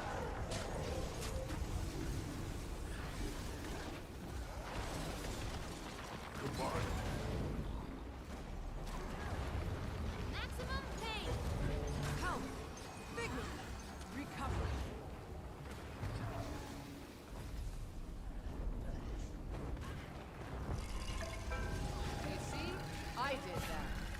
guard.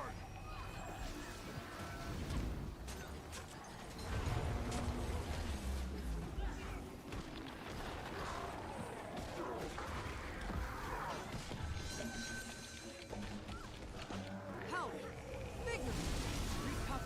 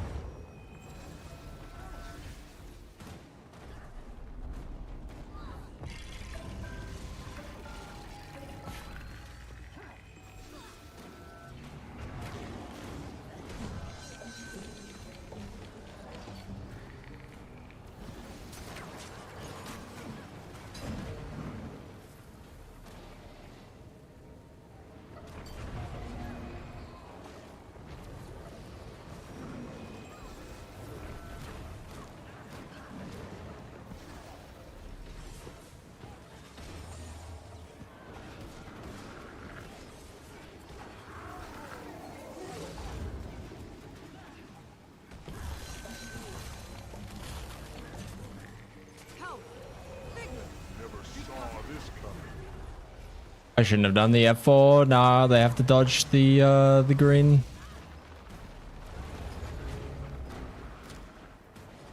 Oh, we have to camp.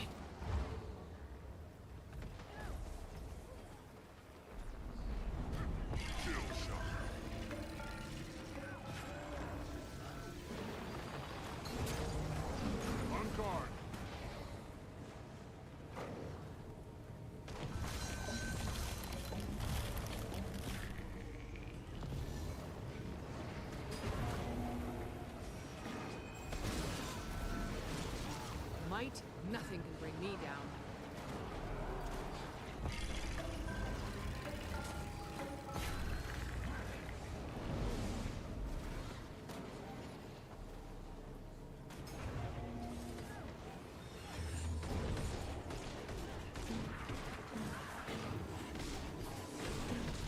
Getting healthier.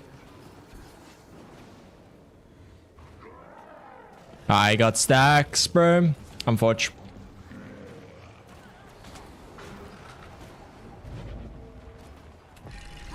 We just have to play it safe now.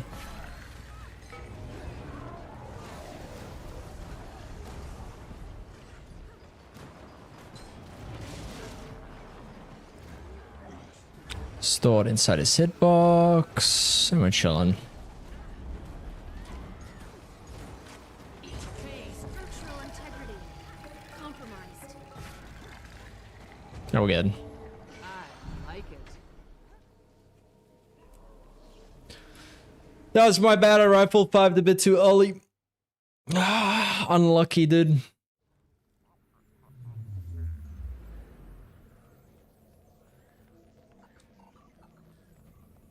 What do we got? No pain, no gain. Oof, that's kind of a rough one.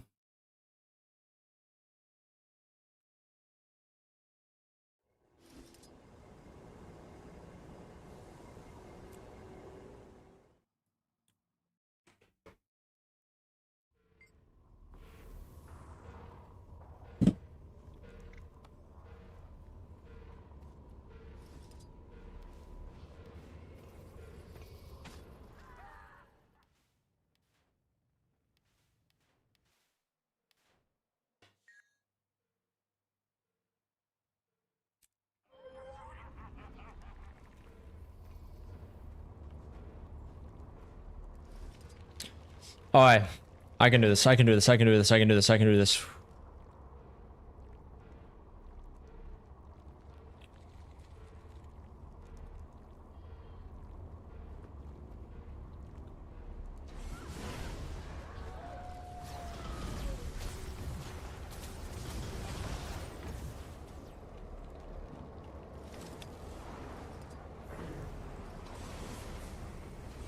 Feel the fury. Fight! A foe who deserves killing. Make peace with heroes. Replenishing.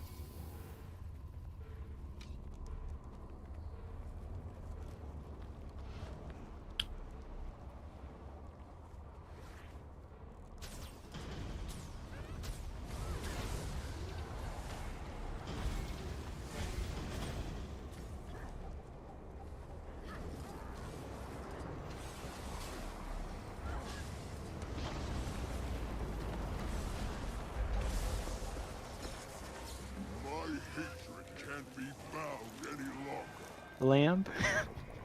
Lamb? Hello?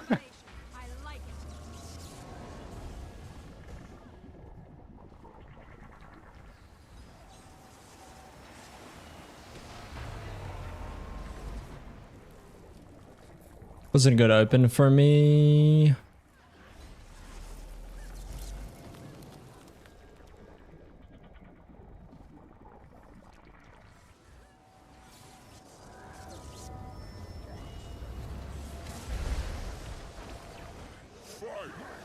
A foe who the anger, the rage, it must be unleashed.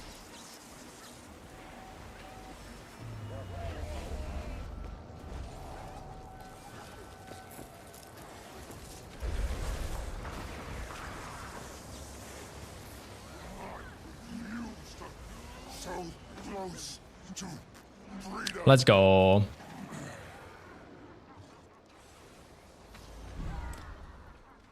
That was pretty good for me. I'm happy with that. I'm happy with that. Target identified.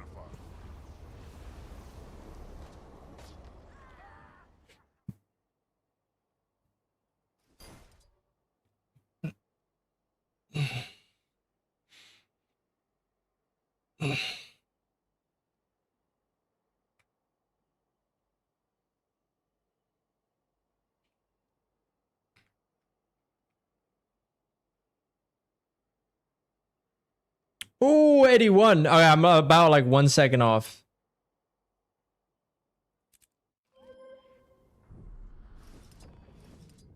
Alert. Alert. Detection noted. Assistance requested. Initiate. I could outrun a centaur. Disengaging. Alert. Threat incoming. Engage. Engage. Task failed. Oh, bro, I thought my game was gonna crash.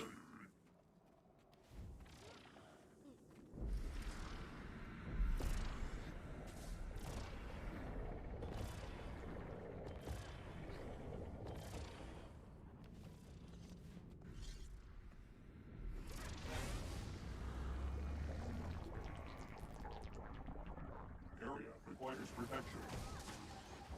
Your resistance. Detection noted. Retreat or be destroyed. Unit damaged. Repair requested. Task failed.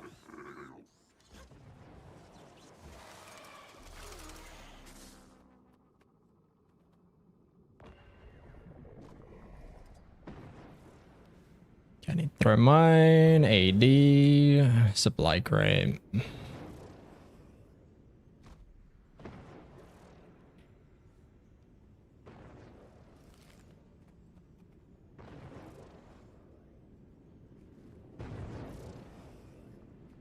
I'm gonna fuck this up, I can tell. Alright, we got this.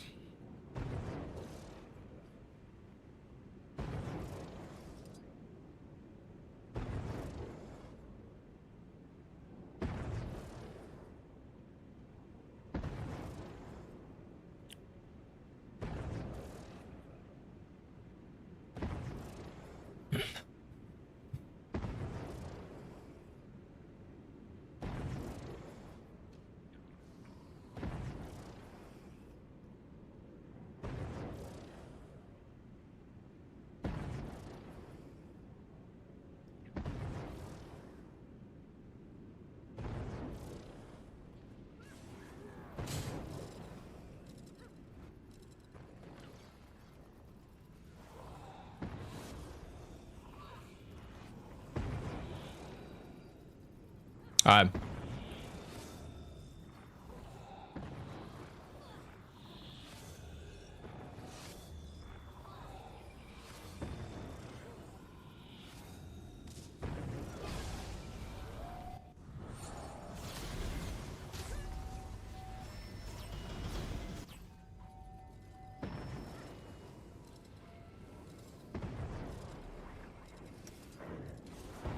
You have to end now.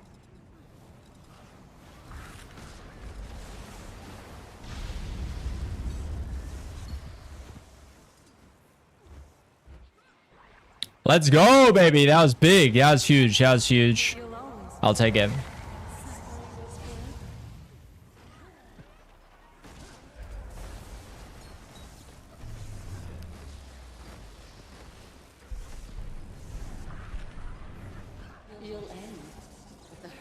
Didn't rip.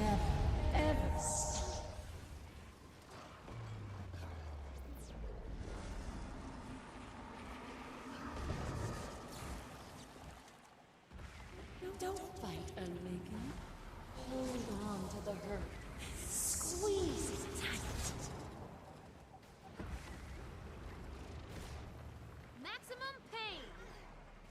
I've seen you'll have to hit much harder. But it never stops.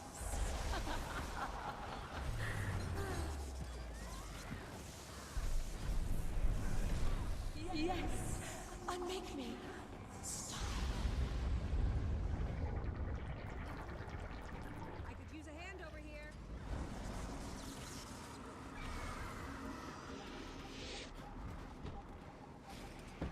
Well, good try, good try, good try.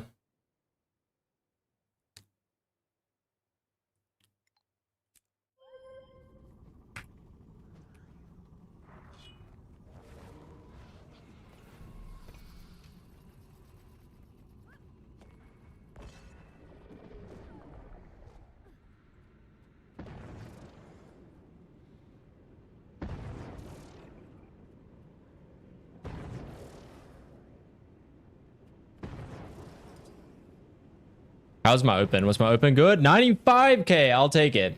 With no pain, no gain. I'll take it.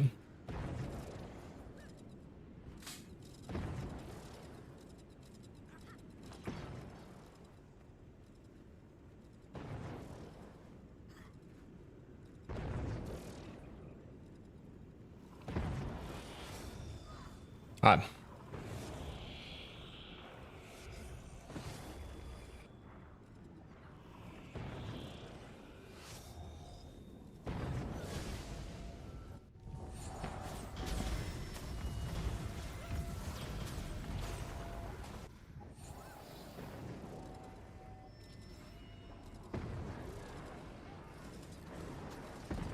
You have to end now. Feel the fury.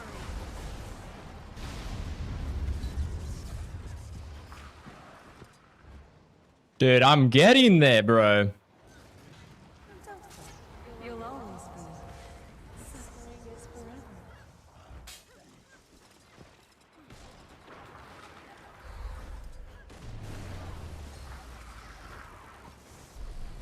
I stripped too soon. You'll end, but the hurt will never, ever stop.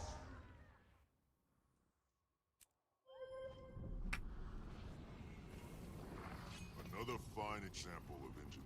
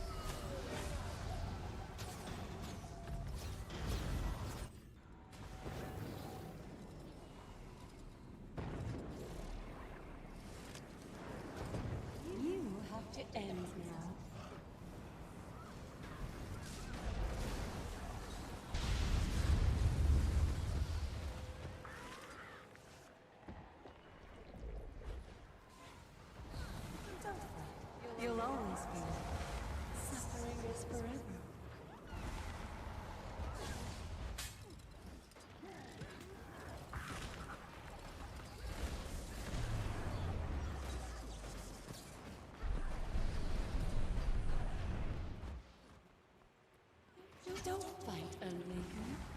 Hold on to the hurt. Squeeze it tight. I've seen it all ends, but it never stops.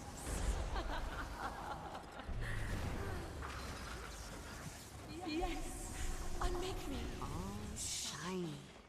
Yeah, I got the timing. Let's go.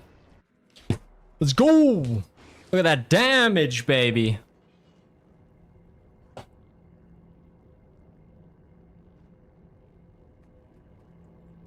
I'm locked in, baby.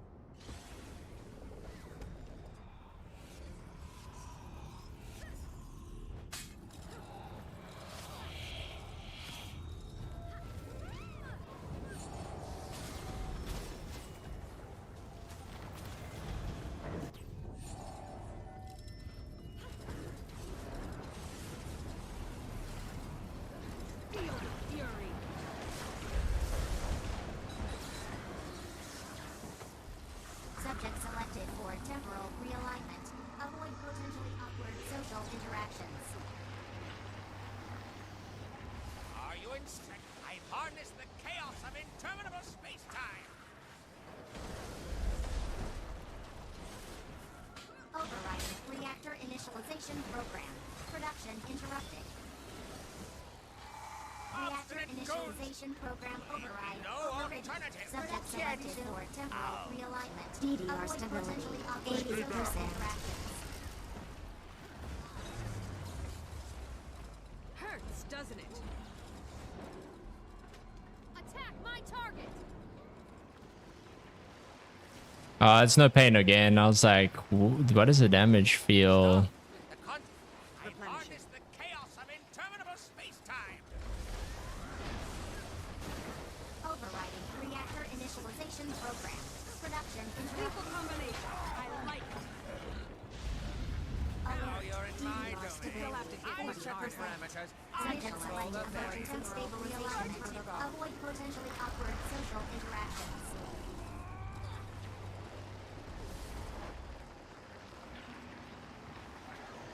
Are you insane? This system is inherently I've harnessed the chaos of interminable space-time. Enough of this! Your time ends now. GG. I've harnessed the chaos of interminable space-time. Let's go. Look at that damage. Easy clap, dude.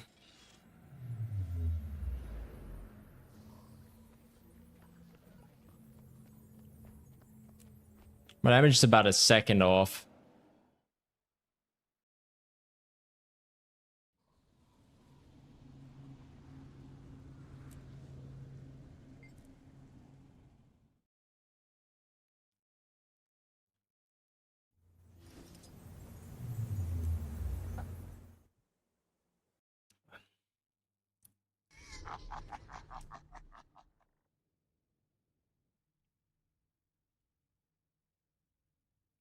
Rip.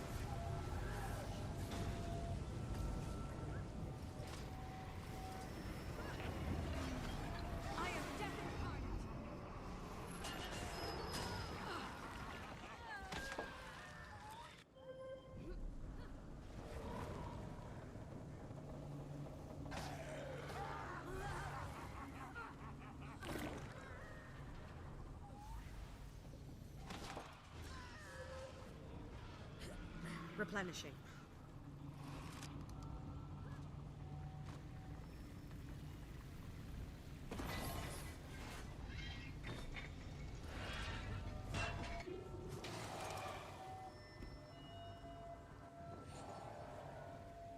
More strikes to join the strike CM.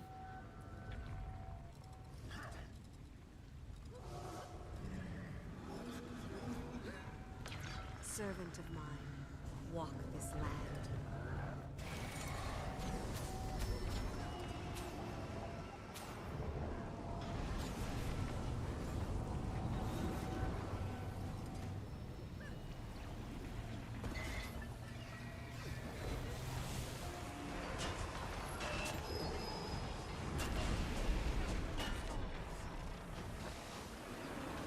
Get the point?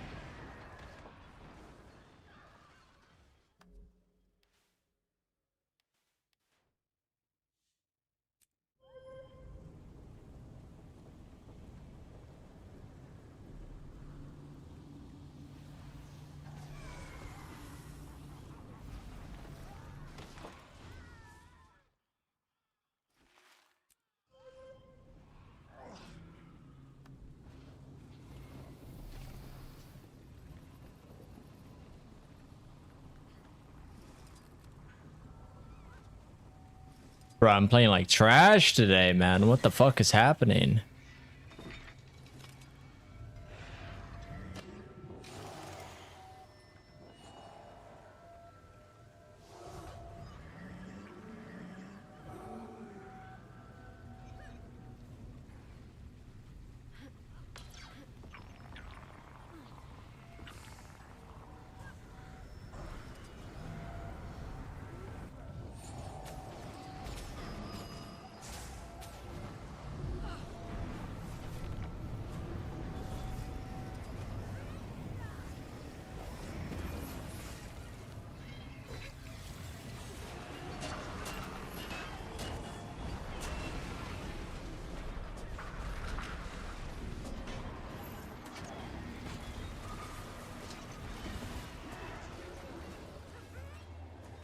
I could outrun a centaur.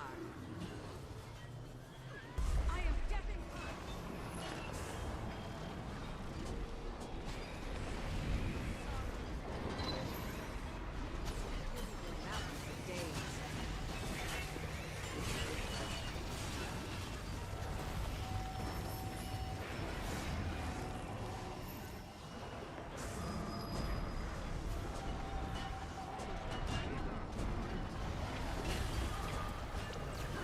impressive combination.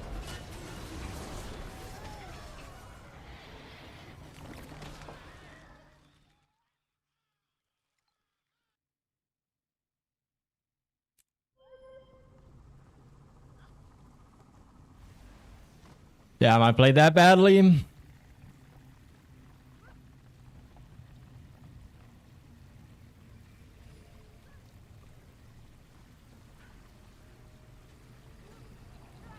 Time to do some real damage.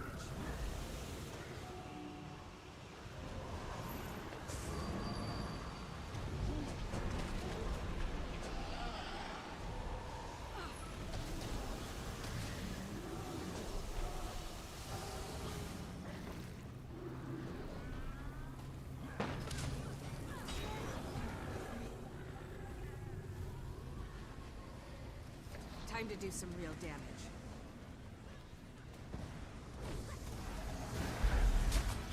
I feel good.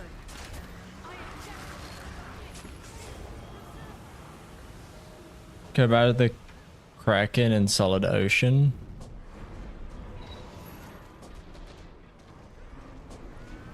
My understanding of Solid Ocean, and someone correct me if I'm wrong, is damaging the tentacles actually damages his health. So the only way to speed up Solid Ocean is to do damage to his tentacles, but Apart from that, it gets to a point where you can't speed up much more than that.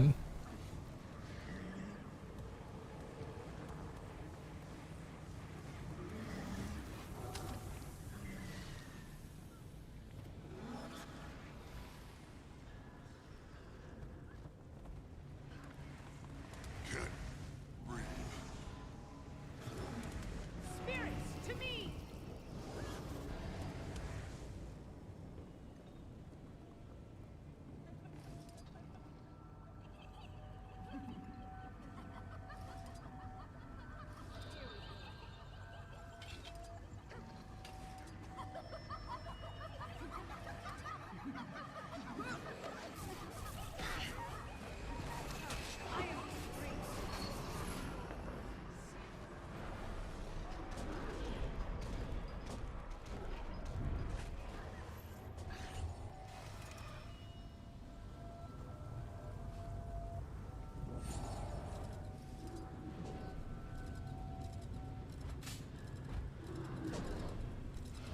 Bro, my scroll wheel being broken is so fucking annoying.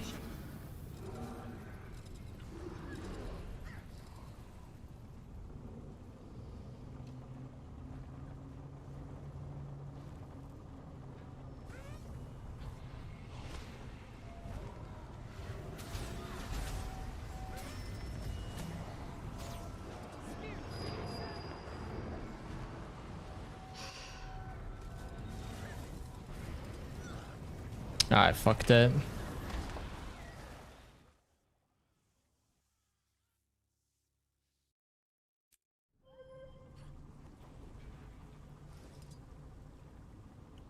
Game's hard.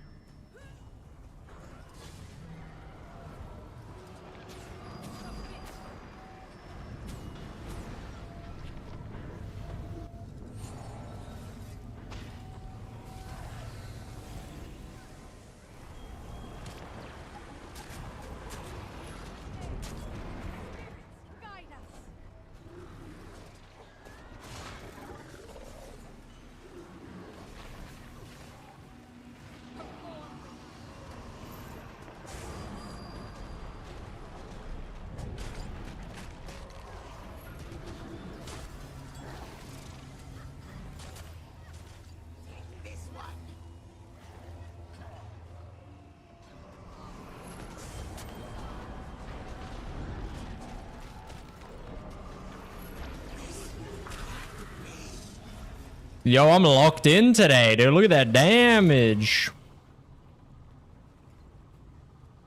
Ooh.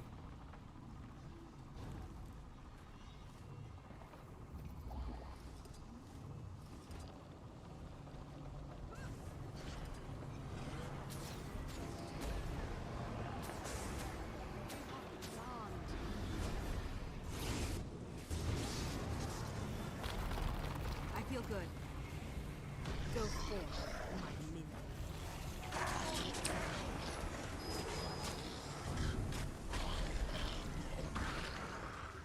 Suffer, mortal things. Impressive combination. I could outrun a centaur.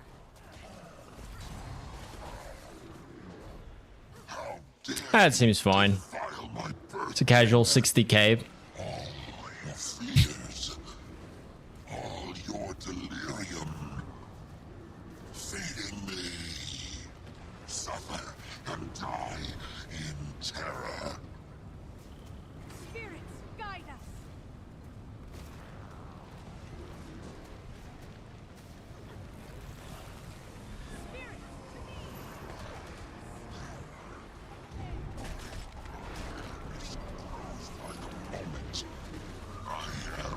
Lethal combination.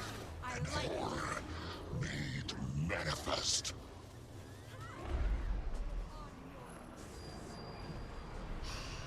The Ouroboros turns eternally. Vine and serpent entwined in me. You may die now.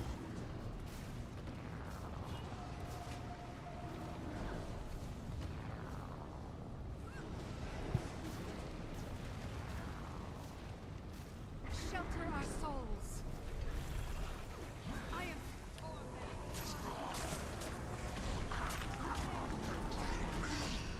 I will not be destroyed by such as you.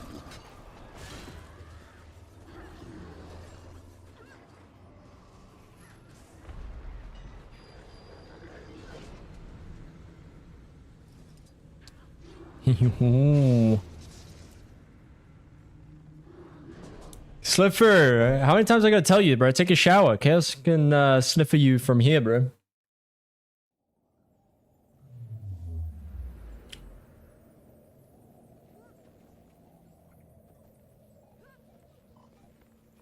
Don't tell me what to do, filthy fuck.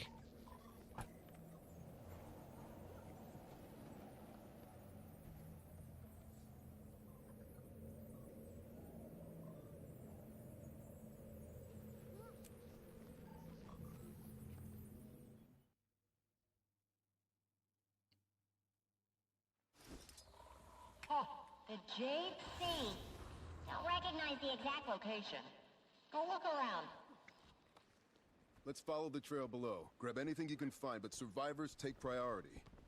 Parachutes from the cargo hold. Use them as need.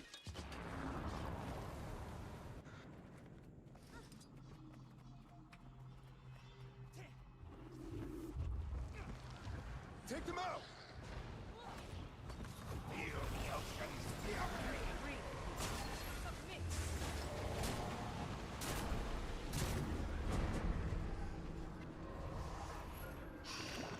What happened to them? I need...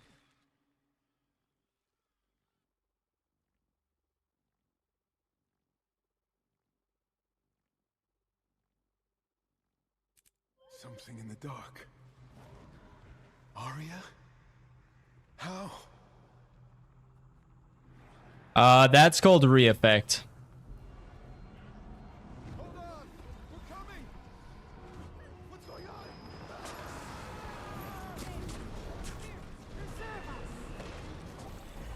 I'll stay strong.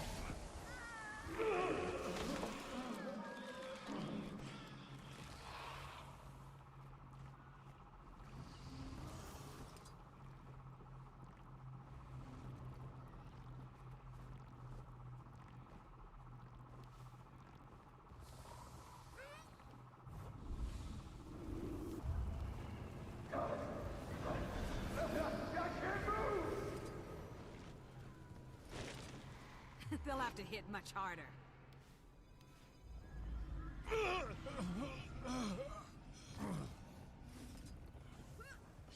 Servant of mine, walk this land. He was just... We can begin. Finally.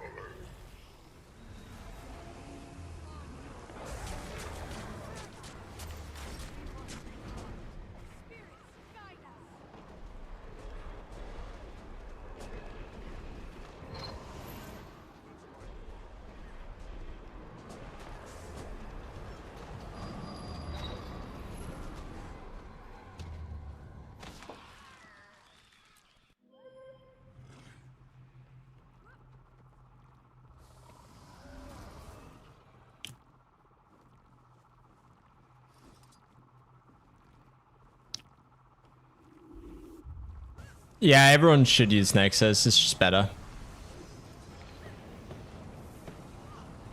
Servant of mine, walk this land. Usually I would use the heal skill, but I'm using this because... We can begin.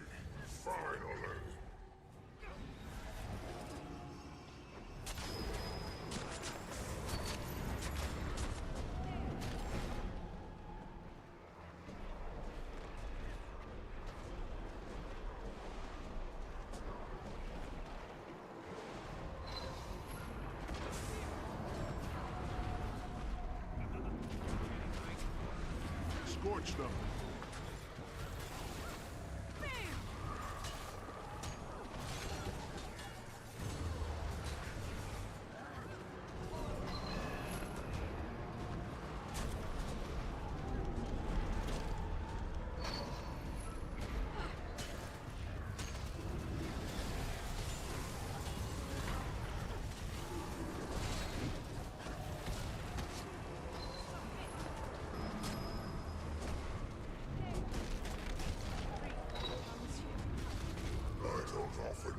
Oh, CC's way better. But you earned an introduction.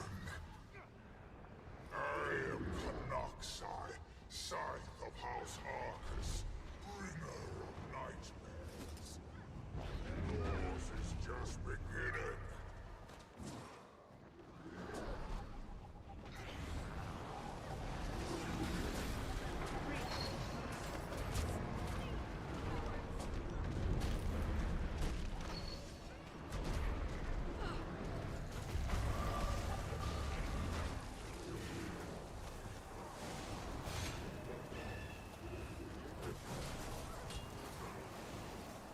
Lend me your daring heart.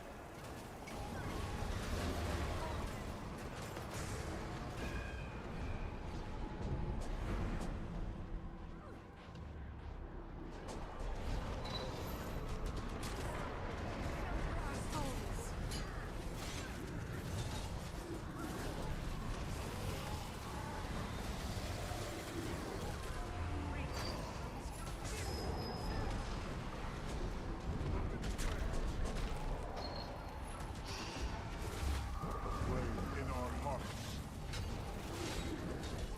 The timing of my return was fortuitous. To behold such bounty, the anguish of thousands, served to reel the winds of a madman's will.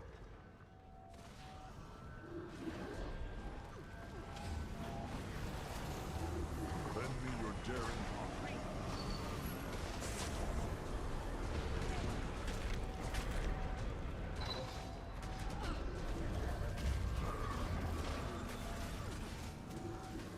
Scorch them.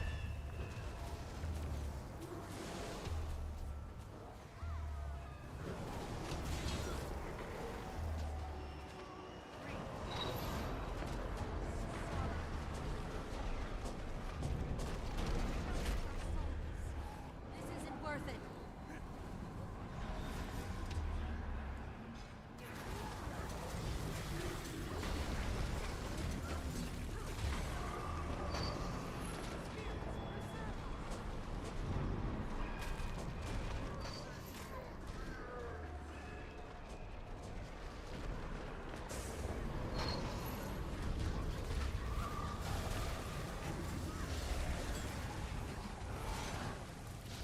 Enough. Your lives are yours. Relish what comforts your fleeting time allows. I'll return for you. A whole lot of monsters for All almost mine. corpse. At least you sent him back to... Wherever he's from. Make sure he doesn't follow you back, okay?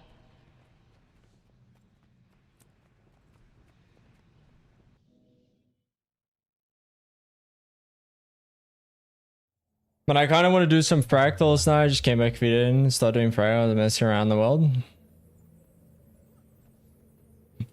Wait, what is propaganda?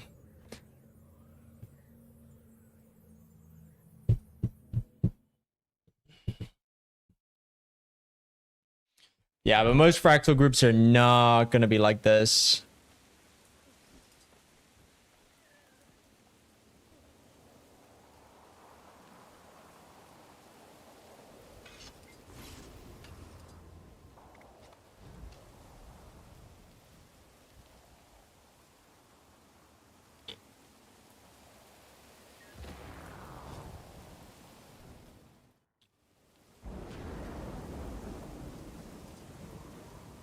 You don't use Nexus? That's the problem, Cedars. You should be. I can't control what happens if you don't.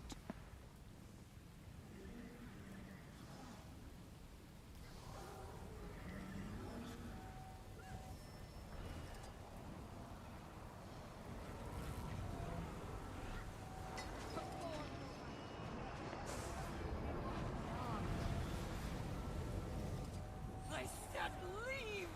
I warned you. Bad. I can't trust it to kill the girl.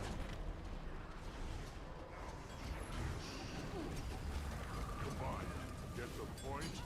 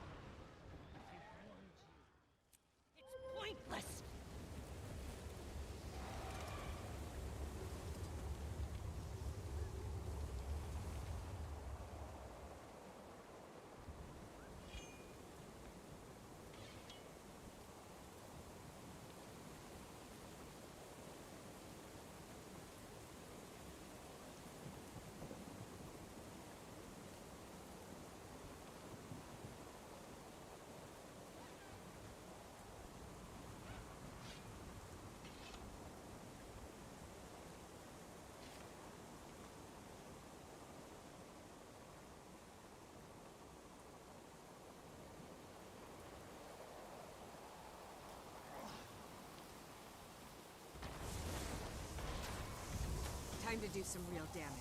I feel good.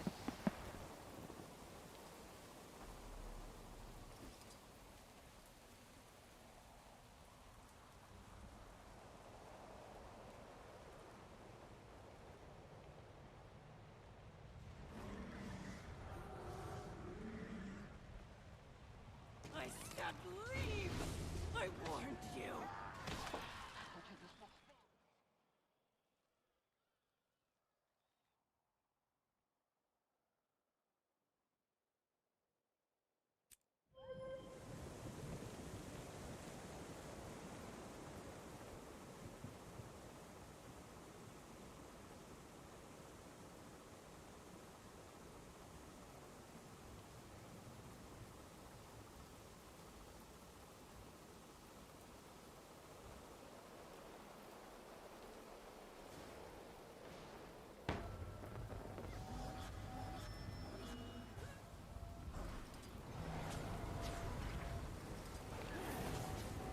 Replenishing.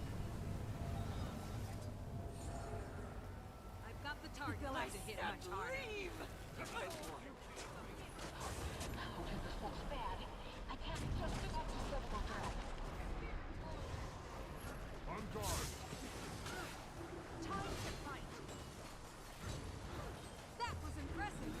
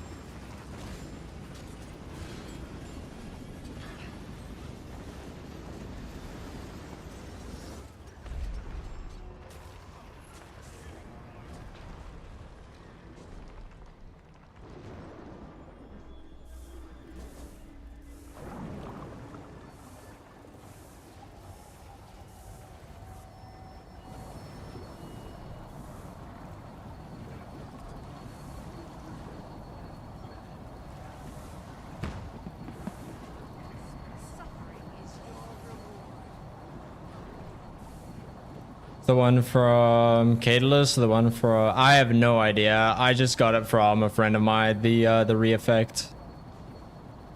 This one is re-effect by Zarthox.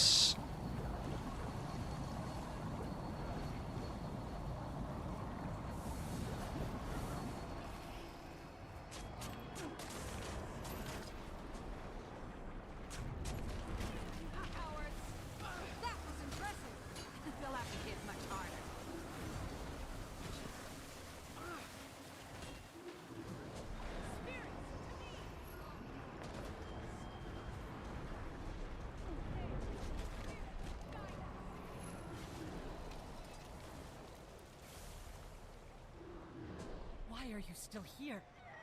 It'll just get worse.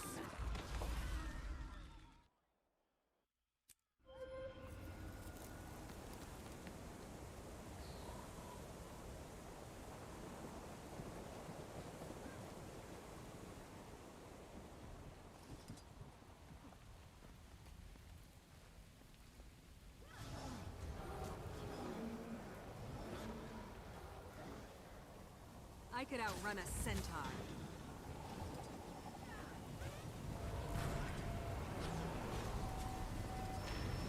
Replenishing. I've got the target. Feel the fury.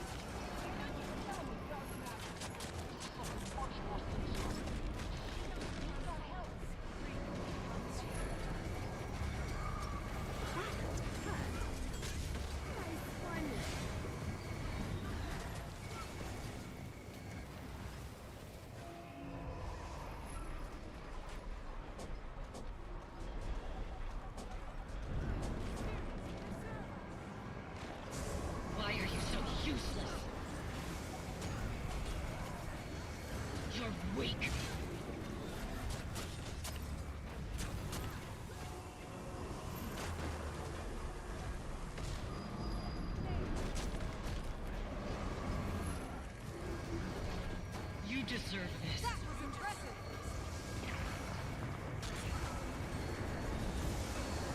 She's better off without you.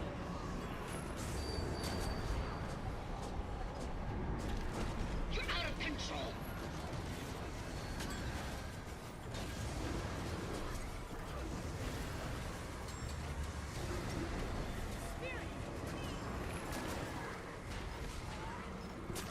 Wanted to do this for so long. Get out of here. Go. You heard me. Out. Mine. All mine.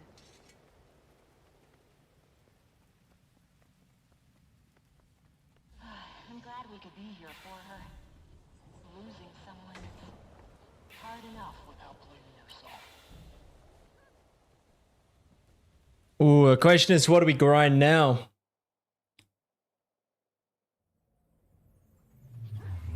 Oh, we only got 5 minutes.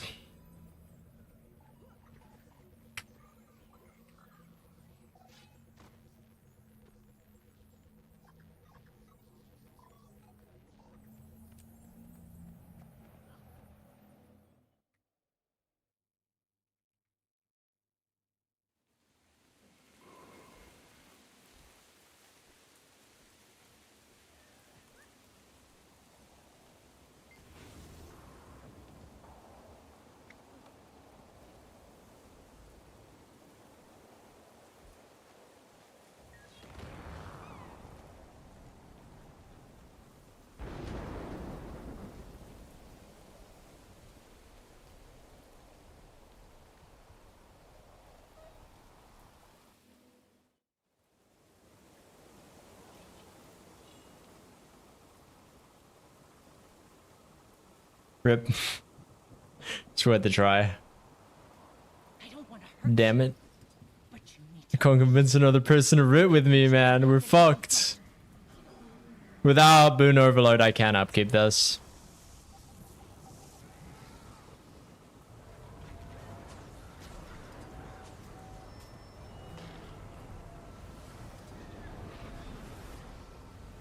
I said leave. I warned you. It's pointless.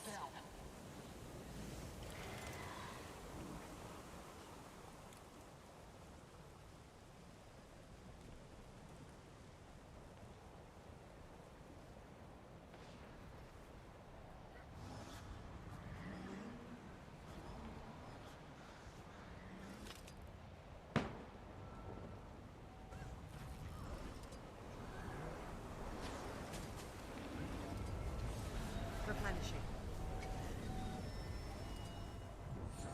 I've got the target. I said leave. I warned you. I can't stop the down.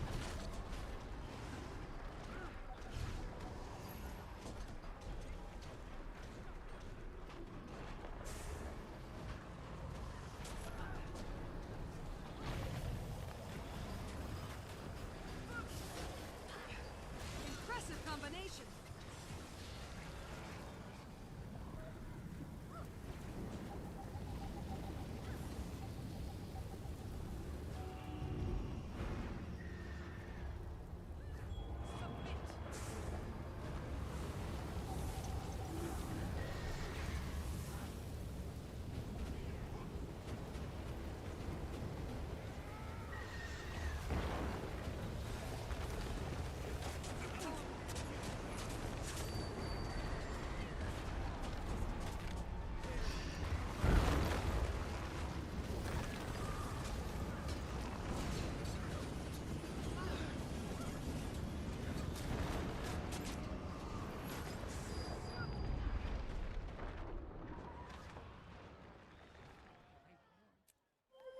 It's pointless.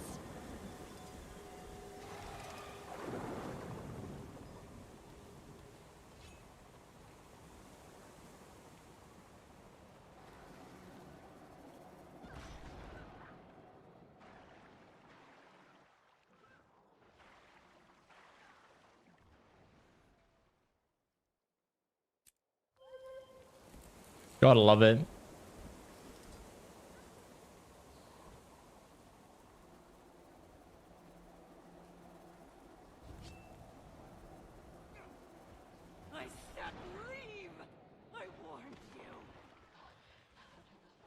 Gotta love the water skip causing her to do the entire water phase.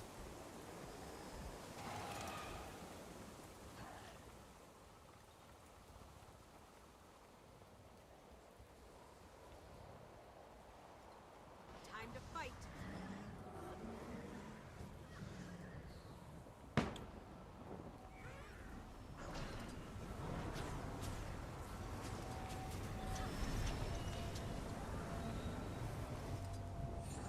I've got the target.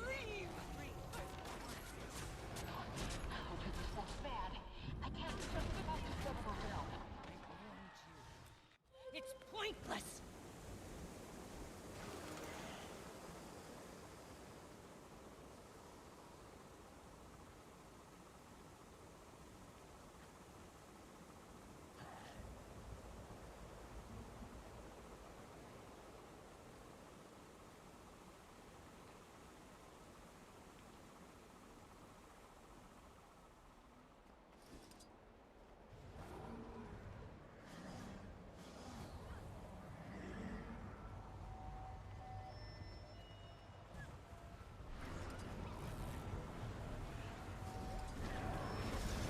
I could outrun a centaur.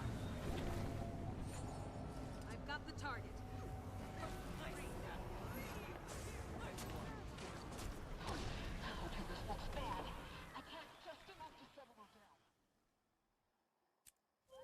It's pointless.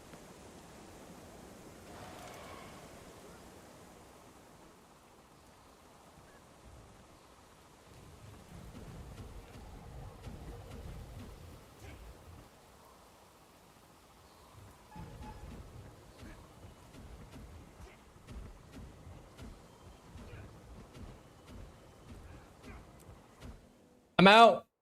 That was a good run. Good run, all things considered. We did good, guys. We did good.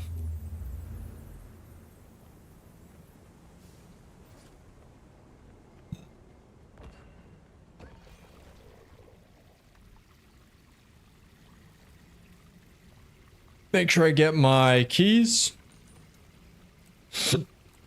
I'll clean up my inventory tomorrow. We go play AION.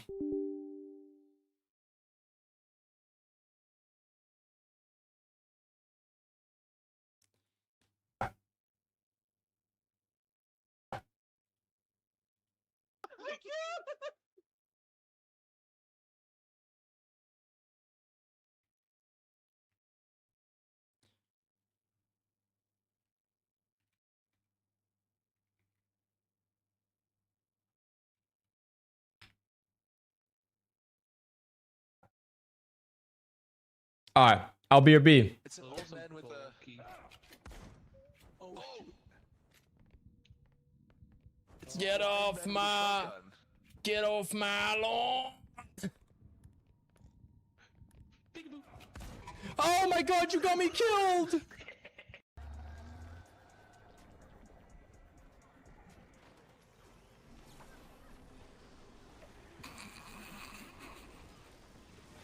You okay, man?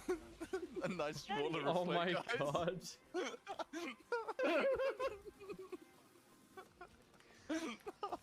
I'm dying. Are you okay, Nate? I think Nate's fine. Just someone else is having I don't know, a he breakdown. breakdown. Nate FaceTimed on Even stream, Nate's you know? I'm not on stream. I thought it was a good reflector that I looked to the other side and it just completely whipped. Oh, I bugged myself. Fall! Shit, I fell! Oh man, you must have sick. That would be a shame if they just, stayed in contact. Nah. I got blinded. There's no ways you line this up for me, right? He did. Did he live? They're breaking our walls. Oh, he lived. Fuck, he lived. Dude, I was like, there's no ways they fucking lined that up for me. Ah. Awesome, you got it. Remember that clip button you talked about, Nate? Yeah. If I ever turn gay arc, you're the first person I'm hitting up. I feel personal. Is that nice? Oh, I just got fucking kicked off. Are you serious? Little bitch. Don't do that. Sure. We can talk, okay? We can do it. Oh. Yo, oh shit, I need to update.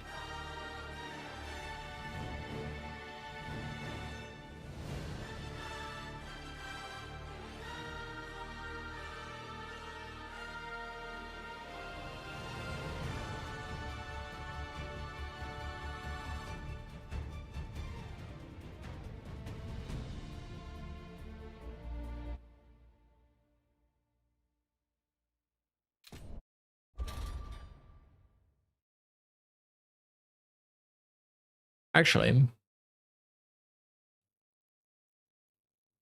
sure, I can edit this later, right?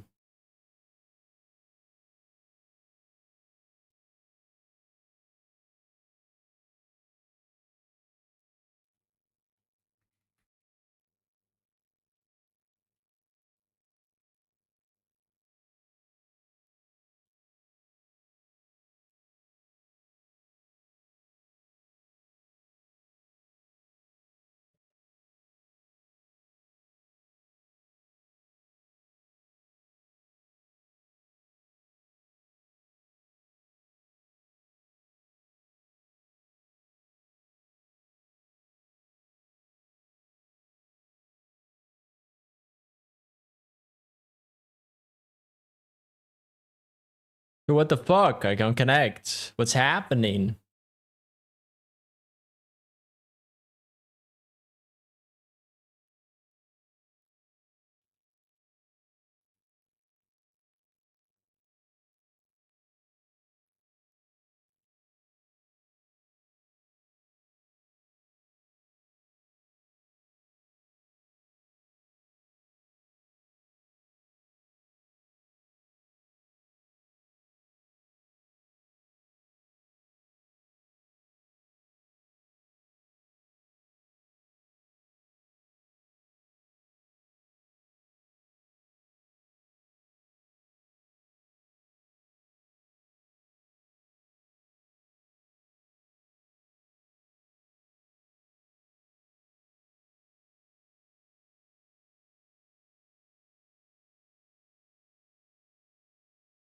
Okay, I'm gonna relaunch.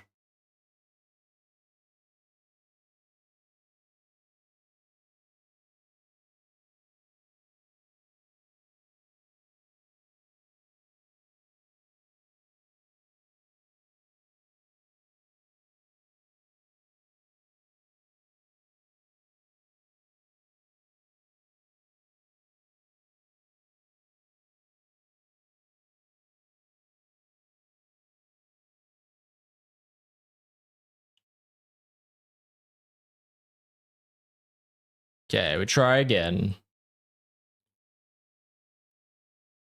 And we launch AION 2. I wonder why it struggles with exit lag sometimes. It's kind of annoying, to be honest with you.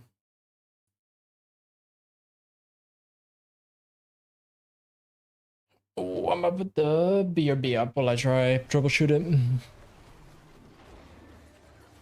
Oh my god. Oh man, that hurt. Can you blink out? Yeah, I can blink in. Yeah, I might not do that again. Holy shit, that hurt. Okay. Give full step. Oh my god.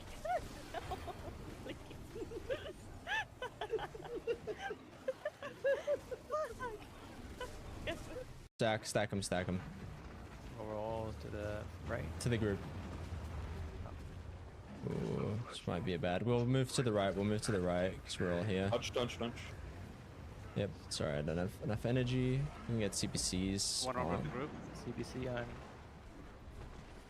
We need nap up. He's important. Cleave, 7%. 7%. One left, just DPS. Nice, DPS. I'm dead.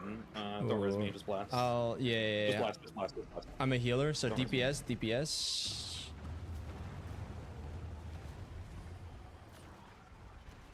Just I'll get him up.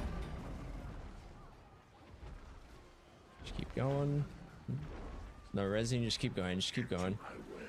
Keep blasting. Don't even worry about CPC. Nice. We did it with the new strat. Let's go. Yeah, this guy's dropping flux bombs on me. What the heck? Bro, have you seen the amount of fucking Sniffer, push your arm in? What are you doing? Oh no, I messed up. Go, go, go. Hold on, I'm bringing it over, it's fine. Wait, we're shooting. Oh, guys. Wait, no, come back, guys, come back here. It's okay. Wait, I hope to God I don't take full damage. God. Maybe we did take the teleport. Well, my horse is dead. You're what? I missed it. Did you jump too high? It was a long jump.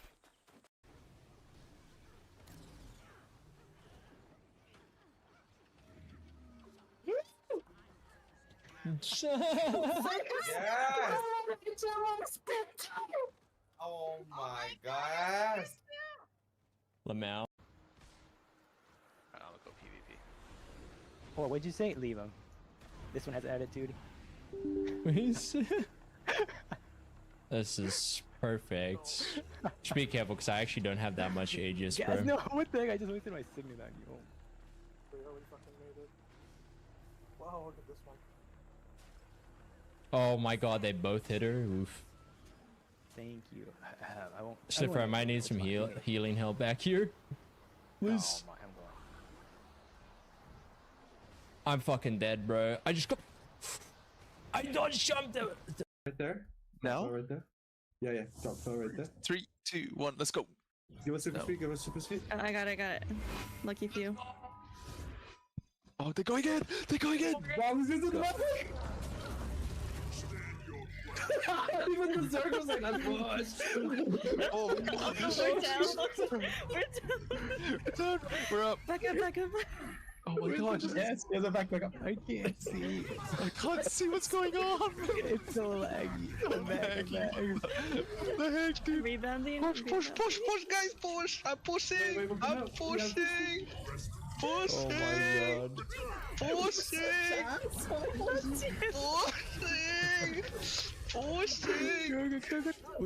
Pushing! I'm pushing!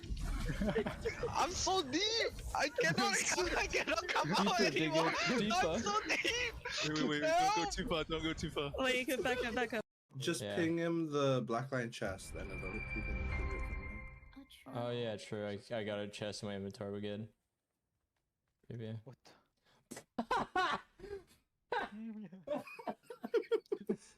Oh my god. He looks fucking homeless, bro. That is incredible. Oh my gosh.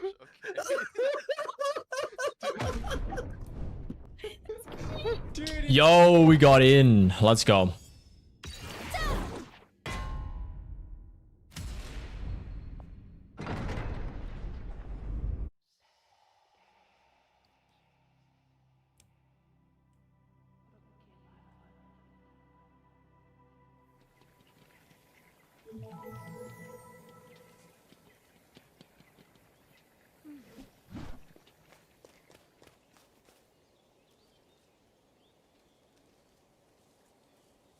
So I may have been fucking around with some of my stuff. Settings, let's turn the music back to like,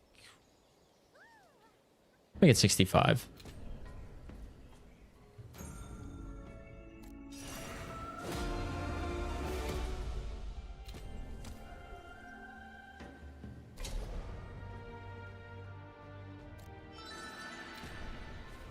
Make sure I grab everything. I think this is okay. No, I don't gonna go with the festival key. Why not? Alright, so I think the next festival is at 45. So we got like half an hour to do stuff. Yes.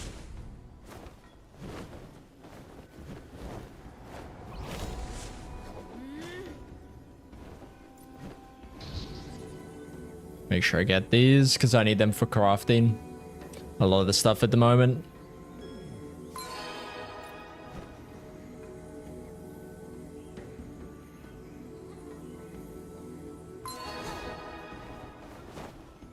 Alright. So my plan for the day was there's a lot of dungeons I haven't done. And just like haven't worked towards. And they usually give like a lot of points and that sort of stuff that I could use to like upgrade the character. So I need to actually take part in that, make sure I do it. How have I missed that?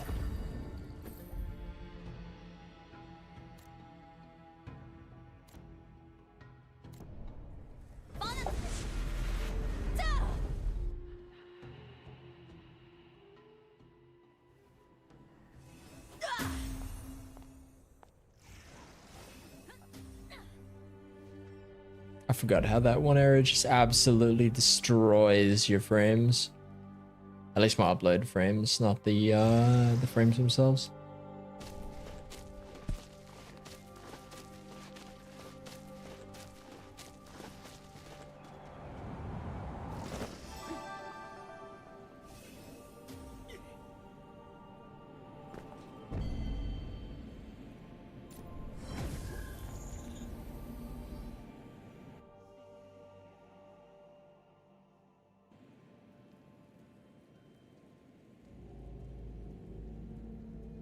Just gonna give it a second.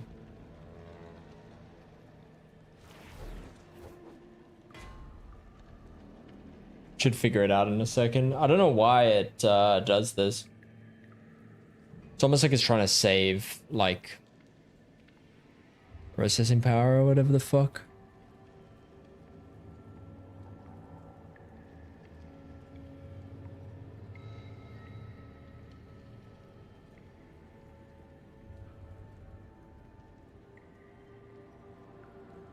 Then instantly... There we go. What the fuck was it, bro? Pisses me off.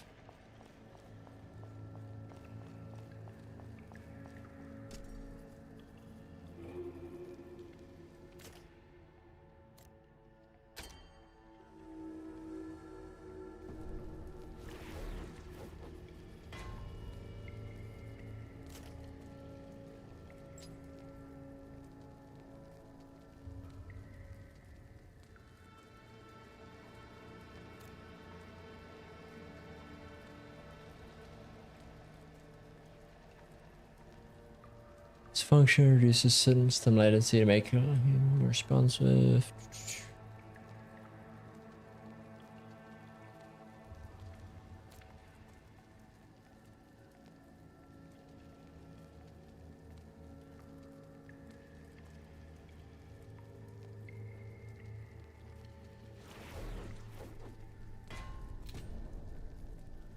Yeah, it should improve it. I think it's because it's loaded in like every player's thing that it's like fucking out.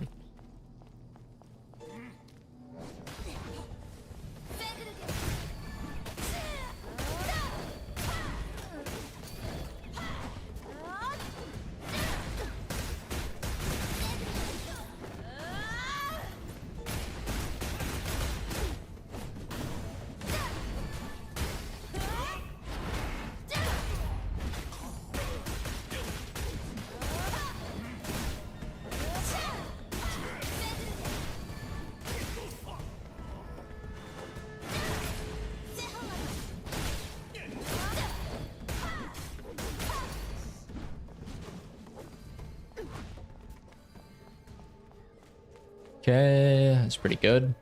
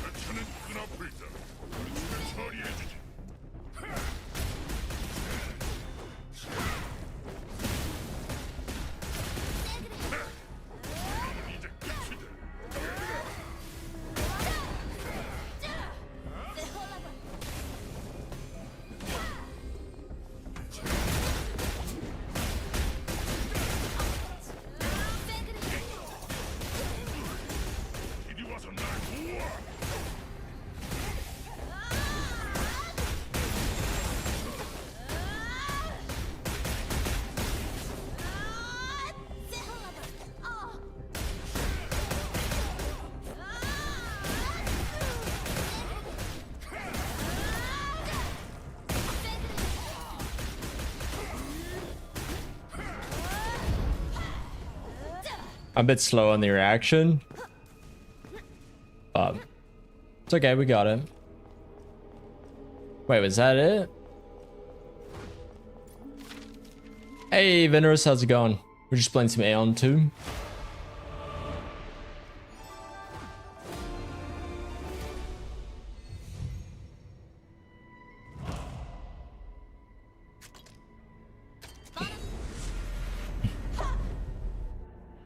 You know, enjoying it while we can. Till we get to the end game and then we realize what a grind fest that's gonna be.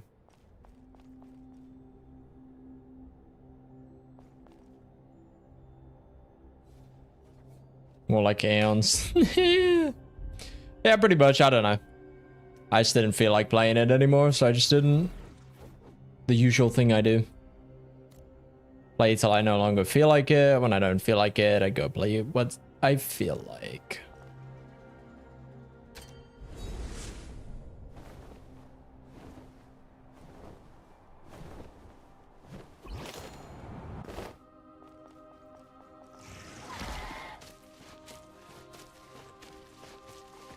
I could go and grind some more mounds, but I'm happy to chill at the moment.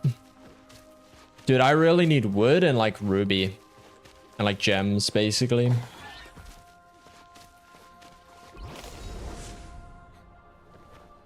What is up here? Oh, another dungeon.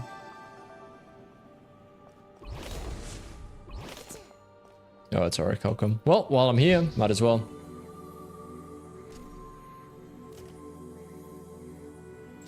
Exploration. Prison break. Shutting down. What is the new one?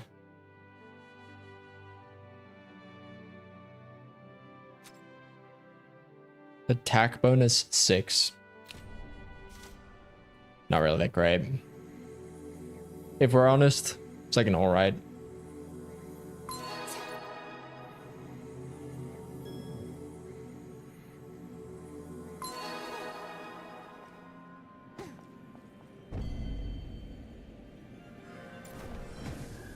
Yeah, we'll enter the dungeon.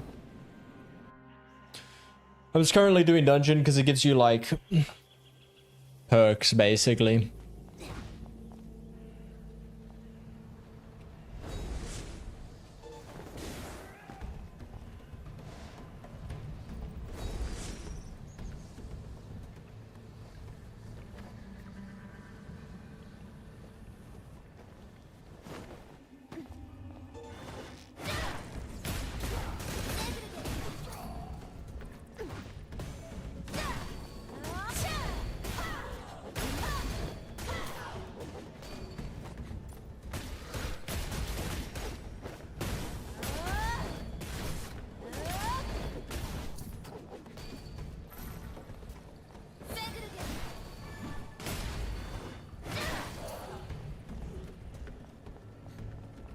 Well, that works for me.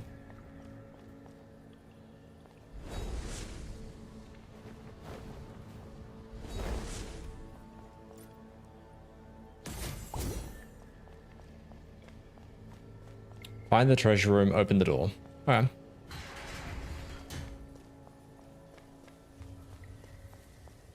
Dude, this is clearly gonna be, yeah. Oh, they're all melee.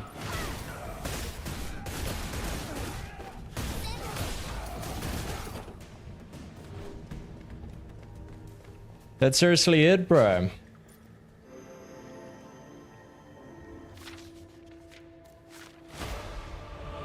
Easiest dungeon of my life, dude.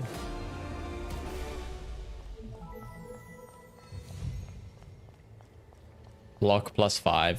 It's kind of trash. Kind of trash.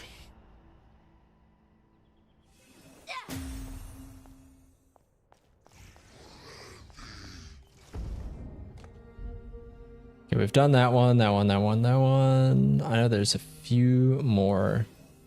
There's one over there, and then one over there, there, and there. Could head over.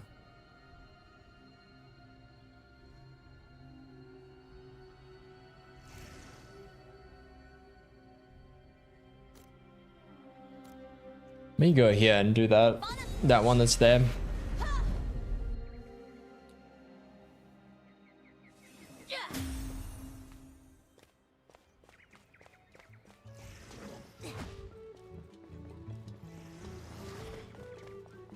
While I'm here,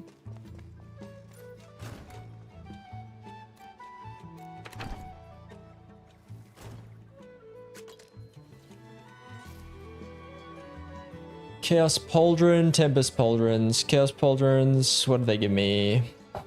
Oh, more HP and defense, so. Give me damage, status, resist, natural HP regen.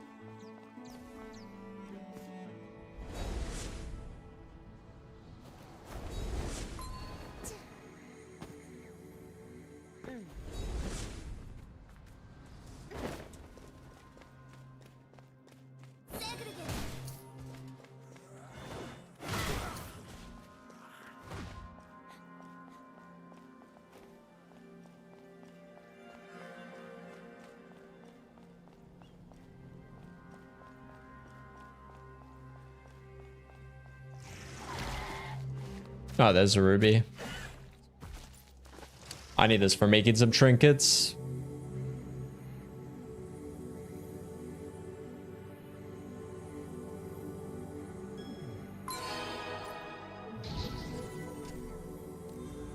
I should be able to level that up.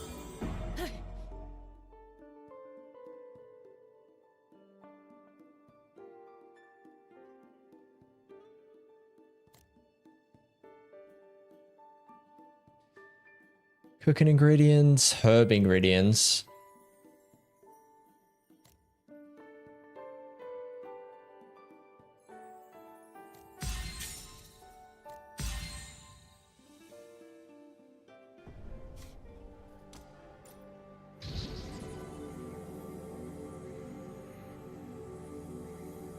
Wait, can I not upgrade this any further? Is it maxed?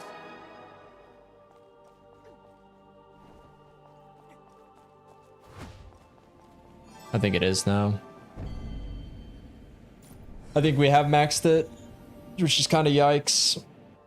But like, there's not much I can do. If it's maxed, it's maxed.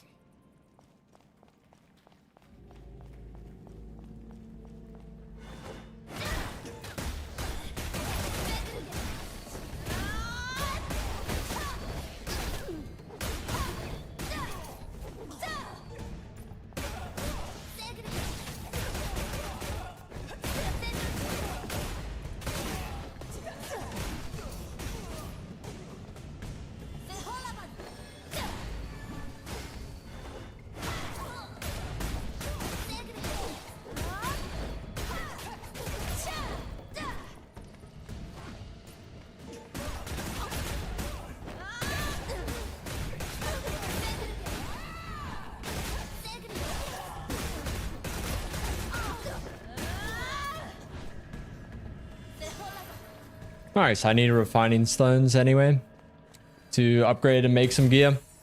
It's pretty good.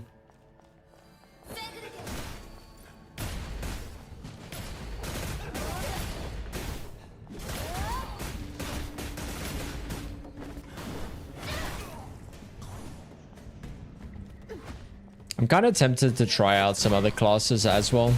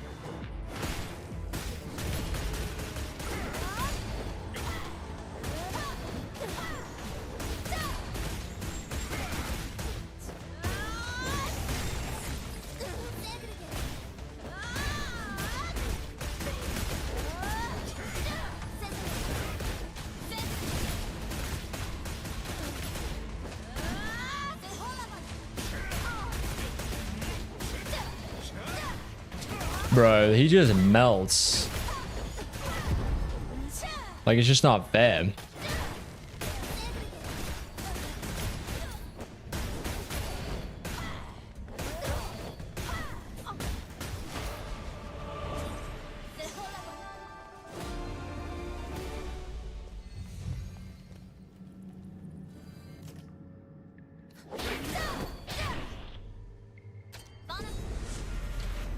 Another one cleared. Some more bonus perk points unlocked. I think that should be quite a few, actually. Let me actually consume them all. Use them. Use that one as well.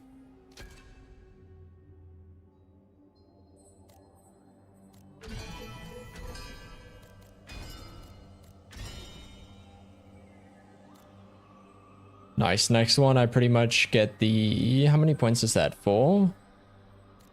Raging spell, impactful hits. Oh, I think that's not worth a 5 damage. 5% damage buff's kind of insane.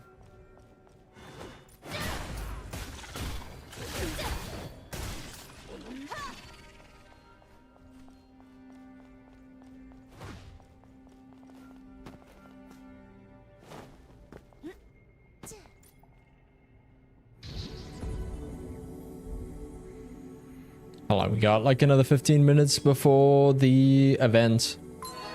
So I'll definitely do that. Muscle in the forest. I need to...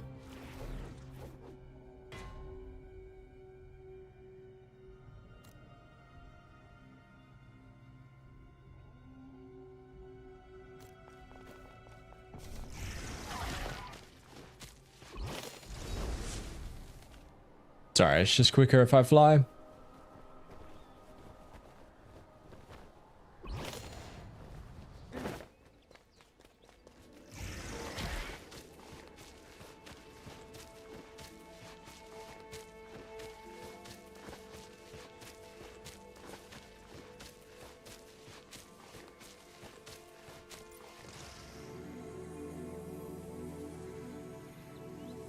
Diamonds are needed for necklaces and stuff, so we're gonna grab that as well.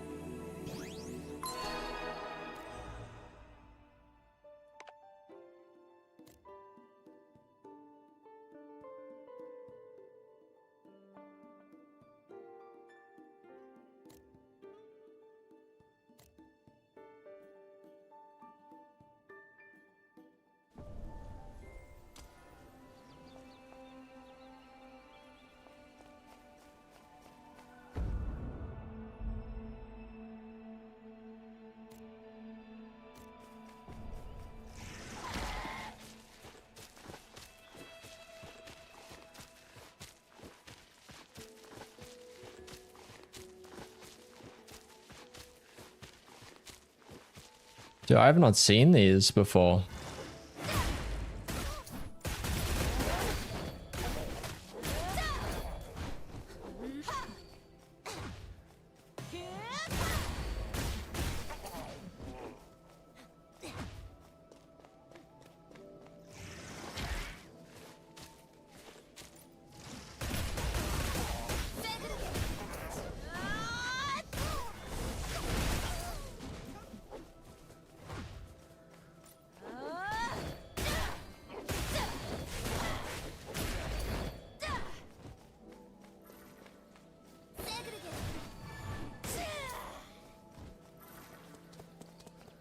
Nice, okay.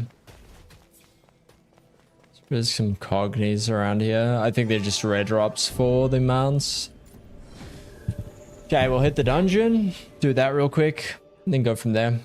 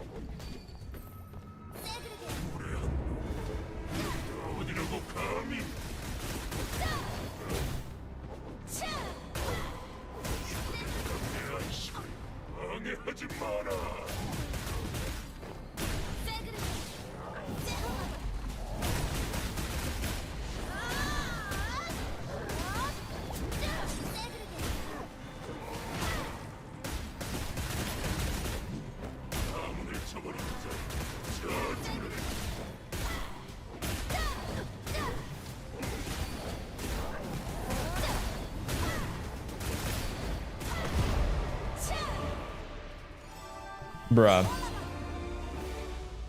I just face tank so much and do so much damage. It's insane.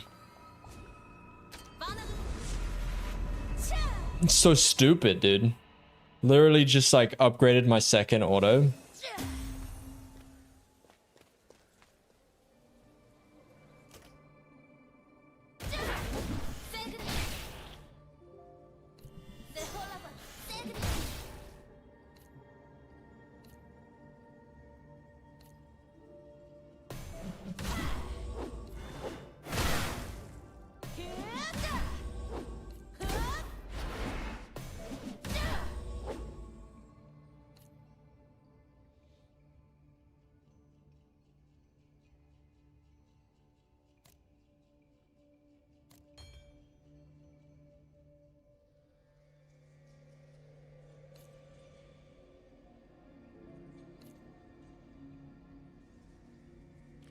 Causes block, restores HP on successful block.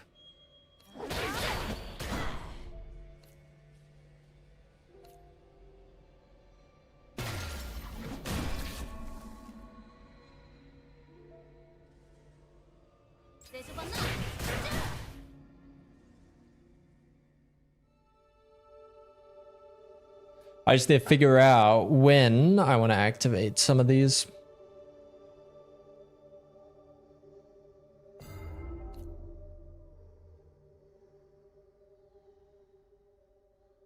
50 critical hit, plus 5% damage tolerance, plus...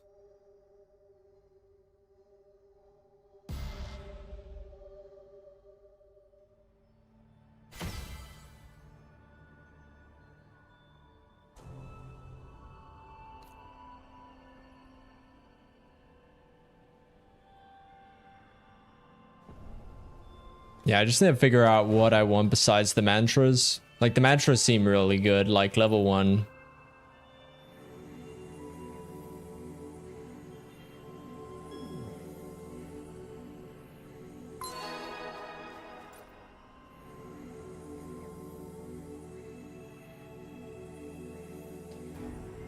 The Orichalcum, unfortunately, I don't need much of. I feel like it's diamonds I need a lot of. Right?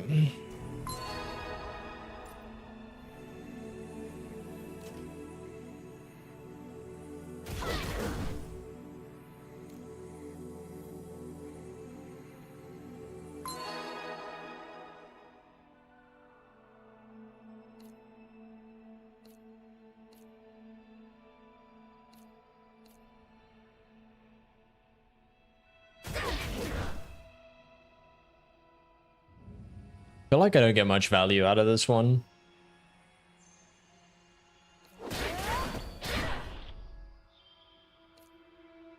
Whatever, I'm just gonna take the HP and healing increase.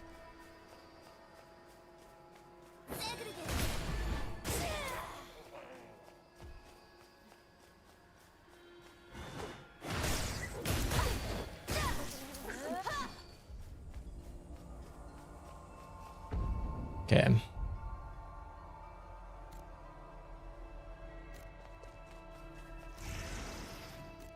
I think that's a stronghold, no? Yeah, it is. Sweet.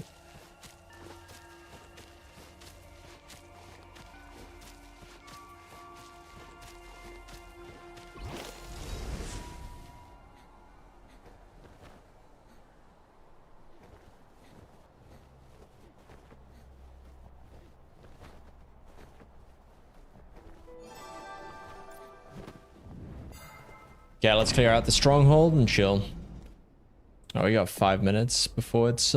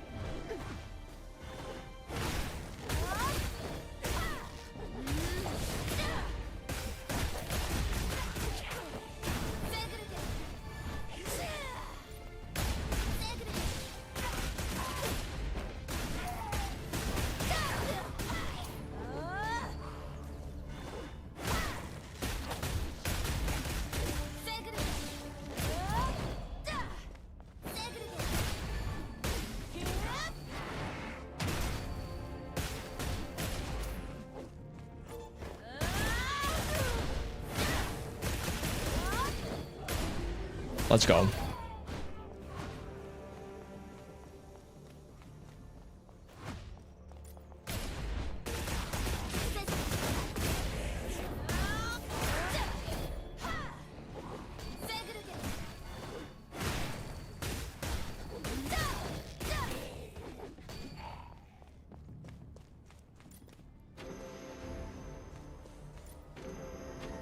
Come on, give me some good loot.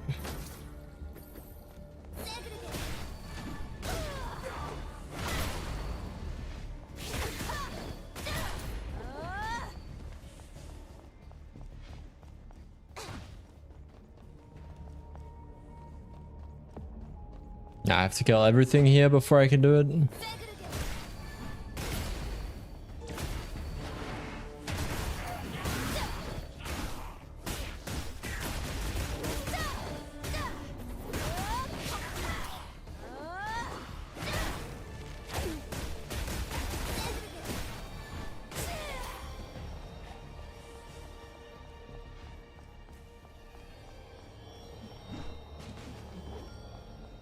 Okay.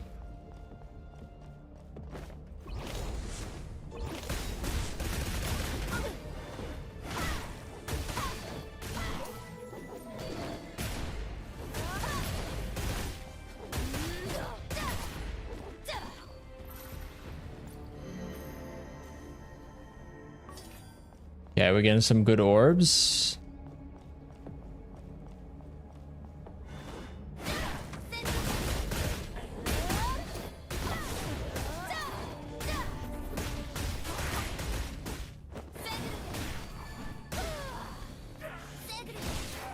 Nice. All right.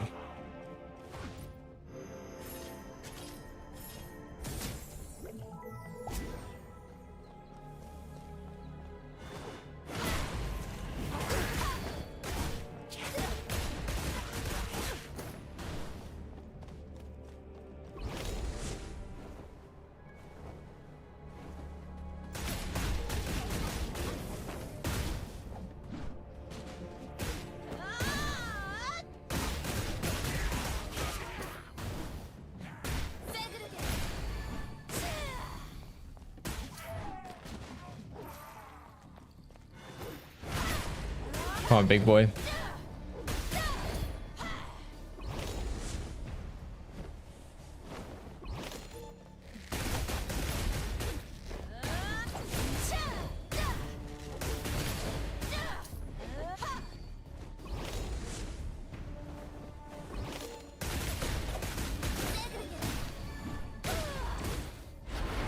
Big bonk.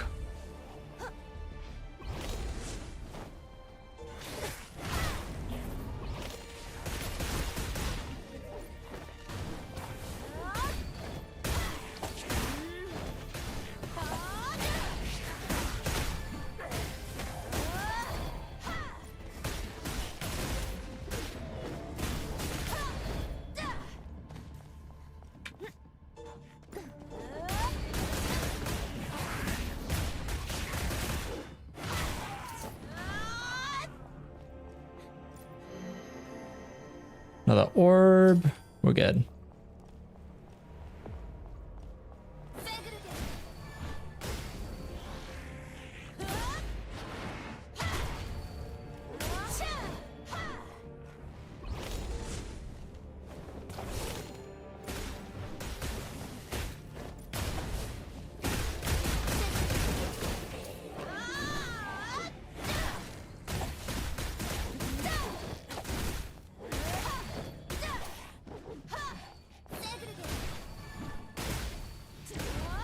I love the fact that half of these combo skills just cost no mana.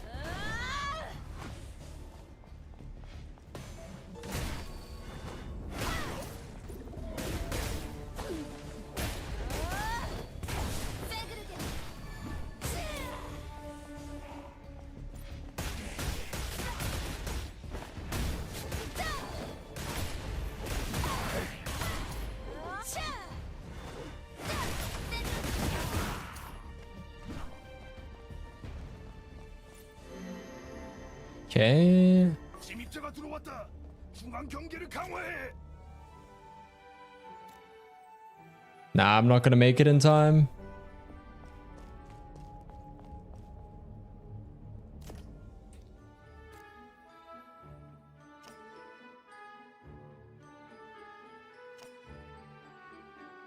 Yeah, I'll go for the sugar merchants. I'll go for that one.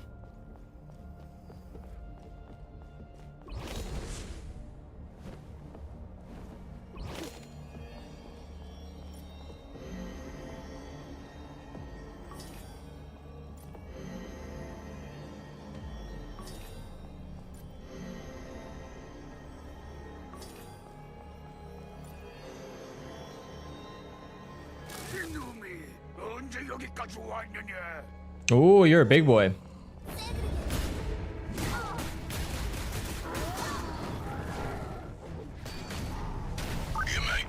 Let's see. Have a refreshment.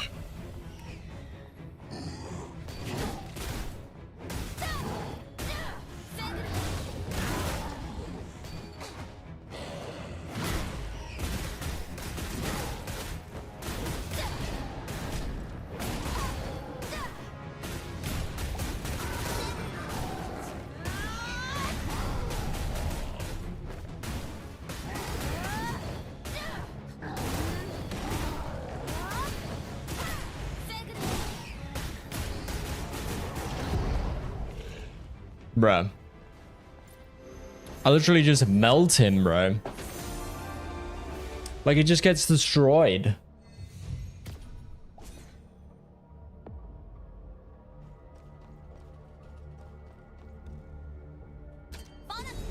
Yeah. Easy stronghold, bro.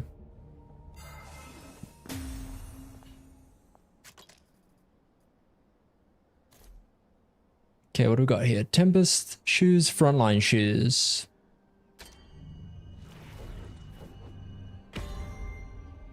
Constitution. Ooh, but you see, these have move speed. Like, I might get more HP and defense, but this has move speed, so.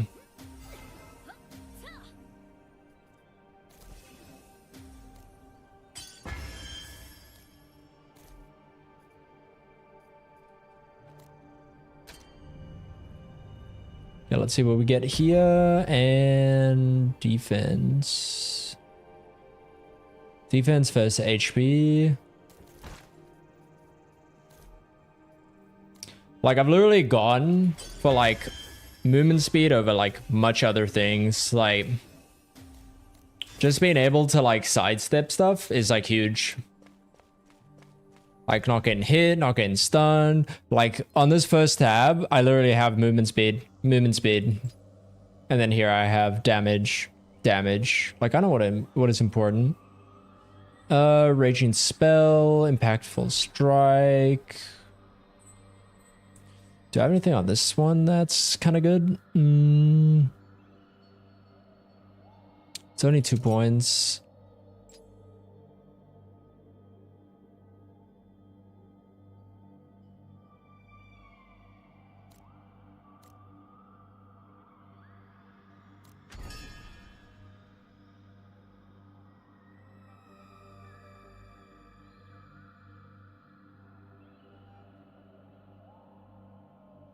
But I don't know if I'll go for the damage tolerance here.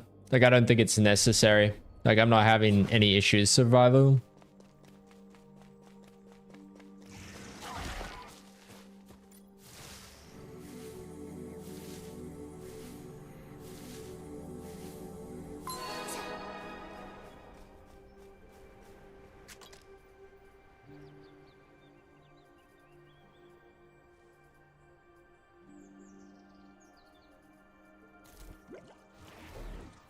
But that being said, I'm also running stuff that makes me like giga tanky.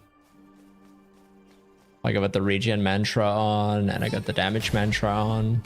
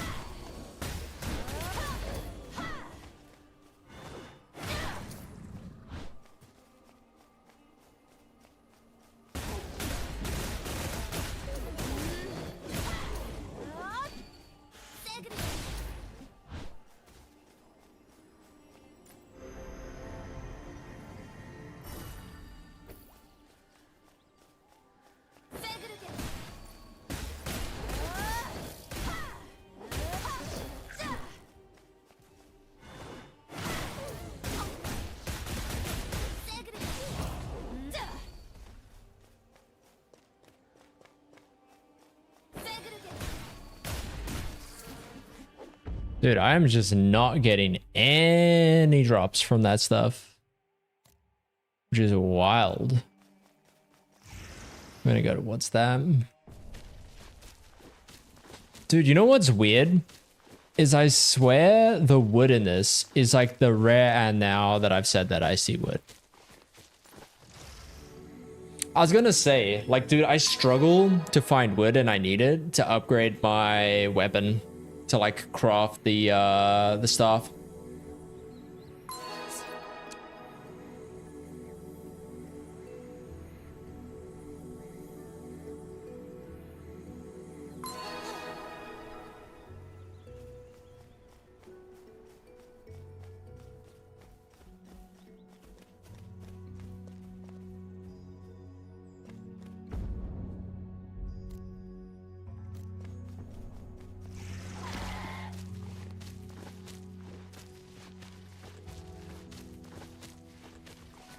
Okay, and now that I've said that, I just only see fucking wood now.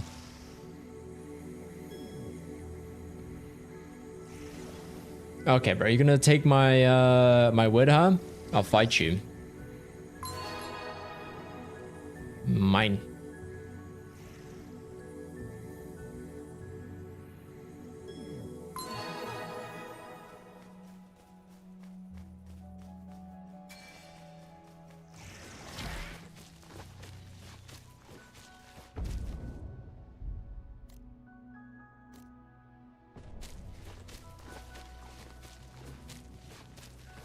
Ooh, I need those.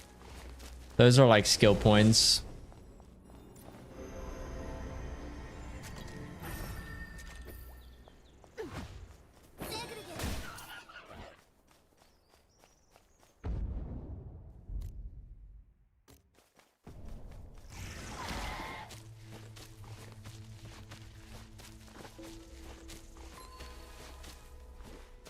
Okay, this area has a lot of wood.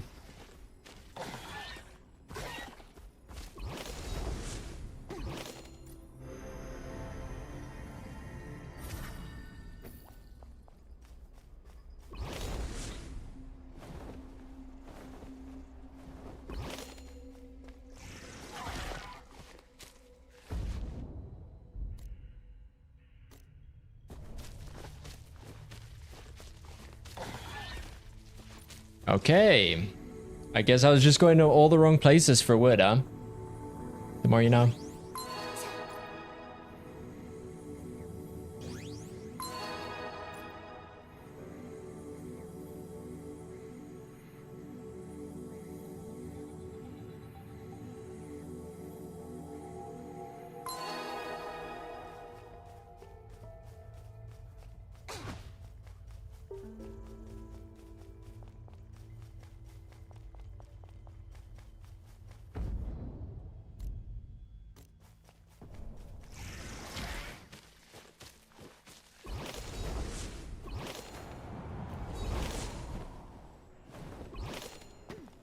Hey, I was flying a little bit too fast, but the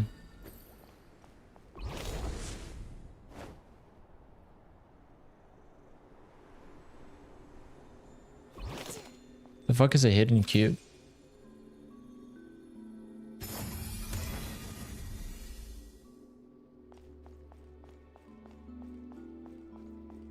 Fuck, they beat me to it.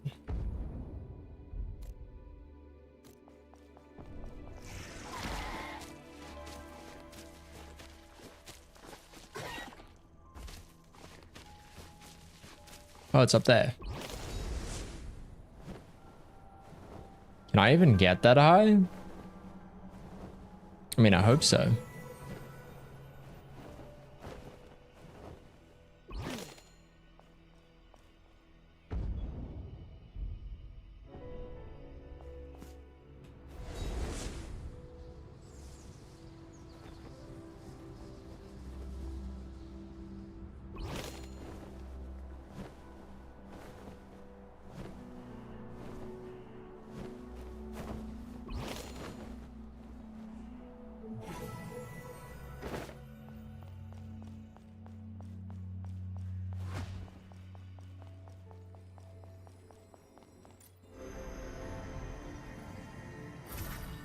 Yeah, it's kind of big. I must be honest, this game looks super pretty.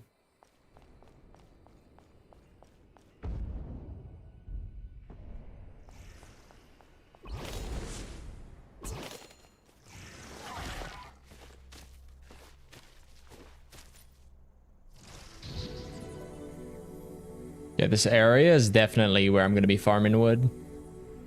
100%.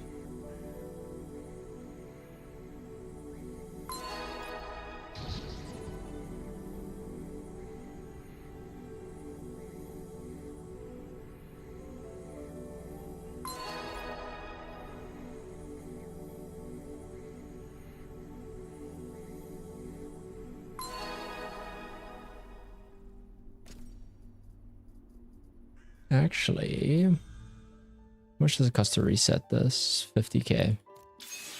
I'll take it. Only thing I care about.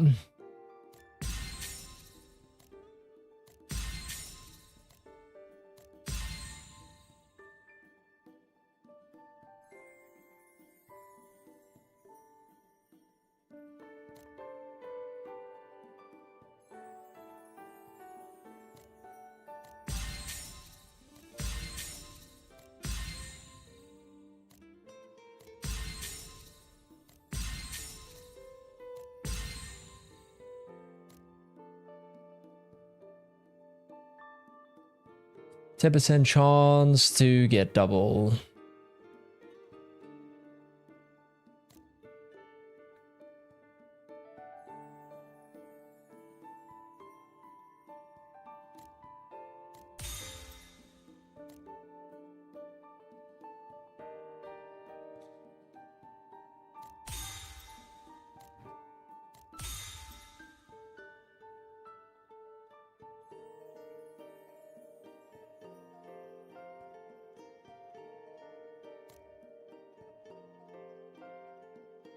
Two points left.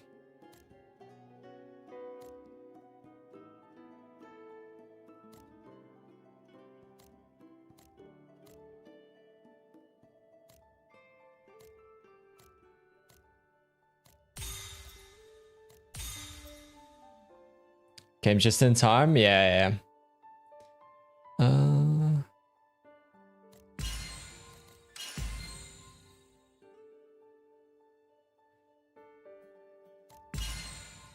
What does this increase by? So 4% increase per level.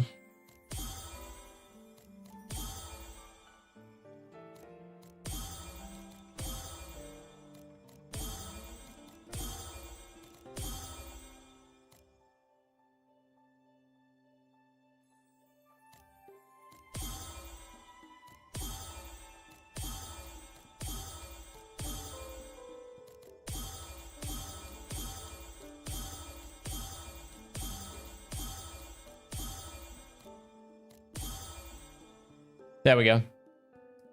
I like that. I like that, dude. Look at that. What chance we got? 40% chance.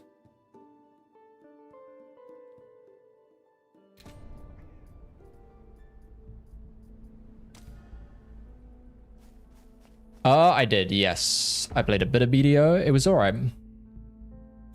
Like, the grind aspect was, like, a bit annoying, but it wasn't terrible.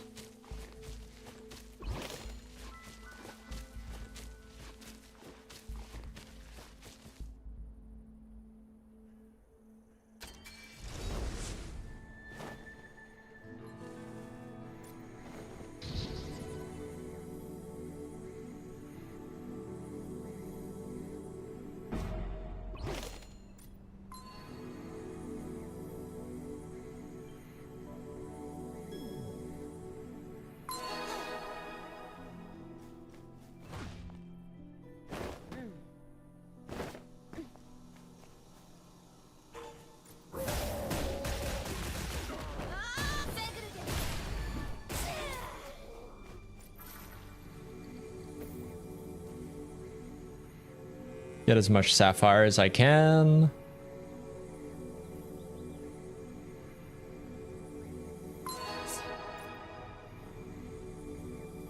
Kind of tempted to do it again and then just max out.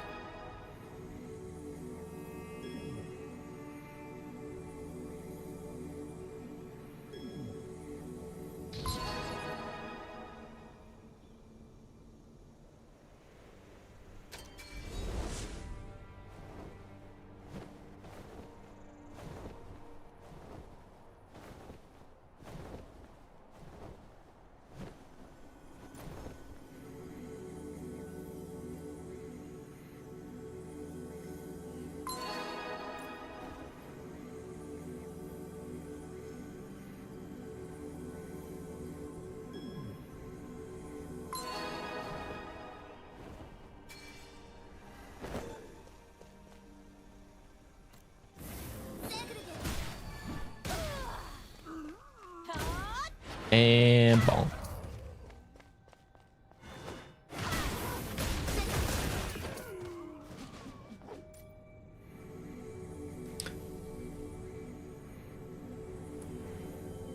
I actually do need a heap more of these cores.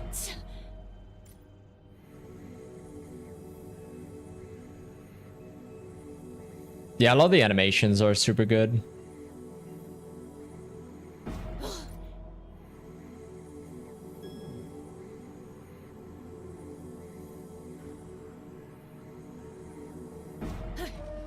Oof.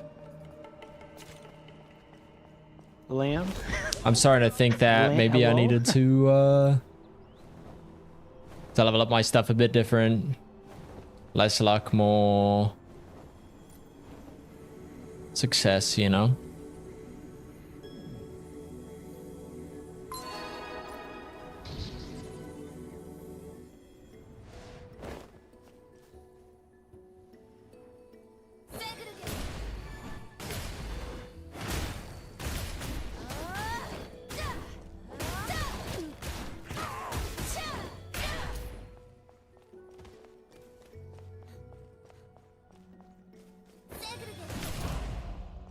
Oof, that back attack was a lot.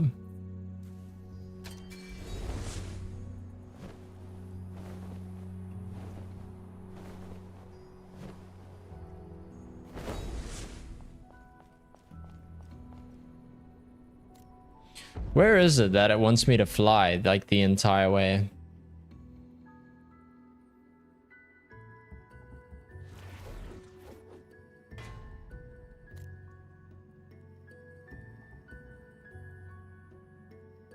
Kind of want to go here.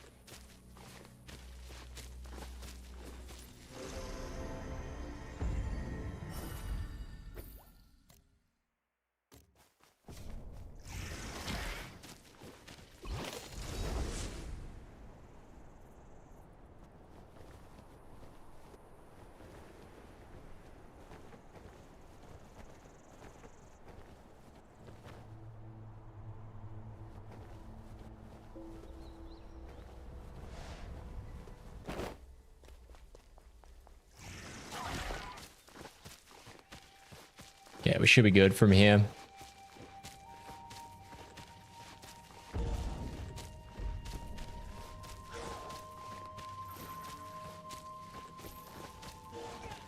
Wait, am I getting tags because I'm buffing people as I run past them?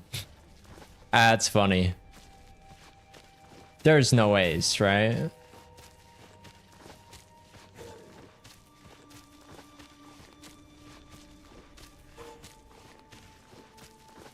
Nah, that can't be the case. That would be too busted, bro. If I'm just like running past and randomly just giving people like the swiftness buff, and then it's just like, oh yeah, congrats. You're just like clearing it.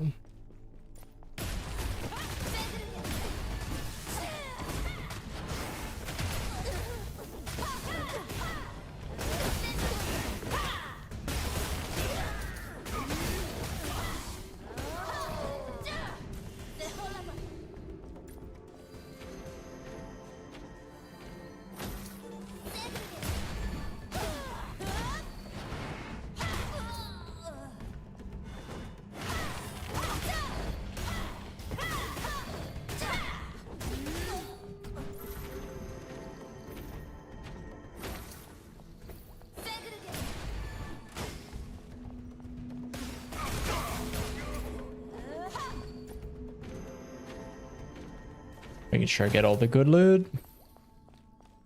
Is there mana stone?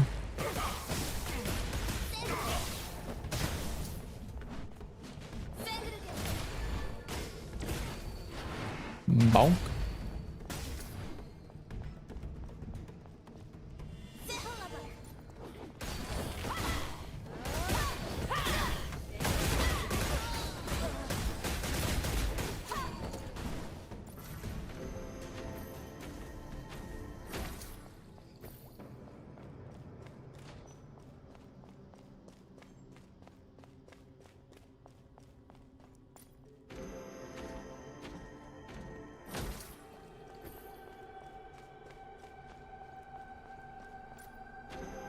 Make sure I loot all the chests.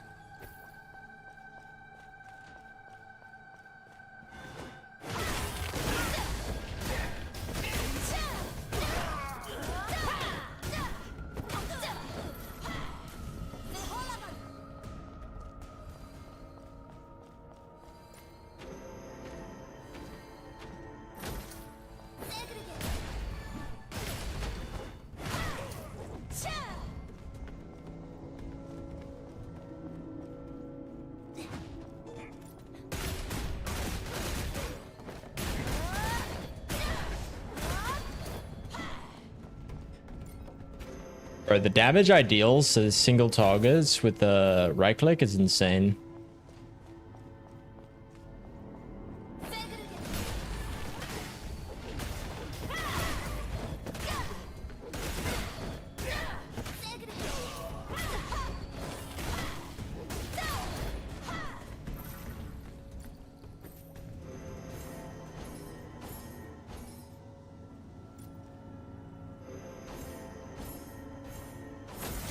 Nice. Free dungeon, bro. Plenty XP. Plenty of loot to gain. Crit hit +5. It's like, alright. I should be able to go to the event area.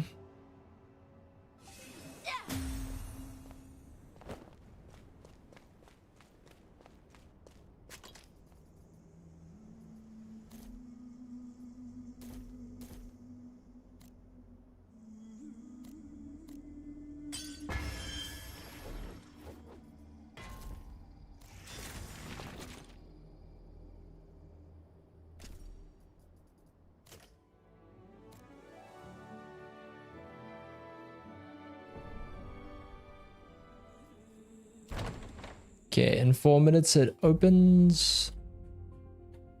I don't want to see what that looks like.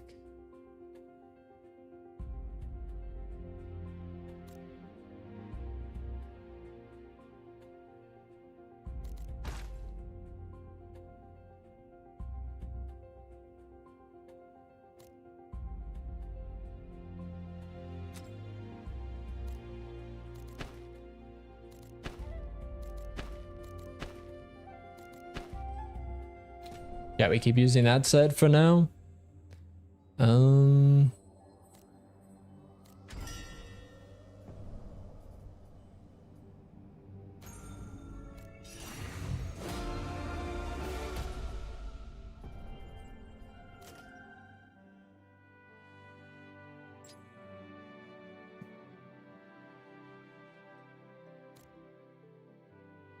Combat speed plus 3.7% natural HP regen. Damn. Combat speed's kind of hog, so I'm gonna grab that.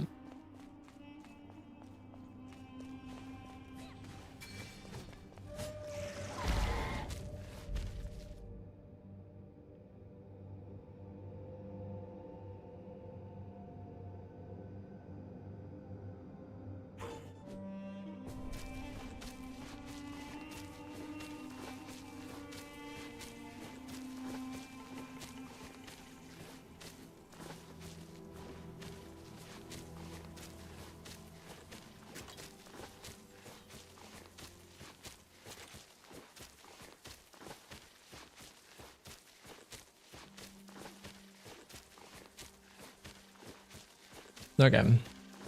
Oh wait, shit.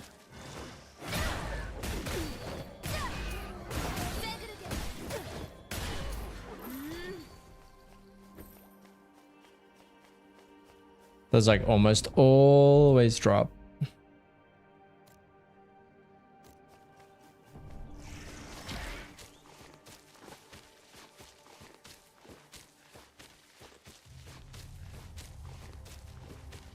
That just gets me closer to the mount for them.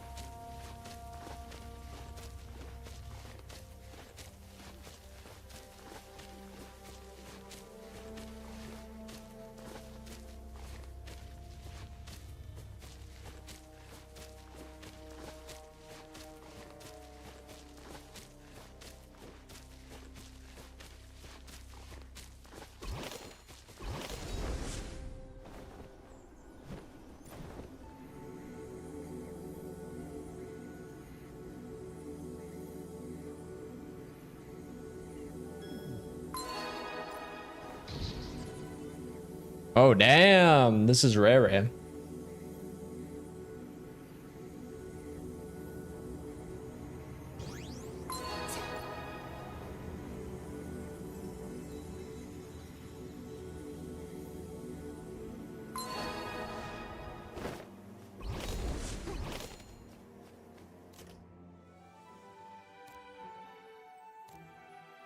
Okay, do we do not this tile or jump?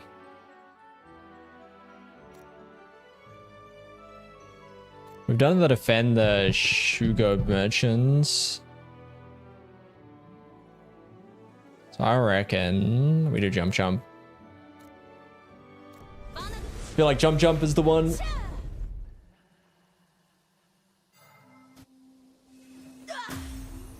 God.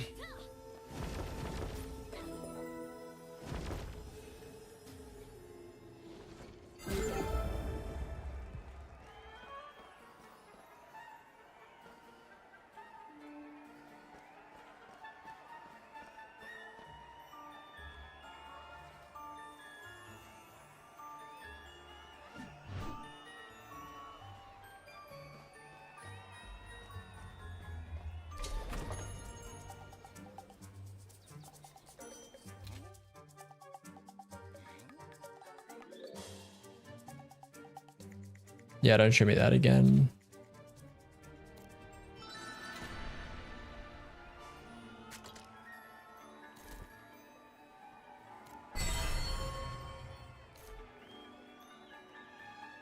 Baruda souls. Okay, that's not bad.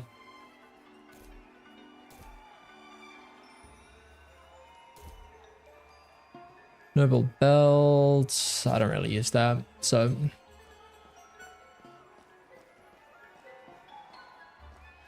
Oh, it's 4v4. Okay. Our aim is top 2. Top 2 is our aim.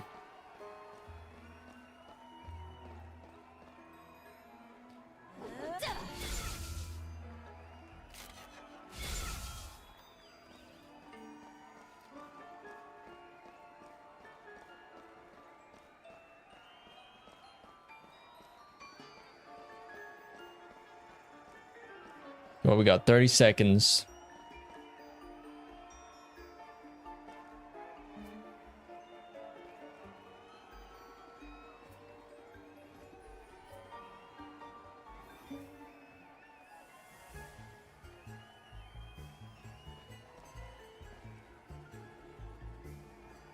Oh my god, she's got the one that like carries you in the basket.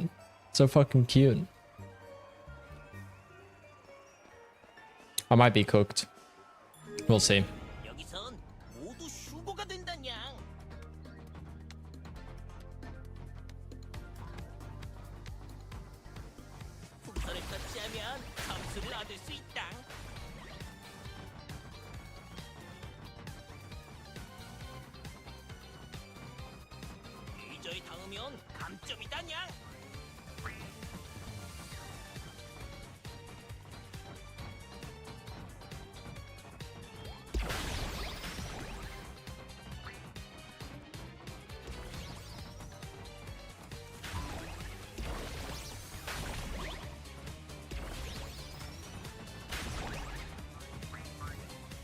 Hell yeah, baby, let's go. Yeah, I'm in last place, but it's okay. We'll come back. We'll make a comeback.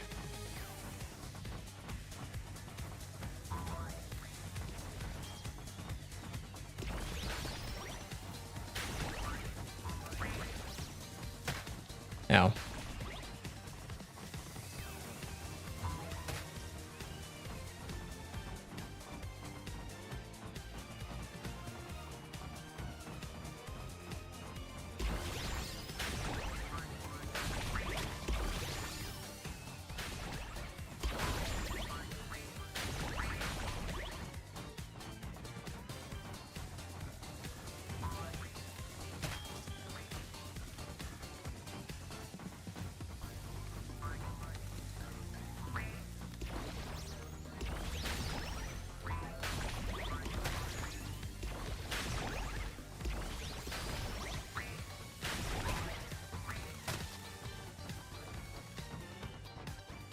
I'm in third now, making comeback. Just gotta stay away from them so they don't fuck me up.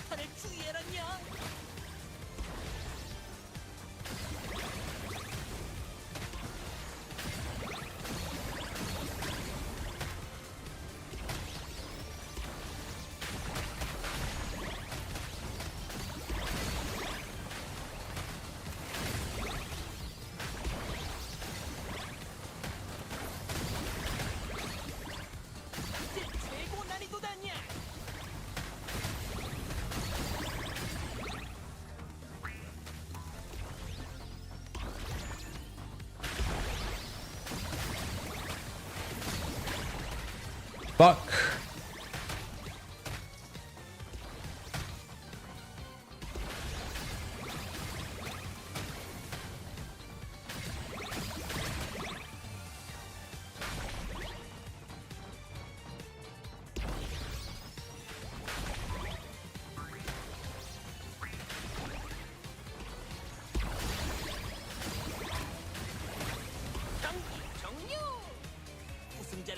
Where'd I go? Fourth. Ah, fucking lost, bro. Suck. Well, rip. I go mid. Oh, fuck, dude. Oof, wasn't even good either. I was gonna grab that one and doubted myself. Unlucky.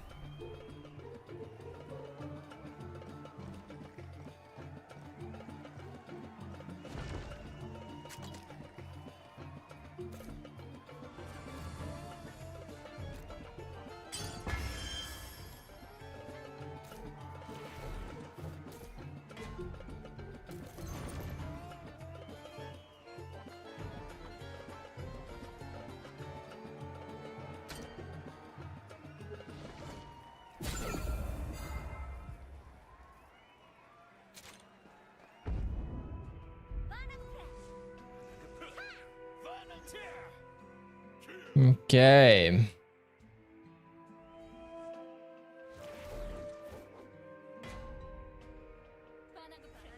Kinda wanna do this dungeon actually. I reckon I can. Fuck it, let's go.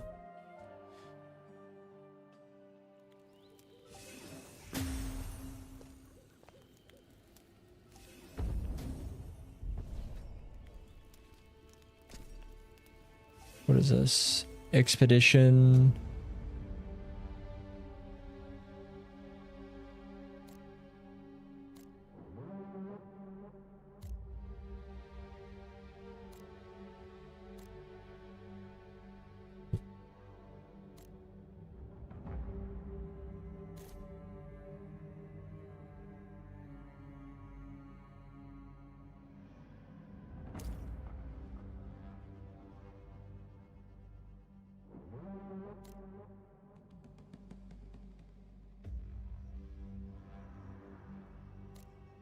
Damn.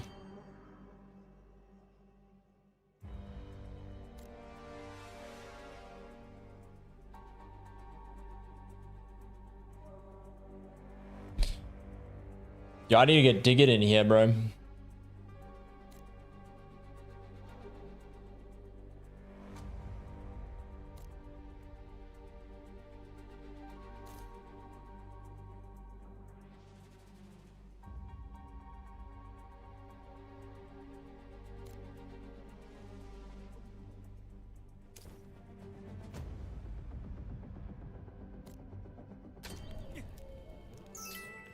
Whatever, bro. Imagine being a level 20 dungeon, bro, and people are like, oh, we can't go. Don't have the optimal fucking group. Eat my ass, yeah.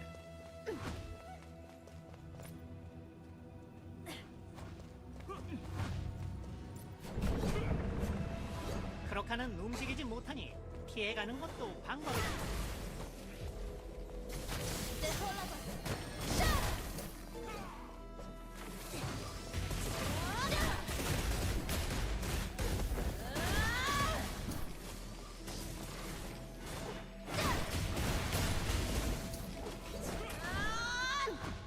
Yeah, bro, we are chilling. 끝까지 쫓아온다고.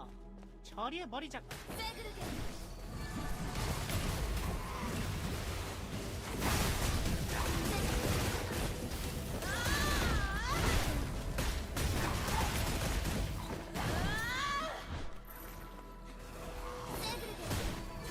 왼쪽과 오른쪽 어느 길로 가도 괜찮다고.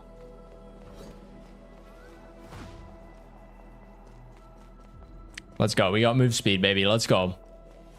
티벨리스크가 있다고. 가긴 하라고.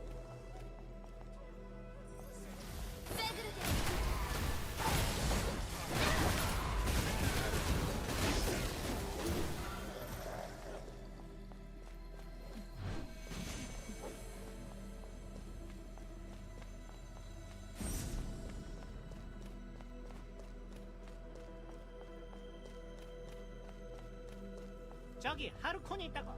해치우라고.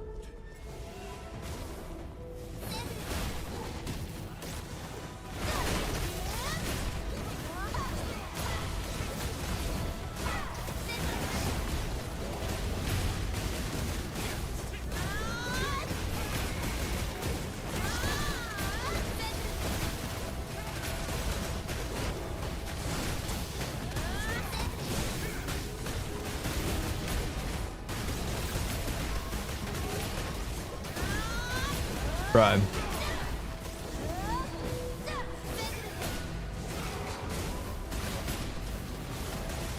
Let me heal them up.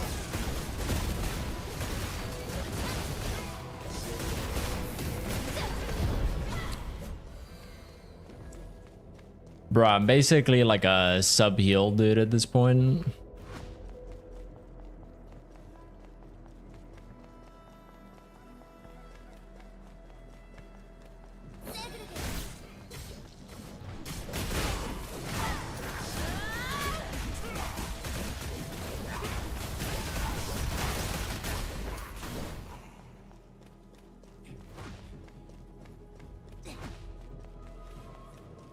바닥의 함정은 잘 피해가라고.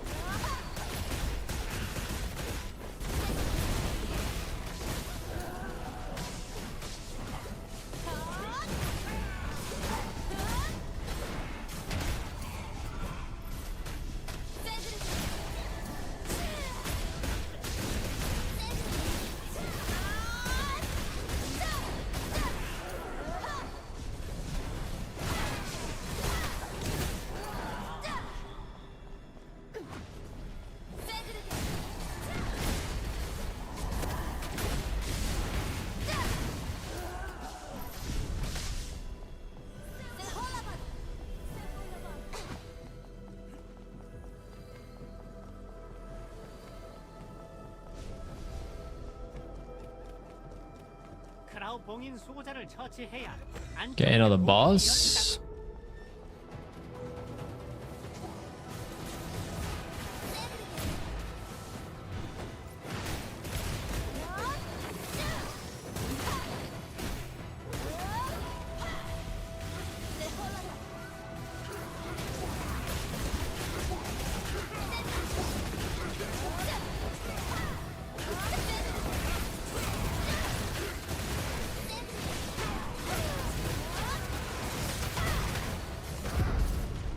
So much for that being a floor guardian.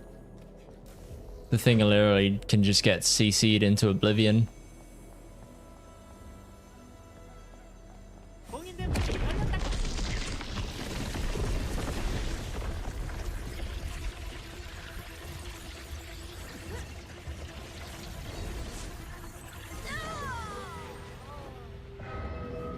Bro, what?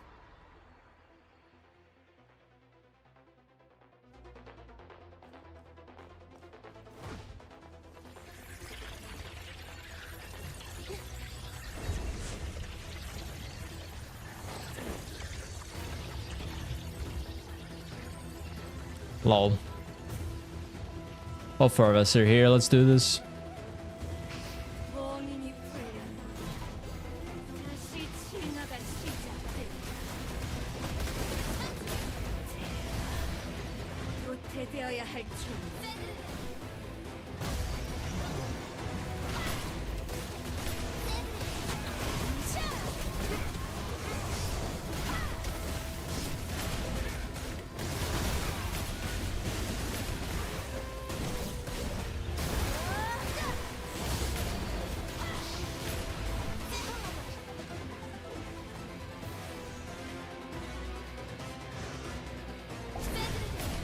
Should heal her. Yeah, we're good.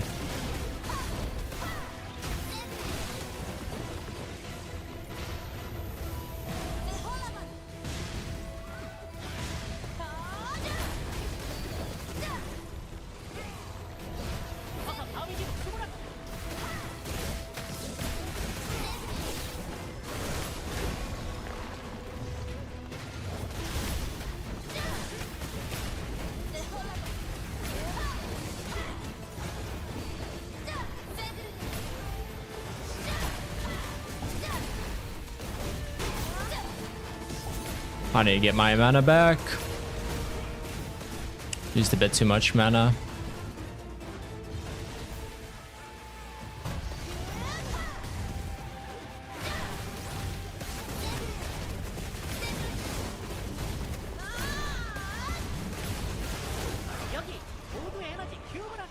Damn, that was quick and easy, bruh. Oh, there's one more boss we could have gotten.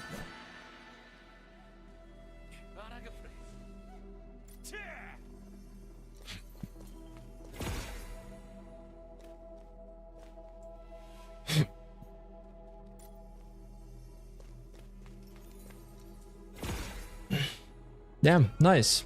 That was pretty good. For first dungeon attempt, that was pretty good.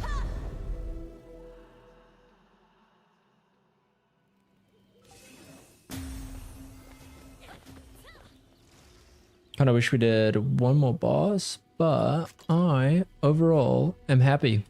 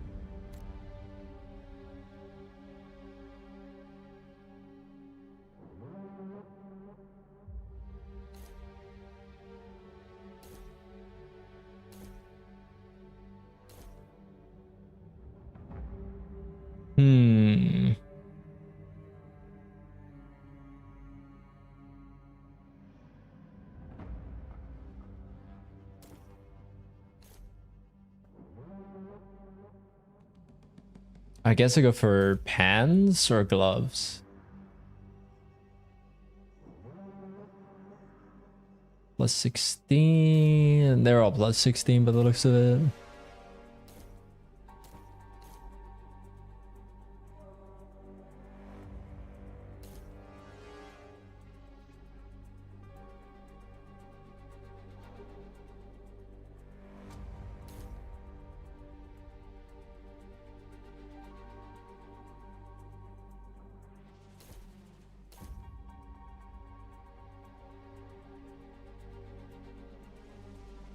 Yeah, I think that has the most impact.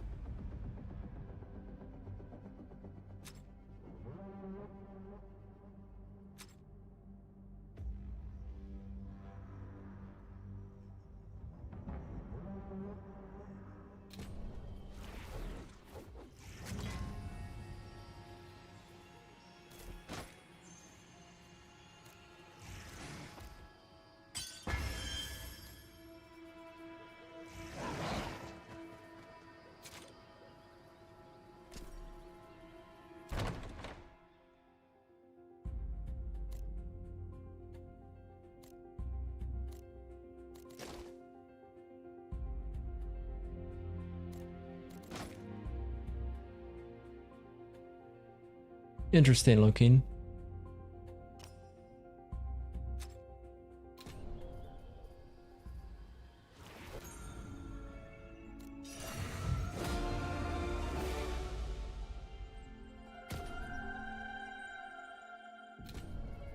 Got a new title.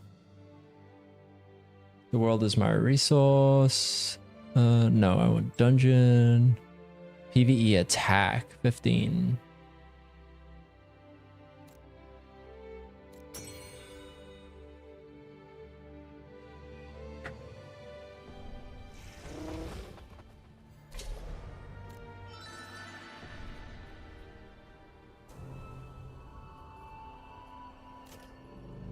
Could go again.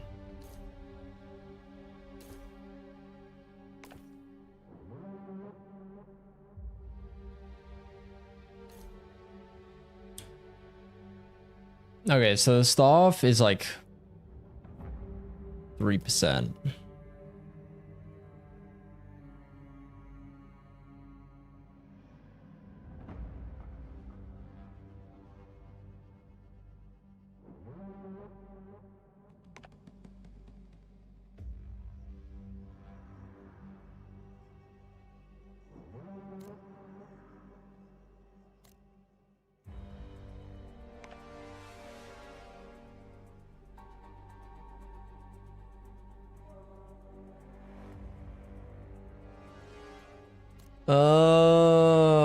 And now I see.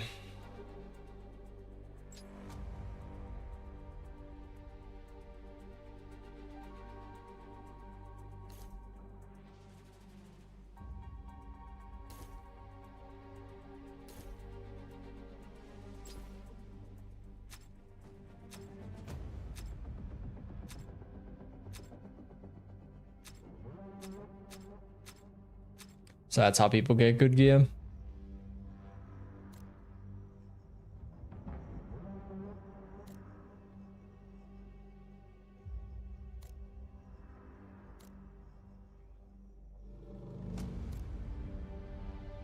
It's level 20.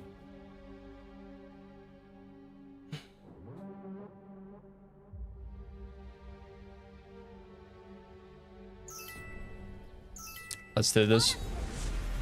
Another quick dungeon, and then we're out.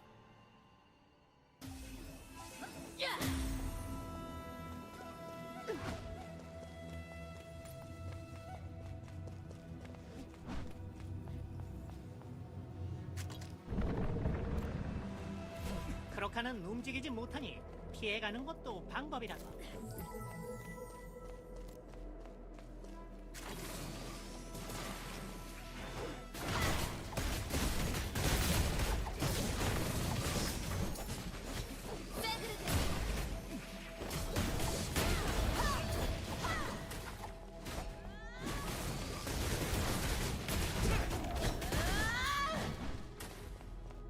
실험차한테 들키면 끝까지 쫓아온다고. 처리해버리자.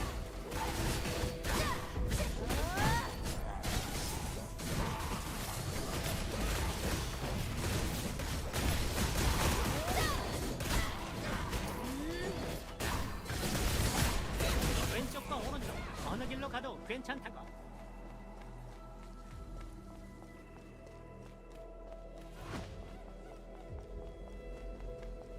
You gotta go both ways. 티벨리스크가 있다고. 가긴 하라고.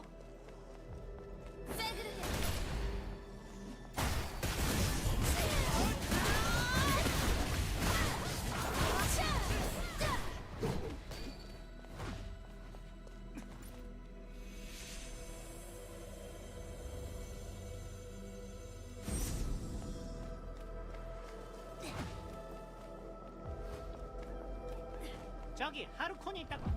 해치우라고.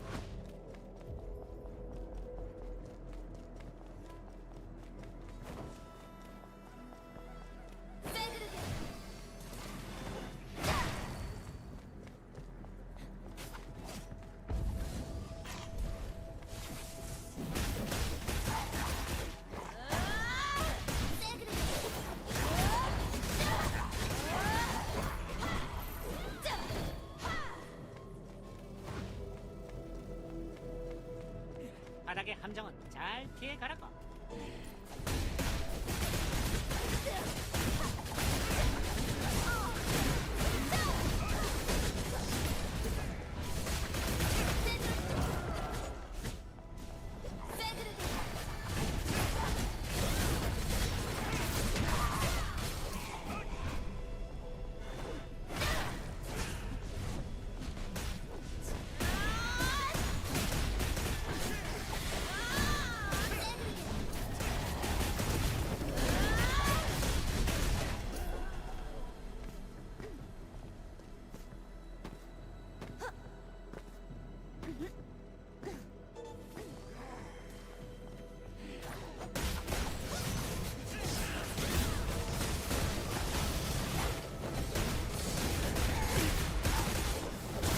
Don't you miss one boss? Am I dumb?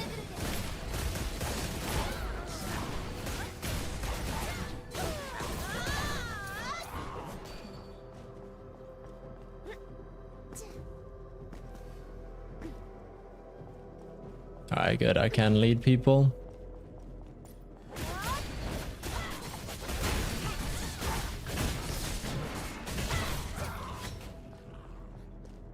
Then with the big bonk.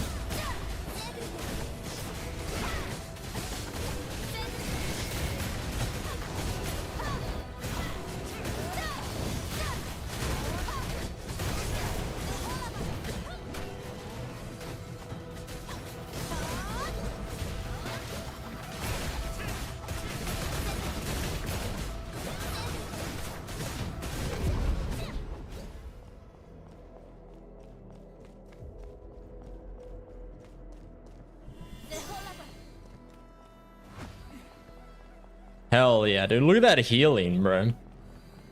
That healing is insane. It's actually goated.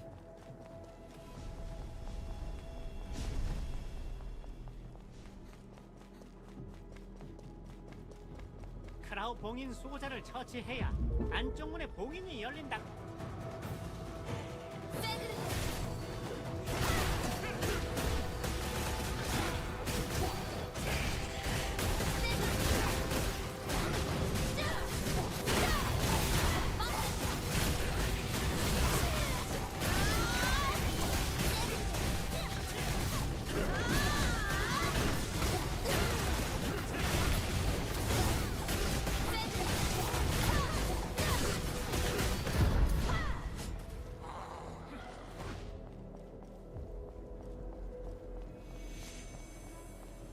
Okay.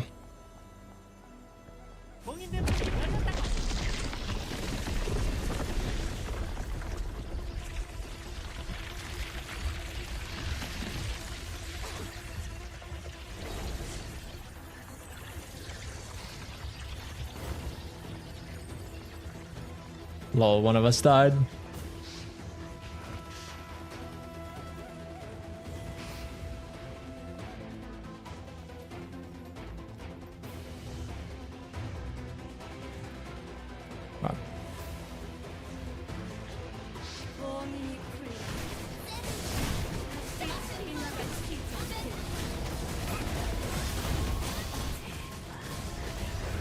되어야 할 줄.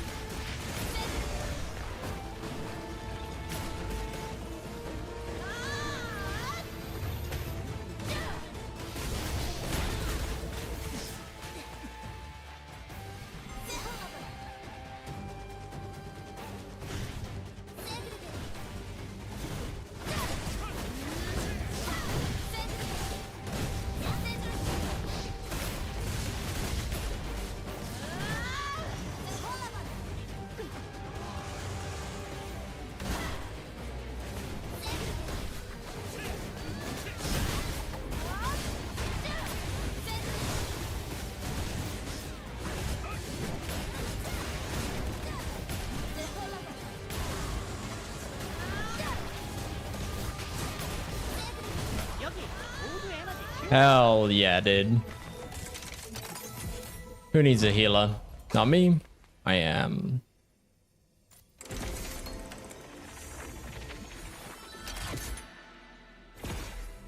Nice. Got the god and the boots, dude. I will take those. Later. Bro, that was some good shit.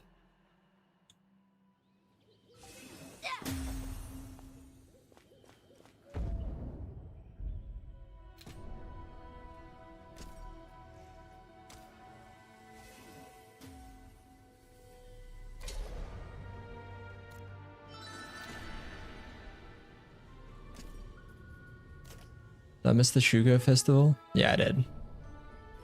Rip.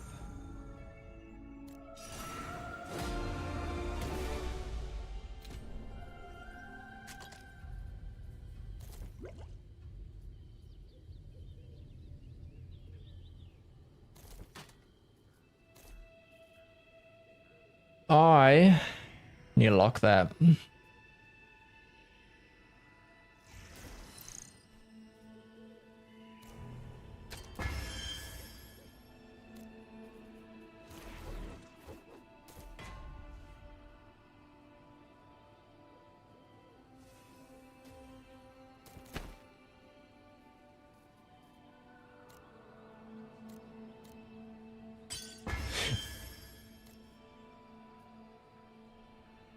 Okay.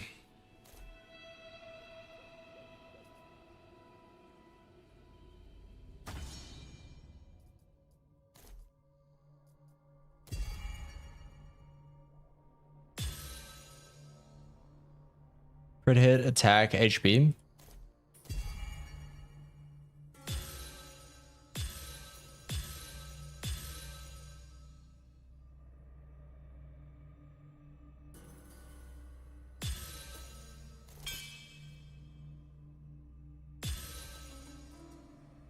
I'll take it.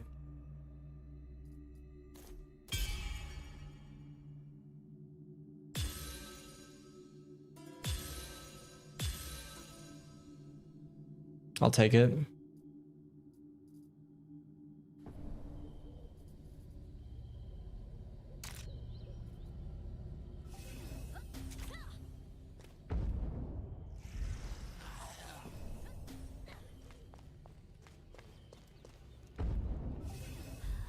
Okay. I reckon we quickly go deposit some stuff and then do our crafting, head off for the night. Quickly do that. Oof. And I will check you guys tomorrow. We'll probably do some more pug raids and stuff tomorrow.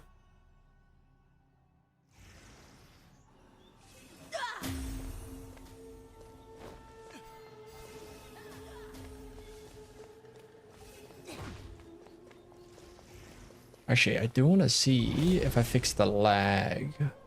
Too many people? I think I did. Seems like it's no longer overloading, so I think so.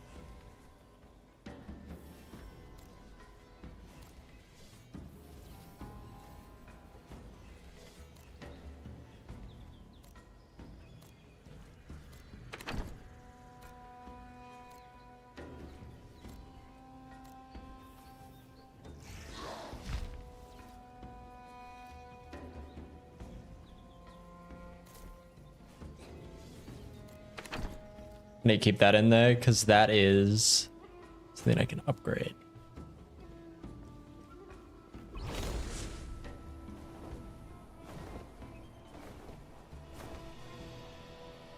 Yeah, it's fixed.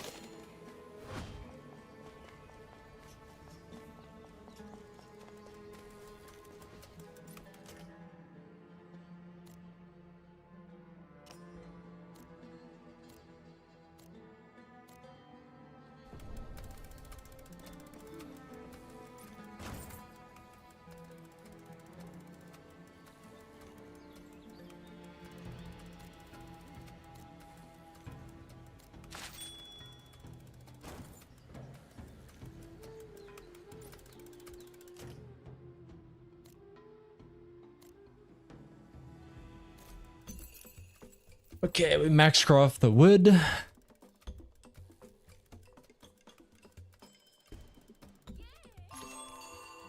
Yeah, I must be honest, this part is kind of...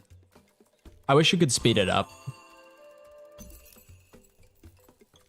But I guess it would be like unimpactful, right? You're meant to be like, oh, insane. So close, you know? Oof. And then you get that.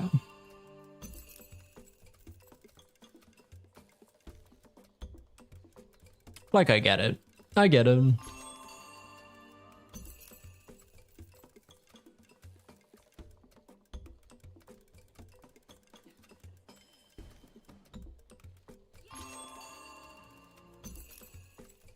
then you get like the double rewards sometimes. Like there's usually like a small chance to get it.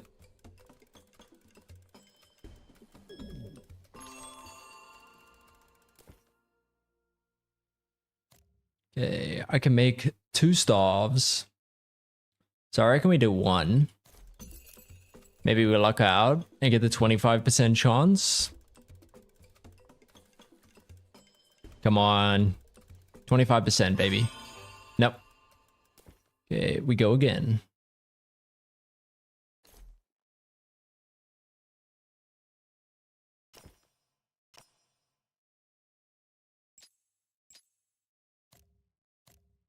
Oh, I'm actually out of materials.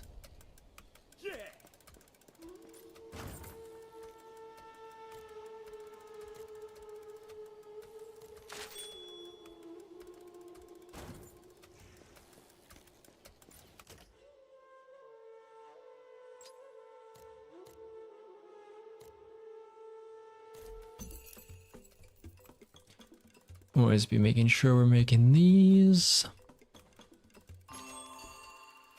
And then our main aim is just make staves and stuff because it gives 5% damage.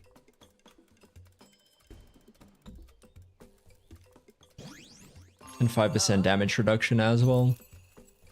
For like all PvE stuff, which is pretty good.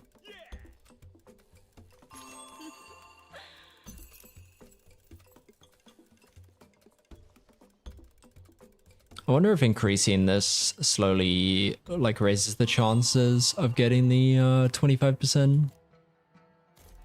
Like the upgraded version of some of the items.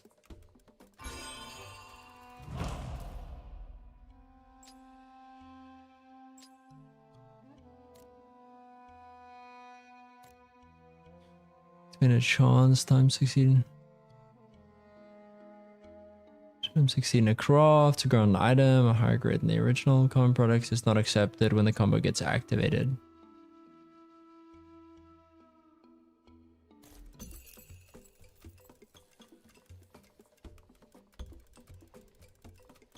Come on, 25%. Let's do it. Nah, nope. Didn't get it. Unlucky.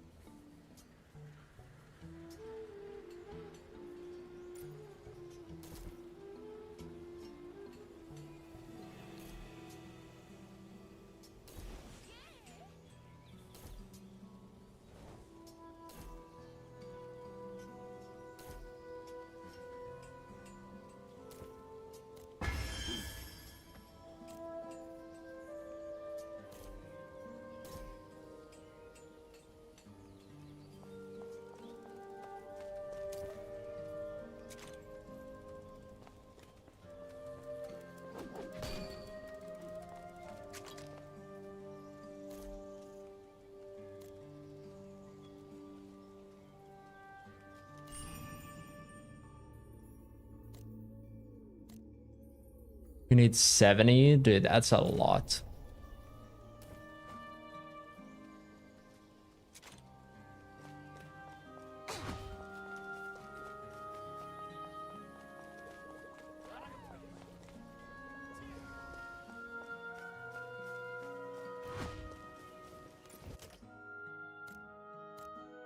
Yeah, I've not been getting much strong leather.